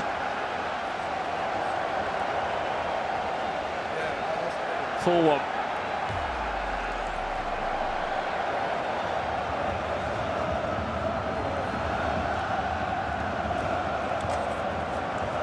Tough game this for Guga Faraz. I mean, look, he is... Can't really count him out of this one. Of course, if you do want to join us for the Champions League finals in Budapest, grab your phone, scan the QR code, and pick yourself up a ticket for the 27th of May. We'll be there. And so will the best 8 players from today, including Anders against Nicholas in that quarter-final. If you want to see it live in action, scan that QR code, and hopefully we'll see you in Hungary. Just a few days before the UEFA Champions League final, the Champions League is held. Added time of 1 minute left off the half hit.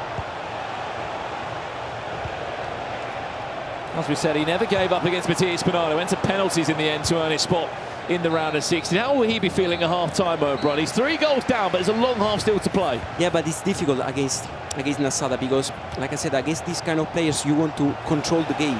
But when you are losing by 3, what do you have to control? You have to open it up. You have to open it up. And even if he does start to make the comeback, Nasada will score goals. That's the hard part with going down to a player like that. So I agree, really, it's from the get-go that you need to control at the start of the game with possession and slowing it down and just trying to get him out of rhythm. But right now, Nasada is right in rhythm. Guga's going to have to find a way to upset that. Hazard, Musiala into Pires! It's 3! But it gets bad to worse, unfortunately, for Luke.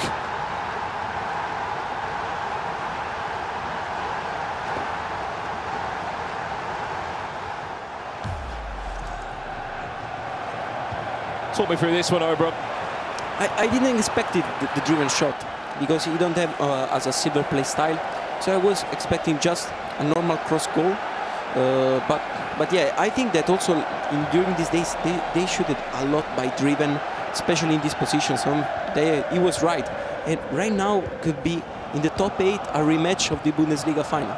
Do you think sometimes, Oberon, as well, at tournaments, like certain little things develop over 3 or 4 days, like the low-driven shots, where pros start to get used to playing on the stage, get used to the gameplay at the eChampions League, and then realise that other people are using them and start picking them up? It definitely happened at ePremier League.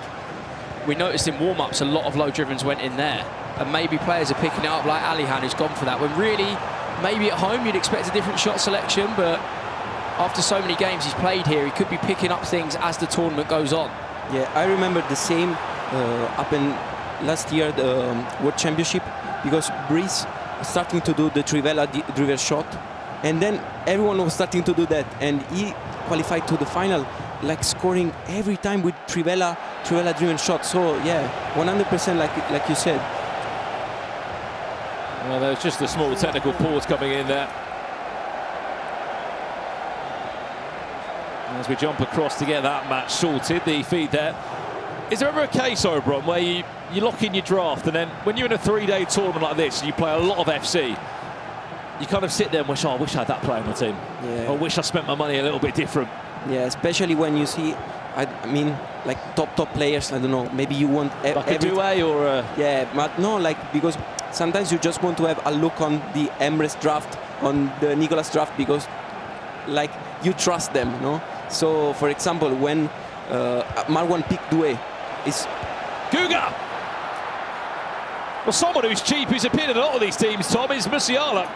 He didn't break the bank in the 15 million coins, but he'll be a must-have for those watching now at home, but also in their team. I mean, we spoke about the importance of him, didn't we? We said Musiala is pivotal, key in every single team, and that's why he breaks the line from midfield, can trust with the low-driven plus as well, something that we're clearly seeing a bit of a trend here in the eChampions League.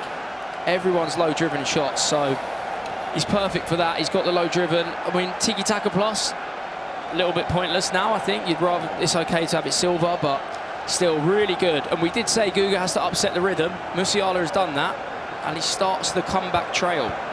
Yeah, but be careful, because Nasada always scores the kickoff, so... King of the quick response. Yeah, he's always straight back. Let's see what Nasada's got. I don't think he's ever kept a clean sheet, Oberon, Nasada, but one thing he will do is score goals. He doesn't need a clean sheet, does he? Is he on? Rashford offside. As it stands like this for Budapest, Samu Gamer takes on Marwan, Nicolas taking on Anders. That is half of the quarter-final bracket locked in. I mean, as we said, there is a world here. We could have a virtual Bundesliga rematch in the quarter-final.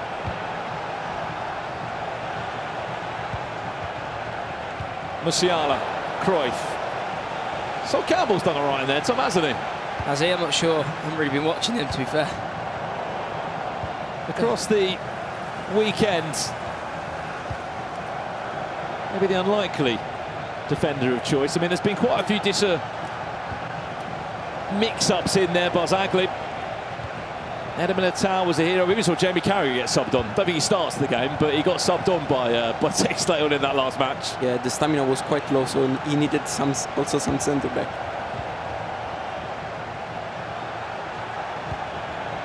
Ramirez. Fine to the last 30 minutes here. Guga scores again. Suddenly there's a game on our hands. Ramirez.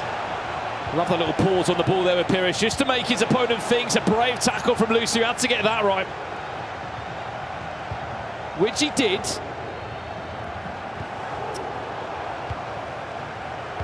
Next goal's big in this one, Oberon. I think that he had the angle with Musiala for a driven shot on near post. I was surprised because Guga, when he has an angle, he always shoot.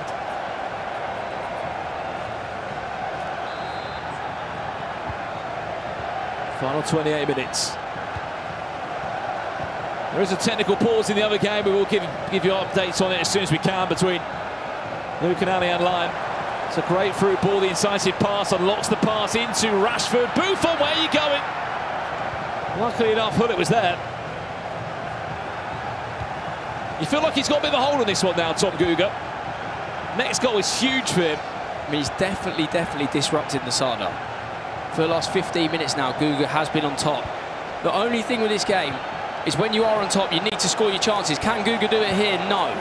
But when you have these little periods, these 15, 20 minutes, it is key that you score 2 or 3 goals, because it's really hard to keep this momentum for 90 minutes. Yeah, but he doesn't, when he has the ball, he doesn't think too much.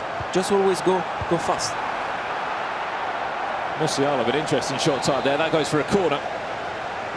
Still Nasada though, goes direct. Is there a flick down? Hullet. Campbell? Is he just shot with Campbell? Has he had a shot with Sol Campbell there? He did, Nasada. I mean, I think his rules are quite simple, Tom. If you're in the team, expect to get a goal, maybe. Yeah, I mean, left foot as well. That's probably the part that got me, to be fair. I'm surprised he didn't low-driven it. I think when you have dead chances and you have the precision shooting on, you just have to try. Yeah, definitely. I think precision shooting does actually overrule quite a lot of the stats and quite a lot of the play styles in moments like that. If your precision shooting is good, you've got Nasada down as one of the best at precision shooting. No wonder he trusts Sol Campbell on his left foot. Well, of course, players in a pause at the moment. You join us here for the eChampions League knockout phase. Oberon and Tom alongside. We are getting closer and closer to finding out our final way that we'll be going to Budapest. We've got a small technical pause on the game. Just you can't see, just over the side of us. Players are on their feet. We're going to get back into that one as soon as we can. You could argue, Tom, that might be a break at the right time for Luke, because we've seen breaks like this before happen in tournaments, and you don't believe how much it helps the player that's trailing. Yeah, I mean, maybe he needs that, because it wasn't really going his way, was it? Alihan was having everything his own way. Maybe a small little pause, little time to regain, have a think, just take a second, could be helpful. But yeah, interesting to see. He's got a mountain to climb, and Alihan is on fire. And on your side, Oberon, if you're in the winning position of Alihan and you're really feeling the game, momentum, you're frustrated when there's a big pause like this, right? 100%, because I mean, he was just dominating that match, so you don't want to pause, you just want to play, you just want to secure your top 8. Let's jump back into this one that is still live at the moment. Nasada against Guga Faraz. 4-2. Nasada still leading. Could have maybe found a fifth if Sol Campbell's shot was good enough to get a pass booth on. Which it wasn't just then.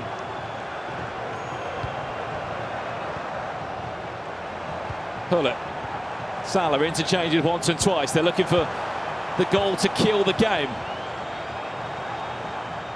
Guga doing all he can now, sort of 4 to 5 players back, getting the likes of Ramirez and Hullet involved. Totti taking his time though with the technical plus play style there, just trying to make it a bit more difficult.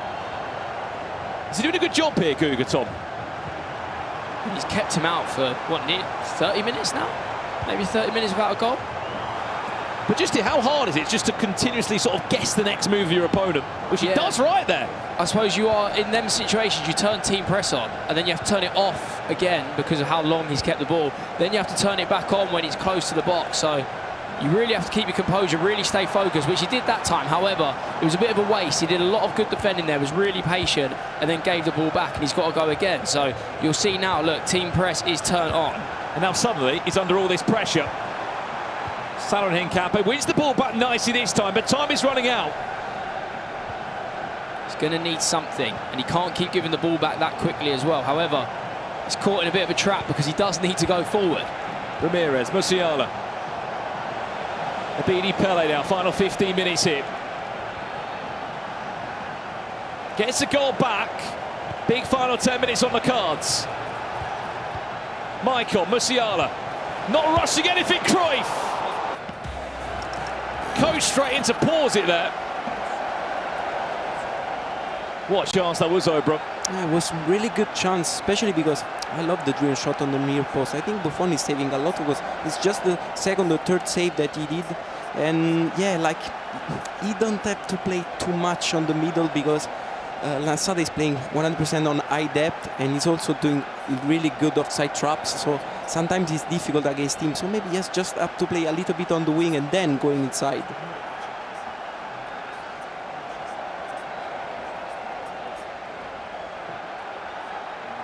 Time ticking away, and so is his hopes of an eChampions League final 8. He will get a corner. The pro of Santa Carla up. By the way, it's really impressive, like how at 17 years old he's always so composed. Also, like during the other days, I loved his mentality. Like he surprised me a lot this year. Well, I think we got a snippet of how good he was, not just at the FC Pro Open, but the qualifier in Atlanta, where he just appeared out of nowhere. I mean, we knew Man City obviously put pen to paper with him just before that, and obviously here in the eChampionsLeague had the chance to go and play out in Portugal. He even competed at the CONMEBOL Libertadores. Hullet, Cruyff, Abidi Pele is asking a lot from that far out. Interesting these corners as well. Is he maybe taking him a bit far out with how slow, how long he was sending them? He decided to go short for this one instead. I like the idea, but sometimes maybe Hullet is a little bit too far back. So he's now going to use some runs. However, Lasada defends really well there. And he's going to look for a 5th goal to kill this off. Watch the triggered runs. We've got Hullet. We've got Salah. I would say, Hullet finds Salah. I would say keep the ball, but it's already part of his play, Lasada. We can confirm as well, we have just re-kicked off the other match between Ali and Lyon and Luke, which is in the 56th minute. Bit of a lengthy pause. I mean, you have to say, it probably does favour Luke, this, Oberon. You've had a good wait. Yeah, but I don't know if that will help him, because he has to come back from 3 goals against one of the best attacker in the game, so it's difficult. It's tough, really tough for Luke. It will give him confidence as well, Tom, that he made the final 8 last year, Ali and Lyon. He was just 1 game away from winning the virtual Bundesliga 2. Starting to mature, isn't he, Alihan? I think he had a lot of wonder kid expectation ever since he was maybe 14. People were talking about him, is he the Anders replacement? Hasn't been able to live up to that yet. Maybe just finding his way through. Now there's a little bit less pressure on him, not as many eyes every time. He can just be there and play his stuff. And that's what Alihan seems to like. He seems just like being in his zone, playing his FC the way he wants. Doesn't really care for the noise. We see him go for a 4th.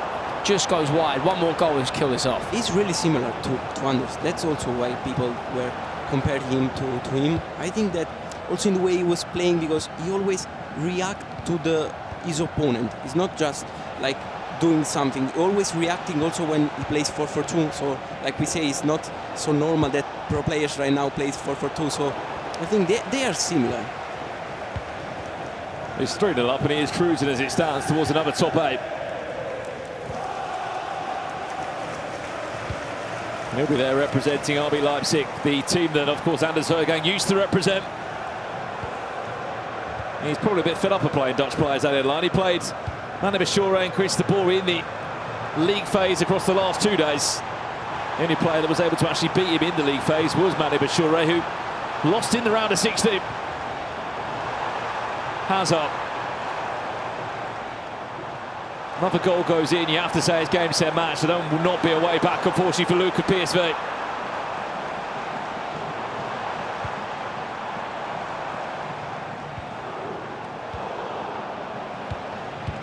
What's the game plan here? You have to ask that question. Back to this one now. Big free kick here, Tom. We've seen a couple of free kicks go in today. I mean, the game plans are probably similar for Guga and Luke right now, and it's to throw the kitchen sink. They have to start really forgetting about defence, forgetting about anything like that. Got feeling Guga has to take this 86th minute. Oberon, you scored a special free kick in an FC Pro Open final against Anders Hergang a few years back. Is this scoring distance or not? He should. Let's have a look. Hullet off the line! Well, it was very nearly a chance. And very nearly a way back. Cruyff not with the best of touches there, but so close. Oberon. Guga Ferraz was piling that back to 4-3. Yeah, the free kick was a really big chance, but also now with Cruyff, I think that he missed the analog sprint because the rapid plus appeared, so maybe it was just a miss. Like, I mean, now he'll be really nervous. You've got to say, probably game over at this point.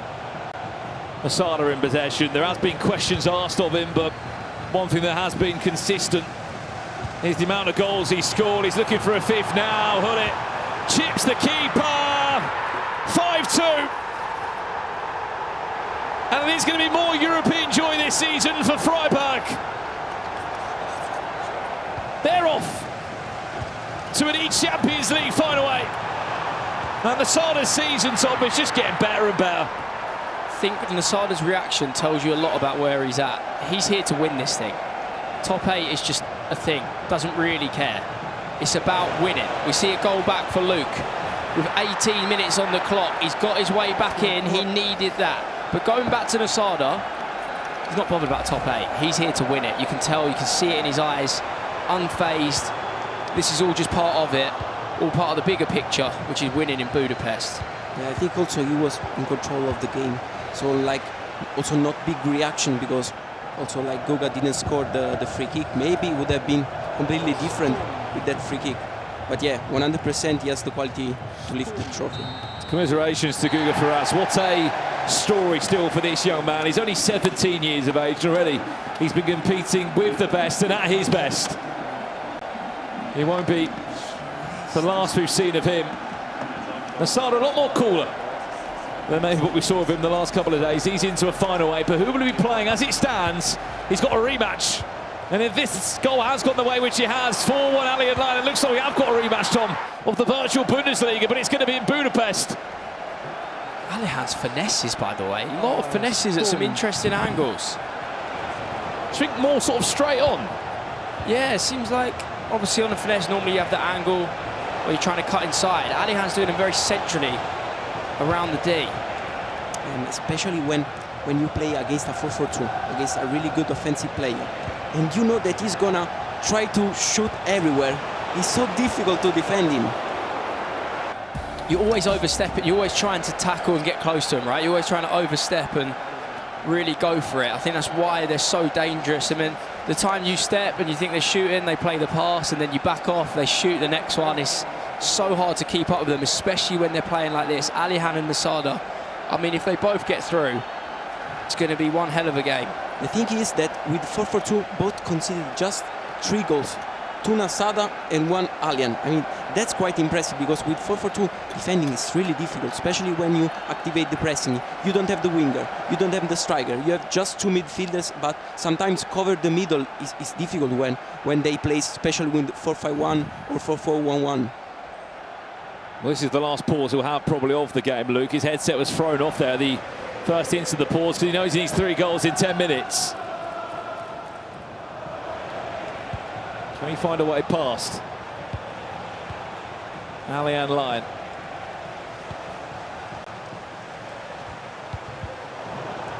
One thing we can probably guarantee you, by the way, when they do play in the eChampionsLeague, there was 16 goals in their final when they played in Hamburg.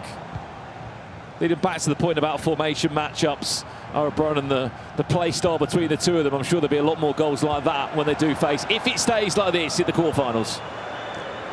I think that they will score at least like 15 goals. And also the pick of Hazard as a striker was really weird, like something that I think I would never expect it.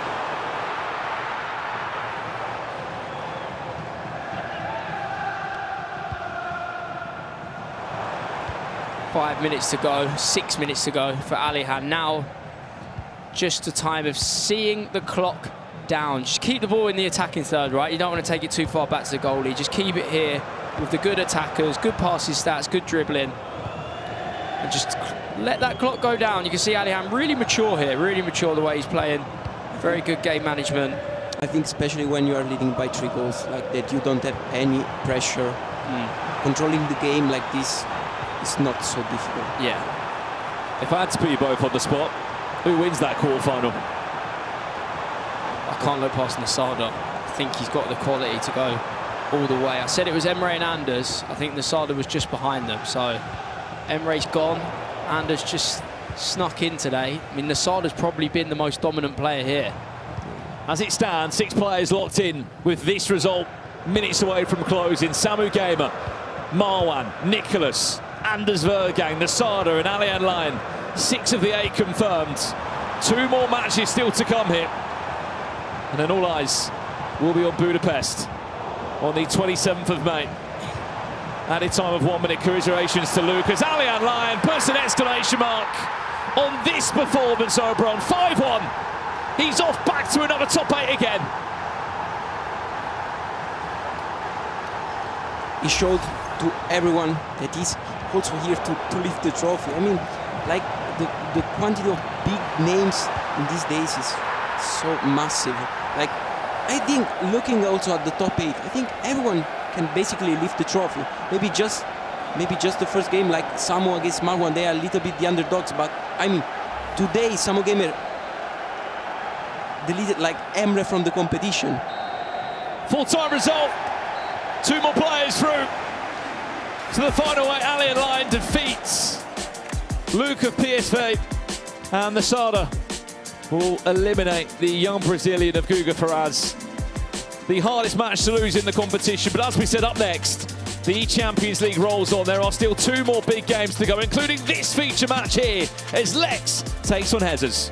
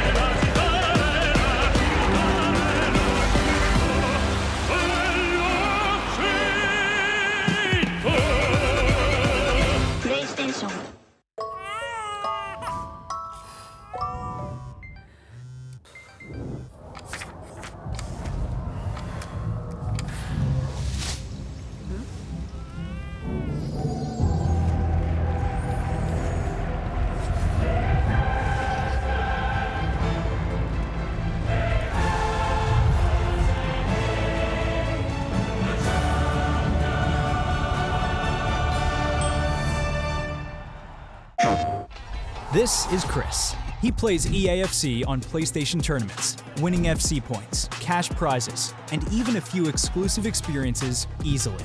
But how? On his PS5, Chris launched EAFC, found PlayStation tournaments, and registered. It's that easy. New tournaments daily, win avatars, FC points, and more.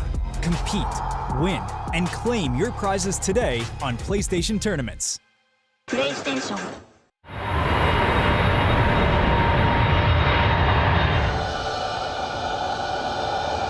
Stage is set.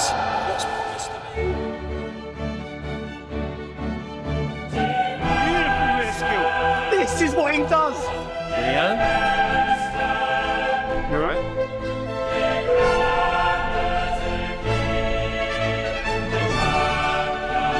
Qatar Airways, official airline partner of the UEFA Champions League.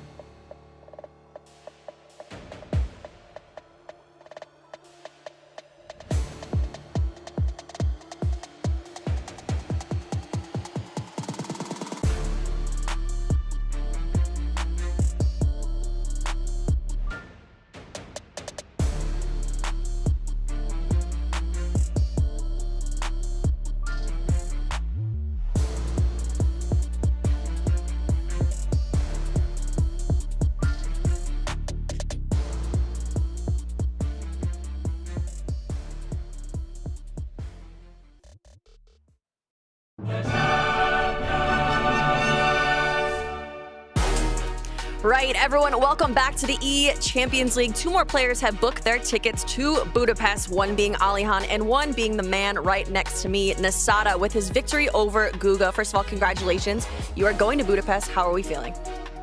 Yeah, I'm feeling great that I qualified for the finals, but I think it just had to be done now because I had the level and I want to win it all. All right, well, you will be going, so you are one of the highest goal scorers in the competition, and you will be going up against another high goal scorer with Alihan as well. So we can expect a lot out of that match, but how do you feel matching up against him in Budapest? Yeah, I met him already in the VBL final, and it was like, I think it was the best game in VBL history because it was just scoring goals. It was extra time. I know how good he is in attack. So am I. So I think it will be maybe the best game of the round. All right, we will have to see. And I have to ask, it's especially special for you because you are an ECL rookie. This is your first time competing in this competition, and you're in the top 8. So how does it feel to be joining this competition and getting this far? It feels really good. Like, it's my first ever eChampions League, but it's not like I came here as an underdog, maybe, because most of people who qualified like for the first time for the eChampions League are maybe underdogs. But I think I showed like through the whole season that I'm not, and yeah, as I said, it just had to be done now. All right, it has to be done. Well, I'm looking forward to that matchup, but we have 2 more players that need to book their spots. Gonna send it back to FG because I'm so excited about those matches. Yeah, thank you very much, and congratulations to Nasada. He sets up a tie with Alian in Budapest. We've got 6 players on the plane ready to go. They're one step closer to lifting the eChampions League, and now we can only get 2 more. Oberon, what have you made of today's action so far? I think that the performance of Nasada was really good. Of course, he played just 1 match, but Guga was really a tough opponent. It didn't seem so good, but just because Nasada was impressive. He was impressive. Hold on a minute, though, because he's playing Alian next. Let's take a look at what he did in the last round, because he was equally as impressive. He scored goals, exactly the same style of play as Nasada.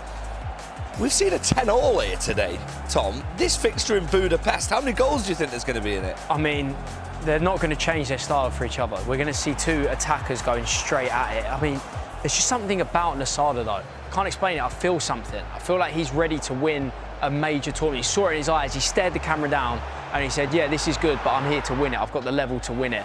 Alihan will be thinking the same thing. When Alihan gets going, what he does to people is insane. So it's going to be an unbelievable matchup. I know how good it's going to be. There's going to be so many goals, but there's something with Nasada in me. I can see a Nasada versus Anders final. Oh, that is a big call. Let's take a look at Nasada's highlights then, Oberon. You were high on praise for him, and rightly so. The top goal scorer in the eChampions League so far. He scores goals galore, this man. How far do you think he can go? Because Tom's tipping him to potentially get to a final. I think that in terms of matchup, he's the favorite against Alian because they are quite similar. They played both 4-4-2, but in terms of mechanics, I think that Nasada has something more. But if I saw something in the bottom of the bracket, maybe Edzers also played really good against him in the Pro Open, so maybe. But like Tom said, I think he has the quality to be in the final. Well, Jesus has to get through his next tie against the in-form Lex. Lex has been absolutely fantastic at this tournament so far, but we've seen at this stage, it doesn't matter. Emre Yilmaz completely perfect, flawless, and then fell at the first hurdle this morning to Samu Gamer. Tom, how do you see this next round of fixtures going? I mean, if you're looking at the form guide, D. Fernandez at the bottom there, you'd expect him to come through. Lex and Hezes is a coin flip. These 2 are playing some serious stuff. Lex has got a really unique style of play as well. Sometimes first-time through balls to striker, which you don't see very often in this game. Like, he specifically uses striker in a weird way. So I'm interested to watch that. But Hezes, when he gets going, he's a machine. I am going to go Lex. So I'm going to go Lex and D. Fernandez both winning their games. It's a good job because he's right behind you, staring at you on our amazing screen. Let's head over to Grav and Shori. It's time for some ECL showtime. Next to qualify for do you think the same for Budapest? Yes, Lex makes it. I don't know about that. I'll sit on the fence for this one. But here at the ECL Showtime presented by Pepsi, and one thing that we saw during the whole weekend, skills, goals, everything. So many amazing skills and goals, so many unbelievable matchups as well. I mean, one thing I want to point out that's happened this weekend, we've seen a couple of different skill moves come back out from previous years. Back in 19, 18, you'd see potentially McGeady spins. There's been a couple of great goals being scored from them. Such amazing high-level gameplay here. Not only that, but if you look back at FC 24-25, you had power shots, and you didn't see power shots at all this year, and then Tex bring them back. It's curious. What would you say is your favorite skill at the moment in the game? Favorite skill at the moment in the game? I'm going to go personally the reverse elastico, and I'm just going to touch on here. Look at that, the McGeady spin there. It's just absolutely stupendous from Musiala. Of course, one of the items mainly used here at the eChampions League. You know I'm a 3 stars skills kind of guy, so for me it's just the roulette. Just 3-star skills. I'm a happy man with the roulette. But let's see what happens in the following matches, because we could have a French, Portuguese or Italian player in the finals. Casters, pick it up. Thank you very much, guys. Yeah, great to see ECL Showtime in all its glory. We're about to get underway for the final matches here in Manchester before we all get on a plane and go to Budapest. But who will be joining us? Lex and Jesus, Di Fernandez, Max Kulimayer, only 2 out of the 4 can progress through. Di Fernandez and Max Kulimayer, Ryan Pessoa matched up in the group stage. Yep. First game of the day, Max won, 6-5. That's where I gave my opinion about Di Fernandez. I thought he was a little bit off it in that game. That loss woke him up, actually, because he went on a streak after that, and he ended up, of course, advancing into today. I think for this one, I agree. This one is a very difficult game to call. I'm still going to back Lex because of what I've seen. Lex was incredible yesterday, Shori. As we welcome Shori into the commentary booth as well. Big moments, big games. You've seen a few today, Shori, and I think they're going to continue here. This plans to be a goal fest. Lex, second in the table, only pipped to the top spot by Emre Yilmaz, but didn't go to plan for the reigning defending champion. Yeah, indeed. Look, Lex has been incredible this weekend. I mean, the only moment we've seen is we see a chance here for Jesus. Not the commentator's curse this early on. Just as I was about to start gassing Lex up. I mean, we had Jesus in the previous round as well. He was drawing in parts throughout the whole game and then managed to pull away. Jesus is in these games, though. He will always score goals. He will always be in the game, be in the matches. One interesting fact as we approach our final 2 games of the day. If you are looking at Di Fernandez and Lex, we had 8 players qualifying the top 8 from the group stage. 5 so far out of 6 from the top 8 have won their game. The only player who didn't win his matchup, Emre Yilmaz. If we're going by the stats, Ryan, it's a Lex and Di Fernandez double here. Yeah, absolutely. And of course, for this one, I think Max, again, not gone under the radar. Or maybe I think he has gone under the radar. I would agree. In fairness, like he's somebody, he's been picking up wins, picking up results. And again, obviously, with his season up to this point, he's been at a very, very strong one. It's, yeah, commendable, because now he's in a game against Di Fernandez where the winner makes it to Budapest. One thing I did really like is we see a finished and a finesse shot goal there from Max Kulimayer, 1-0 up. Early post cue by Di Fernandez. Luke, PSV, lost the game that he just played in against Ali Hadlayan. The first thing he did, he walked off the stage. He went up to Max and said, really, really good luck. I hope you progress through, and I really hope you do well. For his first thought, as he walks off the stage to be that, Shori, shows what type of community, I would say, a lot of these Dutch players have. Yeah, and I think that's a really nice thing to see in the FC space. I love seeing players embrace, showing, like, you know, even, to be honest, after Anders text, between them two, there was a bit of appreciation between the game that they'd had between each other, and you like to see that in the scene, of course. I mean, another man I want to touch on who's just unbelievable as a personality, right, is just Jesus. I love Jesus. He's such an amazing personality. He's a bright light in the scene. He's honestly, he's a great, great person. Great player as well, always entertaining to watch. And I was worried about jinxing this because normally, oh, it's almost a great ball. Normally we say, like, these games should be high scoring. So, like, I'm worried that we jinx it and it ends up being like a 2-0 or something. I don't think it will be, because with a game like Kezes and Lex, you expect a lot of opportunities. It's an early pause cued there by Lex, as it was for Di Fernandez. Yeah, Lex isn't happy. You have to consider as well, he's unbeaten up until this point. Yeah, only a draw to his name. 16 points out of 18, Shori. And we certainly knew about that draw, didn't we? Because it was a big mistake from Lex late on in the game, where we saw the emotion come out from him. But has started this game well so far. Had a chance just before to double his lead. That's just not allowing him this pause. Rightly so. Well, I feel like as a player, you kind of know when a pause is cued, the last thing I want to do is let the ball go out, because I know you want to change something, you're frustrated. That is obviously offside, and the pause will come in now, but I feel like that's a very important thing to take note of. Straight into the settings, he's having a look around. We did have a goal here coming in between Di Fernandez and Max Kulimayer. It looks to be the Dutchman doubling his lead with Roberto Baggio. Baggio, not an item you see a lot over versions of FC, but he's been a bit of a bit of a hero for players this weekend. Yeah, No, he's an icon. considering the budget's 15 million coins, is just over 300,000 coins of that. Well spent.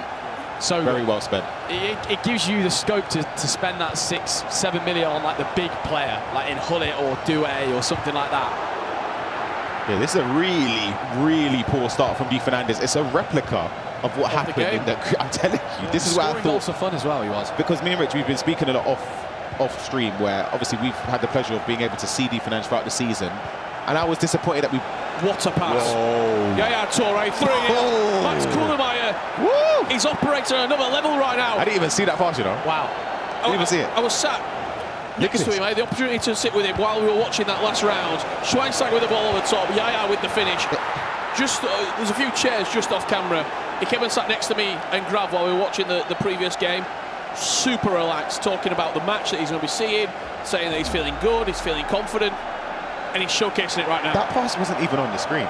That's crazy. one that you know he's triggered, and you have to pay attention to the radar just to make sure he's on side and stuff. You don't even see that. And I want to touch on some players choose. I personally have them off the playstyles, but some players choose to have it on. You saw there the playstyle plus activated on Schweinsteiger from long ball pass. I think Tom mentioned it earlier in the weekend. The importance of long ball pass, it goes up a little bit at this stage of the season, right? And I think especially because, you see, as the year goes on, you get more items that have more play styles, so you can afford to have like a long ball pass. At the start, it wasn't as desirable, but you've got spare players. As if you could ideally pick one, again, it's something that is very, very effective, and we saw it. I know it's very early, Ryan, but predictions out the window early doors. I feel like the next goal has to go Di Fernandez's way, and it will. Yeah, just about squeezed it in. That's an important goal, as you mentioned, because if he goes 4-0 down, it's a long day. But 3-0, we saw earlier on, Pietizin, he started off very slowly against Levy. We've seen other games where players have made comebacks as well. Just got to the byline, didn't he, Shorey? It's the danger area. When you get in the box and you get to the byline, you're not going to be able to stick or twist if you defend him. Yeah, I mean, for casual players watching, a lot of people in that situation would just shoot and just panic and potentially shoot there. Always in the box, you've got a little bit more time than you think, I would say, because sometimes it feels like everyone's going to be crowded around you. You've got time, and it's clutch there from Di Fernandez. We're in a technical pause at the moment between Lex and Jesus. Once the action's back underway, we will be joining it and not missing a kick. Right, talk to me about Hinkeby, because that's a man that everyone's using. Yeah, so like, obviously his stats are incredible, but the play styles to match, it's a special item to have it. And obviously with the restrictions, it's an important position to fill. You've got a left back that's a certain. Left back or centre back? For me, left back, but I understand centre back, because I feel like that's the one area of the pitch where you can go Lucio plus one or whoever else. We also saw it at the CONMEBOL Libertadores as well. He was playing centre half, left back as well, and he only had the 2 play style pluses on that occasion. Sure, you've been having a look at the stat sheet. I'm just back at the stat sheet, guys, just to see that he's less than 1 million coins, so he's taken up less than a 15th of your budget, right? Which is absolutely fine if you go on average of each player. I think he might have been extinct at the time of actually packed him untradeable on the account. Of course you did. he got slide tackle plus though, is his 3rd play style, right?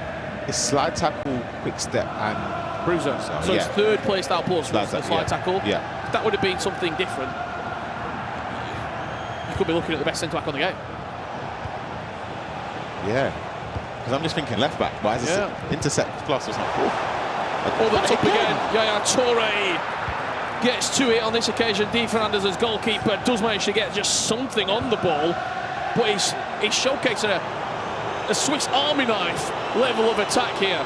Here's Max Kullermeyer, Shorey. He's got every different tool to hit Di Fernandez. That's what we always say in FC. When you've got so many different ways of scoring, you cast so much doubt in your opponent's mind. And that's the way Max is playing at the moment, as we see a shaky pass at the back. And do you know what? We've seen far too many shaky passes at the back so far this weekend here in the eChampions League. That ball over the top, though, is dangerous. Do you know what it reminds me of? Johnny.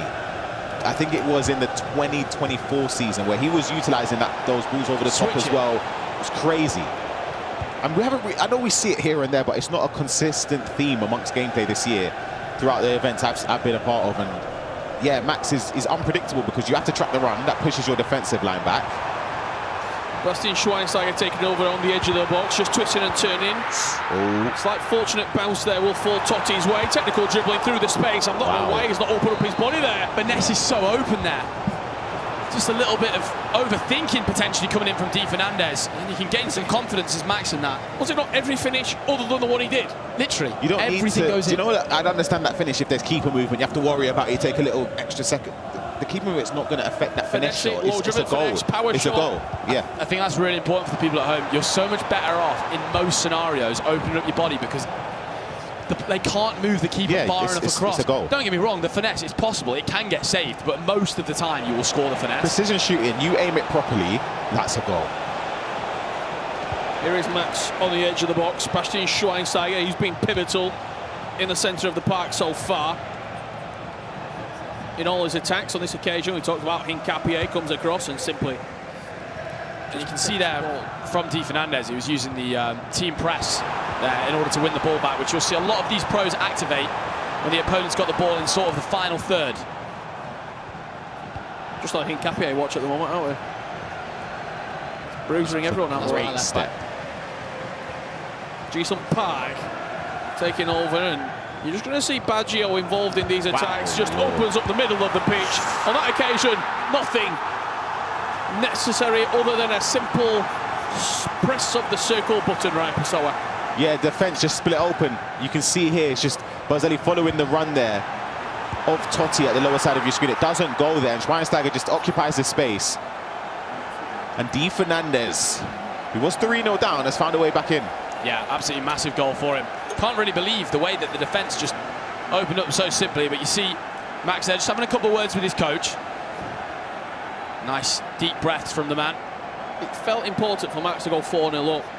It was that moment where Di Fernandez got the ball, cuts it back, scores the goal, and then you just start to give Di Fernandez that little bit of confidence, that little bit of belief. And look, as Ryan said, I've had the opportunity to watch him up close and personal. La Liga groups, FC Pro La Liga Cup, where he got to the final, and then also the FC Pro La Liga finals, where he lost to Nicholas 99 FC in a fantastic game in the rain. I'm loving the enthusiasm here, Buckley. This is unbelievable. That was a cold night. It just feels as though he's earned the right to have his hands on a title this season, right, Pessoa? I agree. I absolutely agree with that. And I was touching on it earlier before he conceded a goal, in fact, about he was so impressive, and he still is. He's got an opportunity here towards the byline, playing it across, and it's been fortunately played back to him. I say fortunately, I'm not even going to say that. It's a mishap defensively, playing it straight to the feet of the attacker, and 3-3 in the first half. I was about to say, as Max, you've just got to get in at half-time, but I want to talk about the importance here of technical plus. Sometimes just hold on one technical dribble in the box. You'll create so many chances by just gliding forward. Simple as that. A little bit unlucky for Max, but it also shows Shori how quickly a game could turn. Okay, click of the fingers. As we're back underway, Lex trailing 1-0 against Jesus. And here is the Italian. I thought potentially a Crocetta shot was coming in there. I thought we'd maybe see a repeat of what Nixnet done with the Vigidi cancel, but not today. Robert Pires, not wide, drives to the byline, looks like pinged pass across the box, but to no avail.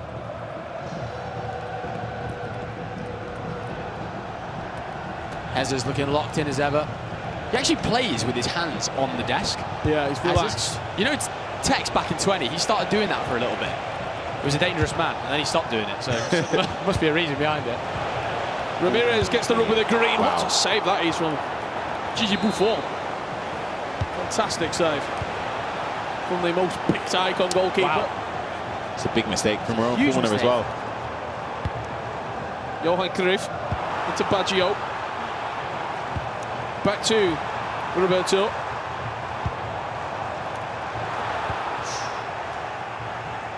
Feels a little bit edgy this game, Shori. Yeah, it does. It's a bit of a nail biter going on here. Hezza's trying to build back up himself here.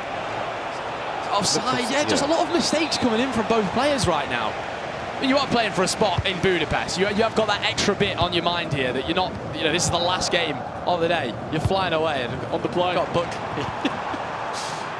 Baggio round the corner. What a tackle that is. See some great slide tackles today, Ryan, and some not bad so great ones. Yeah, exactly. That is a lovely way to prevent a shot at goal. And I think Lex will be the more nervous. Hezes, of course, has done it before in this tournament.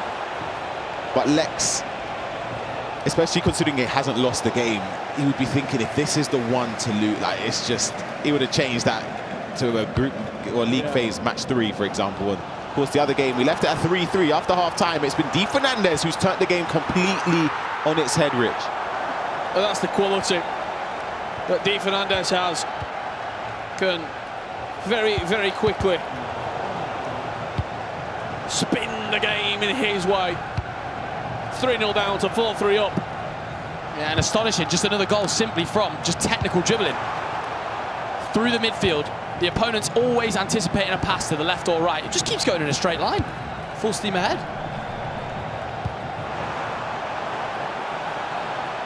Di Fernandez, obviously representing Cadiz, looking to have representation in that eChampionsLeague top 8. I mean, look at that trophy. In my dreams. Same. It's as close you're going to get to it. Haven't seen a lot of the Lex yesterday was so snappy with the passing. And again, Tom mentioned about doing the first time through balls to the striker. Maybe, in fairness, Hezes just hasn't allowed him any opportunity to do it. Not to say, obviously, look, Hezes, he has been working with a few people behind him.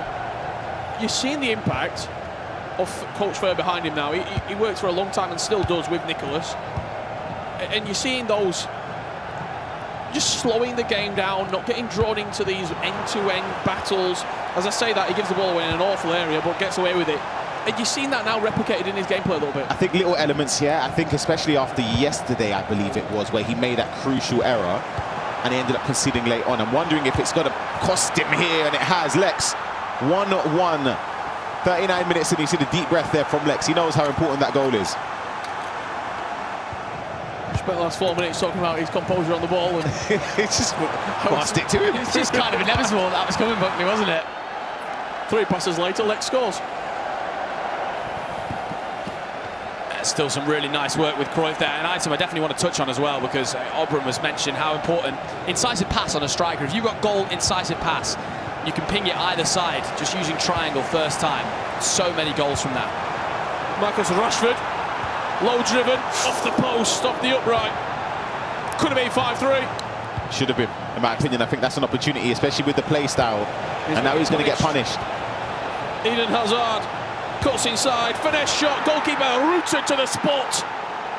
I would say that's the most typical FC 26 goal you see. Anticipating a potential low-driven across goal, and that ball roll inside, it's almost impossible to mark. It's just a 50-50 guess right every time. I think there, defensively, if you slow down, you kind of give the line and then you're in trouble. So, again, I always say the mistakes before that point. Yeah, it's a tough position to defend, especially. I want to talk about depth as well, because last year everyone played 95 really, some people played 70. I've seen some people playing slightly lower depth this year. Is that to try and prevent the amount of first-time through balls that you get hit with your team being high up the pitch, or do you take that and go, well, I'm going to play that high depth still because I want to press you in? I would say from a lot of players, obviously we see their tactics, and we'll see it later on as well today. People using 70 depth or around that mark anyway. I think it depends a little bit, because obviously we see team press utilised a lot. People are spamming off side traps anyway. It's hard to see where the impact is. Yeah, you know what I mean? Like, it's really difficult to notice it. 61's another number that gets thrown about a lot. Putting it just above 60. The magic number. It's 4-4 at the moment between Di Fernandez and that's Kulimayer.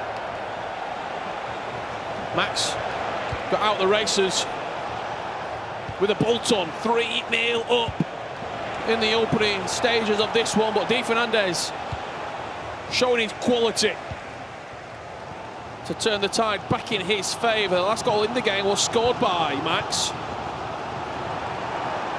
And with only 22 minutes left, only a quarter left on the clock, it feels as though it will go down all the way to the final stage. It's not the first time we've seen extra time today. This feels like it could be edging towards the extra period. I mean, can we take more penalties? I mean, I'd absolutely love to see it. I think Ryan can. You've not seen penalties today, have you, Ryan? Backstage. We've got plenty of time in this one, haven't we? I mean, that Tex Anders, that's an all-timer, that game. Oh. Yeah. That's an absolute all-timer. Hezes cuts inside, bounces off. Incape. Just having a look over at that Max game. They're still in a pause right now. Robert Perez on the angle forces the strike into the air, and Lex will be happy to clear his line, Shorey. Yeah, really trying to assess the offside traps and the player switching from Lex. They're really trying to push the pitch, push up the pitch, should I say, to clamp down on Hezes as best as possible. I mean, 1-1, 50 minutes in. It's a rare scoreline to see this little goals. Is it just more cagey, right? Like, I said at the start, it just felt typical that I would jinx it for a game like this. I spoke about how both players have been scoring goals. Hezes especially, again, you watch him and you just think 8-7, 8-8 games. This one, though, it's just been, I think it's been really nervy from Lex and fairness going forward. But then, as Richard touched on, defensive improvements for Hezes. Hezes results throughout the ECL. Georgie win, 4-3, 5-5, 6-5 loss to Alihan, 5-4 win against Jafonso, 4-1 win against Luke, and then a 6-5 loss against PH Zin. If you compare that to years gone by, it's probably half would the have been goals. 10s, 9s. Yeah, it's like half. So then again, there is an influence in terms of the coach that he's conceding less goals, but then on the contrary, he's also scoring less. they're incredibly close games, both win and loss. Yeah. Really. The Champions League 2023 in Istanbul. He did finish second. As the runner-up to Emre Yilmaz.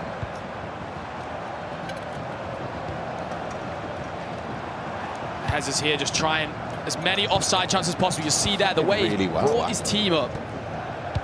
The pitch jet there, just trying to close him out. We have had a goal between Di Fernandez and Max, and it looks to have gone Di Fernandez's way. Extra pass to Rashford. There's two extra passes there. Genuinely, he had the shot on twice there. That's turning a 95% chance into a 100% chance. Lex with a chance. Hezes dived in, but it was too little too late. As Lex fires himself in front for the first time in this tie. It's cold. It's cold from Lex, isn't it? That's what I was talking about there with the snappy passing. I haven't really seen that yesterday, and on Friday it was a theme throughout all of his games. He gets the ball in and around the box. It was dangerous. Goal. And talking about dangerous, Max straight from kickoff responds. 15 minutes left to go in this game. We're going late. Is this game just giving us that vibe, do we think? It is, it really is. Plays it across, Baggio gets a block off, and then Yaya Toure plays all over the shot. Yeah, slightly fortunate, wasn't it, Shorey? But the finish, nothing lucky about that. No, nothing short of sensation. We actually heard the word lekker from him, which I actually started saying in my pro career. Don't ask me why. Let's go. Is it let's go? I think you tell me. It's I started saying it because I heard them saying it at events. Thought it sounded cool. I used to play champs and I'd start giving a few Vamosas, didn't help me. Yeah, it didn't help. Vamos for 11 and 4. Finished 10 and 5. Lex on the byline just gets pushed out of play, and it will actually be a goal kick going Hezes' way. No emotion from Lex, so he is like laser focused here. It was literally just a spud to the side with his coach. Robert Perez has to engage, does Lex, because that finesse opportunity could be there. Extra pass to Yaya Toure, who drags it wide. Wow, that's an opportunity there. I'm really being harsh here to critique that. If he just lets his body turn for half a second longer, because he's a bit the off. finesse Settles. The angle's a little bit off. That's so important for the people at home. If you guys watch that back, when you're slightly off balance like that, I promise you the shot will just mess up every single time. Shorey critiquing Hezes. I've seen it all. Lex going forward, Johan Cruyff into the box. This could be a dagger blow. Good defending though. Great defending again. His defending's been Superb. I'm gonna say it now. It's the best I've seen Jesus defend probably ever. Honestly, Jesus is defending great in this game. Really high press here coming in from legs. It's paid offshore it. Again, stepping up though with that offside trap. It's the same thing. He's given the ball away in his own half, or near his own box a couple times though, and obviously it led to one of his goals, the concede, but both players, I mean, 2-1 as a scoreline. Very short in terms of the actual amount of goals scored, but both players are making errors, surely. Yeah, and the next goal here, if we even get a next goal, is absolutely monumental in that fixture. Over to Di Fernandez, Max. I mean, 5 minutes left in this one. I mean, chaps, what are we thinking? Surely this is way too early to play last attack. Way too early. Dinks it over the top. Ramirez intercepted, and they could be in a bit of bother here, could Max Kulimayer, because numbers are high up the pitch. Di Fernandez will look to pounce. Park Ji-sung into Baggio. Little play look cancelled. Takes the technical dribble through the middle of the pitch. Did he score? No, he didn't. That just looked so set up for a goal. I was waiting to see him celebrate. Can we just say, last attack today, I feel like it's worked less for a player today than it has ever. Oh my God. Because Max is coming down the other end. Maicon into a dangerous area in the box. Oh, ball roll on the 6-yard line. And he's still got it. Keeps his cool. He can go forward now. Di Fernandez has time. I wonder if he'll wait and see how long's added on. It'll probably be 2, maximum 3 minutes. In the area. It doesn't. I tell you what, it's going to fall Di Fernandez's way. It's fortunate. It's 2 minutes. This is last attack territory now. Hold it, Di Fernandez, surely. Has to pull. You see the way he pulled the defender back there, Baggio, or midfielder, sorry. Look how high Max's team is stepping up. Is there an opportunity for him to work this ball into the middle of the pitch and potentially get a final bite of the cherry? Baggio, Schweinsteiger! Di Fernandez!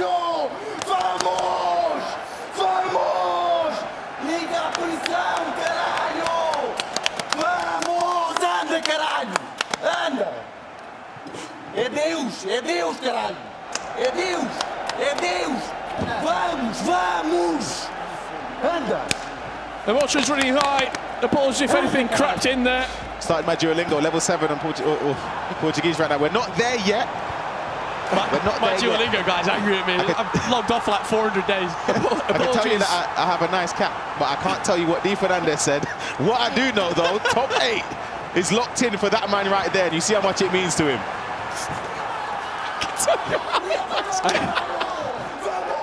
Amazing reaction there though from Di Fernandez. I have to say, with Max's defense, that's where you take the risk though, because as soon as you team press like that, your team opens up so much at the back.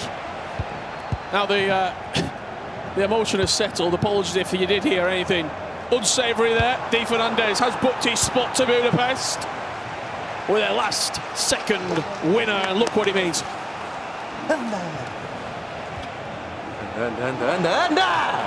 Tell you what, the camera's getting some action today, isn't it? Yeah, literally. Clear the saliva off the lens. Oh, extra pass, it's lovely. And Jesus, he cued a pause just before this attack. He's found himself 2-2 now. Great extra pass before he takes that low-driven shot.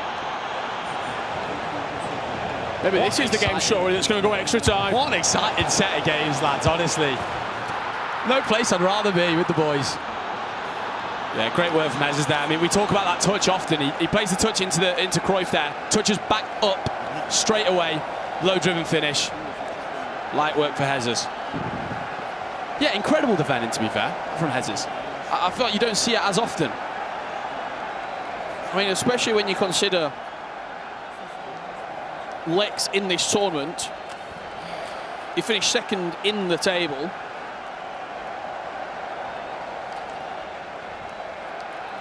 Yeah, almost flawless. And the actual... And his first game. The results that he was getting, and not only that, but the manner of the victories as well. Big score lines. He was scoring goals. 7-5, 7-5, 5-2, 5-3, 5-2. To only have scored 2 goals against what is typically, Ryan Pessoa, a defensively open player. Yeah, exactly. And I think, again, for both players in this game, they've had their pros and their cons, but I think 2-2 sets it up perfectly, and I'm hoping we get a last-minute winner. Well, it might be right now. Jesus through the gap. Finesse with Rashford past the goalkeeper.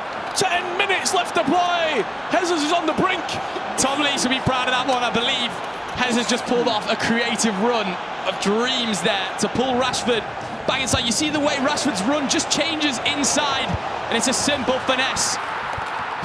Try taking a page out of Anders' book and taking the pen. Literally. And one thing as well, tapping on the creative run, is when you trigger them and flick them across with the right analog stick to make them run in that direction, they don't stop straight away. Their run carries on.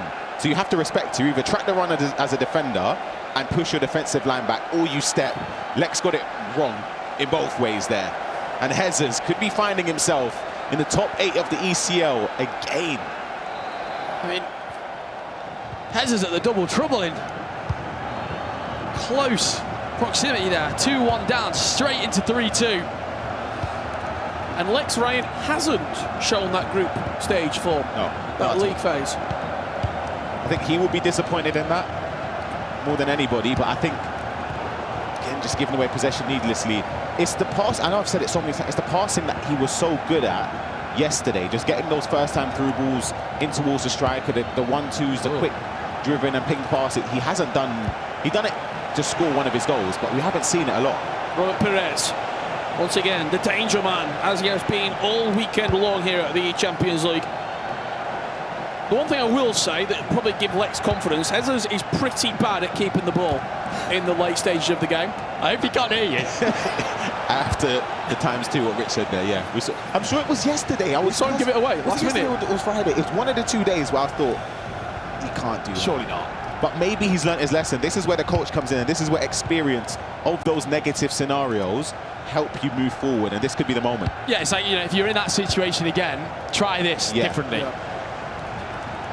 Well, Lexi's probably looking at the clock, but he's not wanting to really play last attack. He just wants to get the ball forward and create that chance. Timing's of the essence. As it stands right now, number 1 and number 2 from the group phase, from the league phase, are going home. Bazagli with a clutch interception, and this is a dangerous scenario here for Jesus. And that might be really well. Last bite of the cherry for Lex, depending on how well Jesus has learned his lesson. 2 additional minutes. Oh, he's almost turned into him. It just goes long. Yeah, it's brilliant. Nice. That play a lot. Yaya Toure has the strength to barge off Tchouaméni, keeping the ball in the perfect area for Jesus. Goes back to the goalkeeper. He's done it. Has Jesus got over the line? A big sigh of relief. Lex is out of the eChampionsLeague. He finished second in the league phase.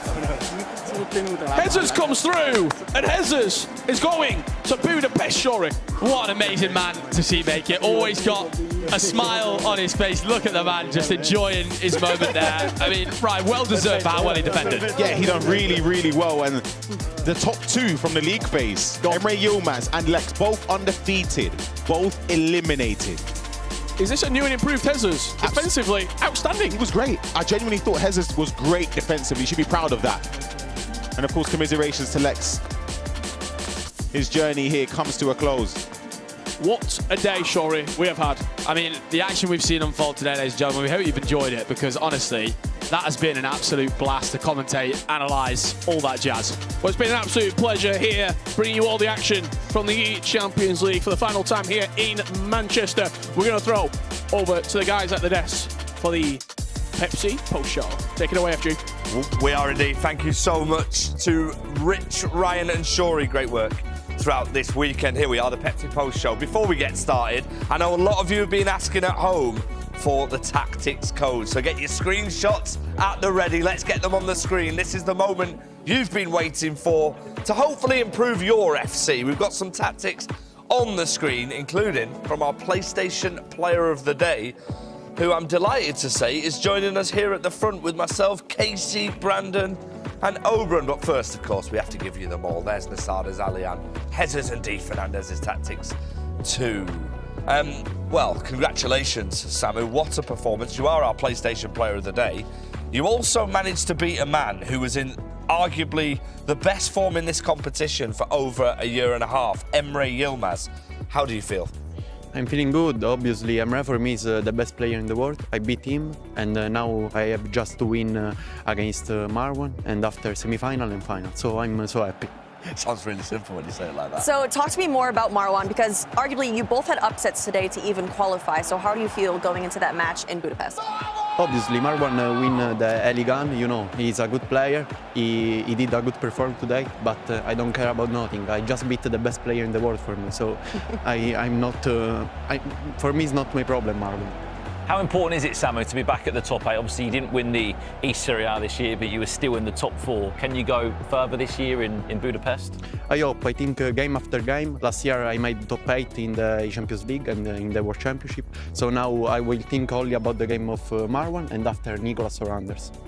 And what I wanted to ask you, because I think against Emre you did an impressive performance, but specifically in defense, you did something different against him?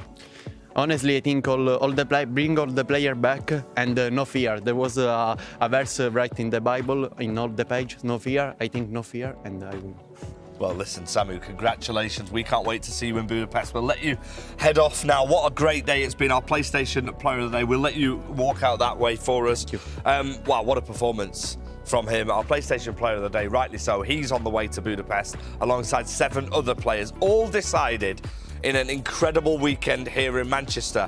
That's not all, though. We've got the FedEx top goal scorer from the knockout phase. Unfortunately, he went out, but it was arguably one of his best performances in recent years from Tex. The top scorer here in the knockout phase. Is great to see him, Casey, back to the level we can see from him. Absolutely. We saw so much from him this weekend. I know he's going out of this competition disappointed after that Anders loss. But I mean, look at all of these amazing goals that we were able to see. He took out a friend today in the first round as well, Nick Sneb.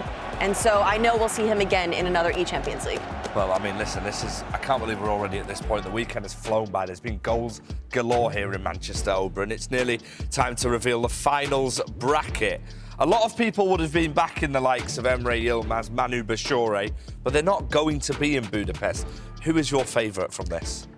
I think it's difficult to say a name that is not one that goes out between Nicolas and Bergan, because, I mean, they are also right now, I think the best 3 players in the world are Emre, Nicolas and Bergan. Now Emre is not anymore in the competition, so my eyes are on that quarter-final. What an opportunity as well for the likes of Hezes, who we've just seen the emotional scenes from him at the end, Brandon. Firstly, we absolutely love him in this scene because he's always smiling no matter what. I'm sure he's smiling that little bit extra based on the performance he gave. Yeah, I think he'll be happy for a few reasons. 1, Oberon, you're not in the tournament. 2, he's on the opposite side of the bracket to Anders Vergang. And more importantly, FG, the defending eChampions League with Emre Yilmaz is not in the bracket, not in the final 8, which feels so weird to say for the first time in a while. Yeah, absolutely. I mean, Casey, when we're looking at it, you're 1 for 1 on predictions in this tournament because you said Guga was going to go to penalties. Yes. It's exactly what happened earlier on. What's your prediction for Budapest? Ooh, okay. I think it's going to be the winner between Anders and Nicolas. I think you can't go against that. And so I know that's kind of a cop-out of an answer, but it's a little bit. I'll give you that. For those of you that are wondering about where and when to watch the eChampions League finals, Wednesday the 27th of May, 5:30 British Summer Time on EA Sports FC Twitch, EA Sports FC Pro YouTube. It is going to be an event for the ages. We are going to have a brand new winner of the eChampions League this season, as Brandon said. We've had our predictions. We'd love to hear from you. Don't forget to send it us on socials. The build-up now, though, Brandon, because the tournament is so close, the players just going to constantly practice? Do you think a little bit of rest time? Do they even have that time to rest? They have to. I mean, look, the good thing is they've had 3 days of using these squad restrictions. Will they get more coins? I reckon they might get a few extra million, which they will not complain about. And also, potentially, some more players that they didn't have in their squads that could feature back in Budapest. Absolutely. La Liga team of the season. I'm sure they'll be trying some of them players out like you will be at home. And that is all for us in Manchester. I think before we end today, we have to give a special shout out to the man next to me. His debut as a caster. It's like he's been here for 100 years. Oberon, please join us again. You were absolutely amazing. Thank you so much. Thanks so much, because everyone, I think, had an advice, a great word for me, and I enjoyed so much. So thanks to you. Well, if you're not competing, you're welcome back anytime. Casey, Brandon, thank you. Thank you to everybody as well, and everybody behind the scenes. It's been a great event this weekend in Manchester. We started with 36 players. We are now down to our final 8, and we will be crowning a brand new eChampions League winner in Budapest on the 27th of May. See you then.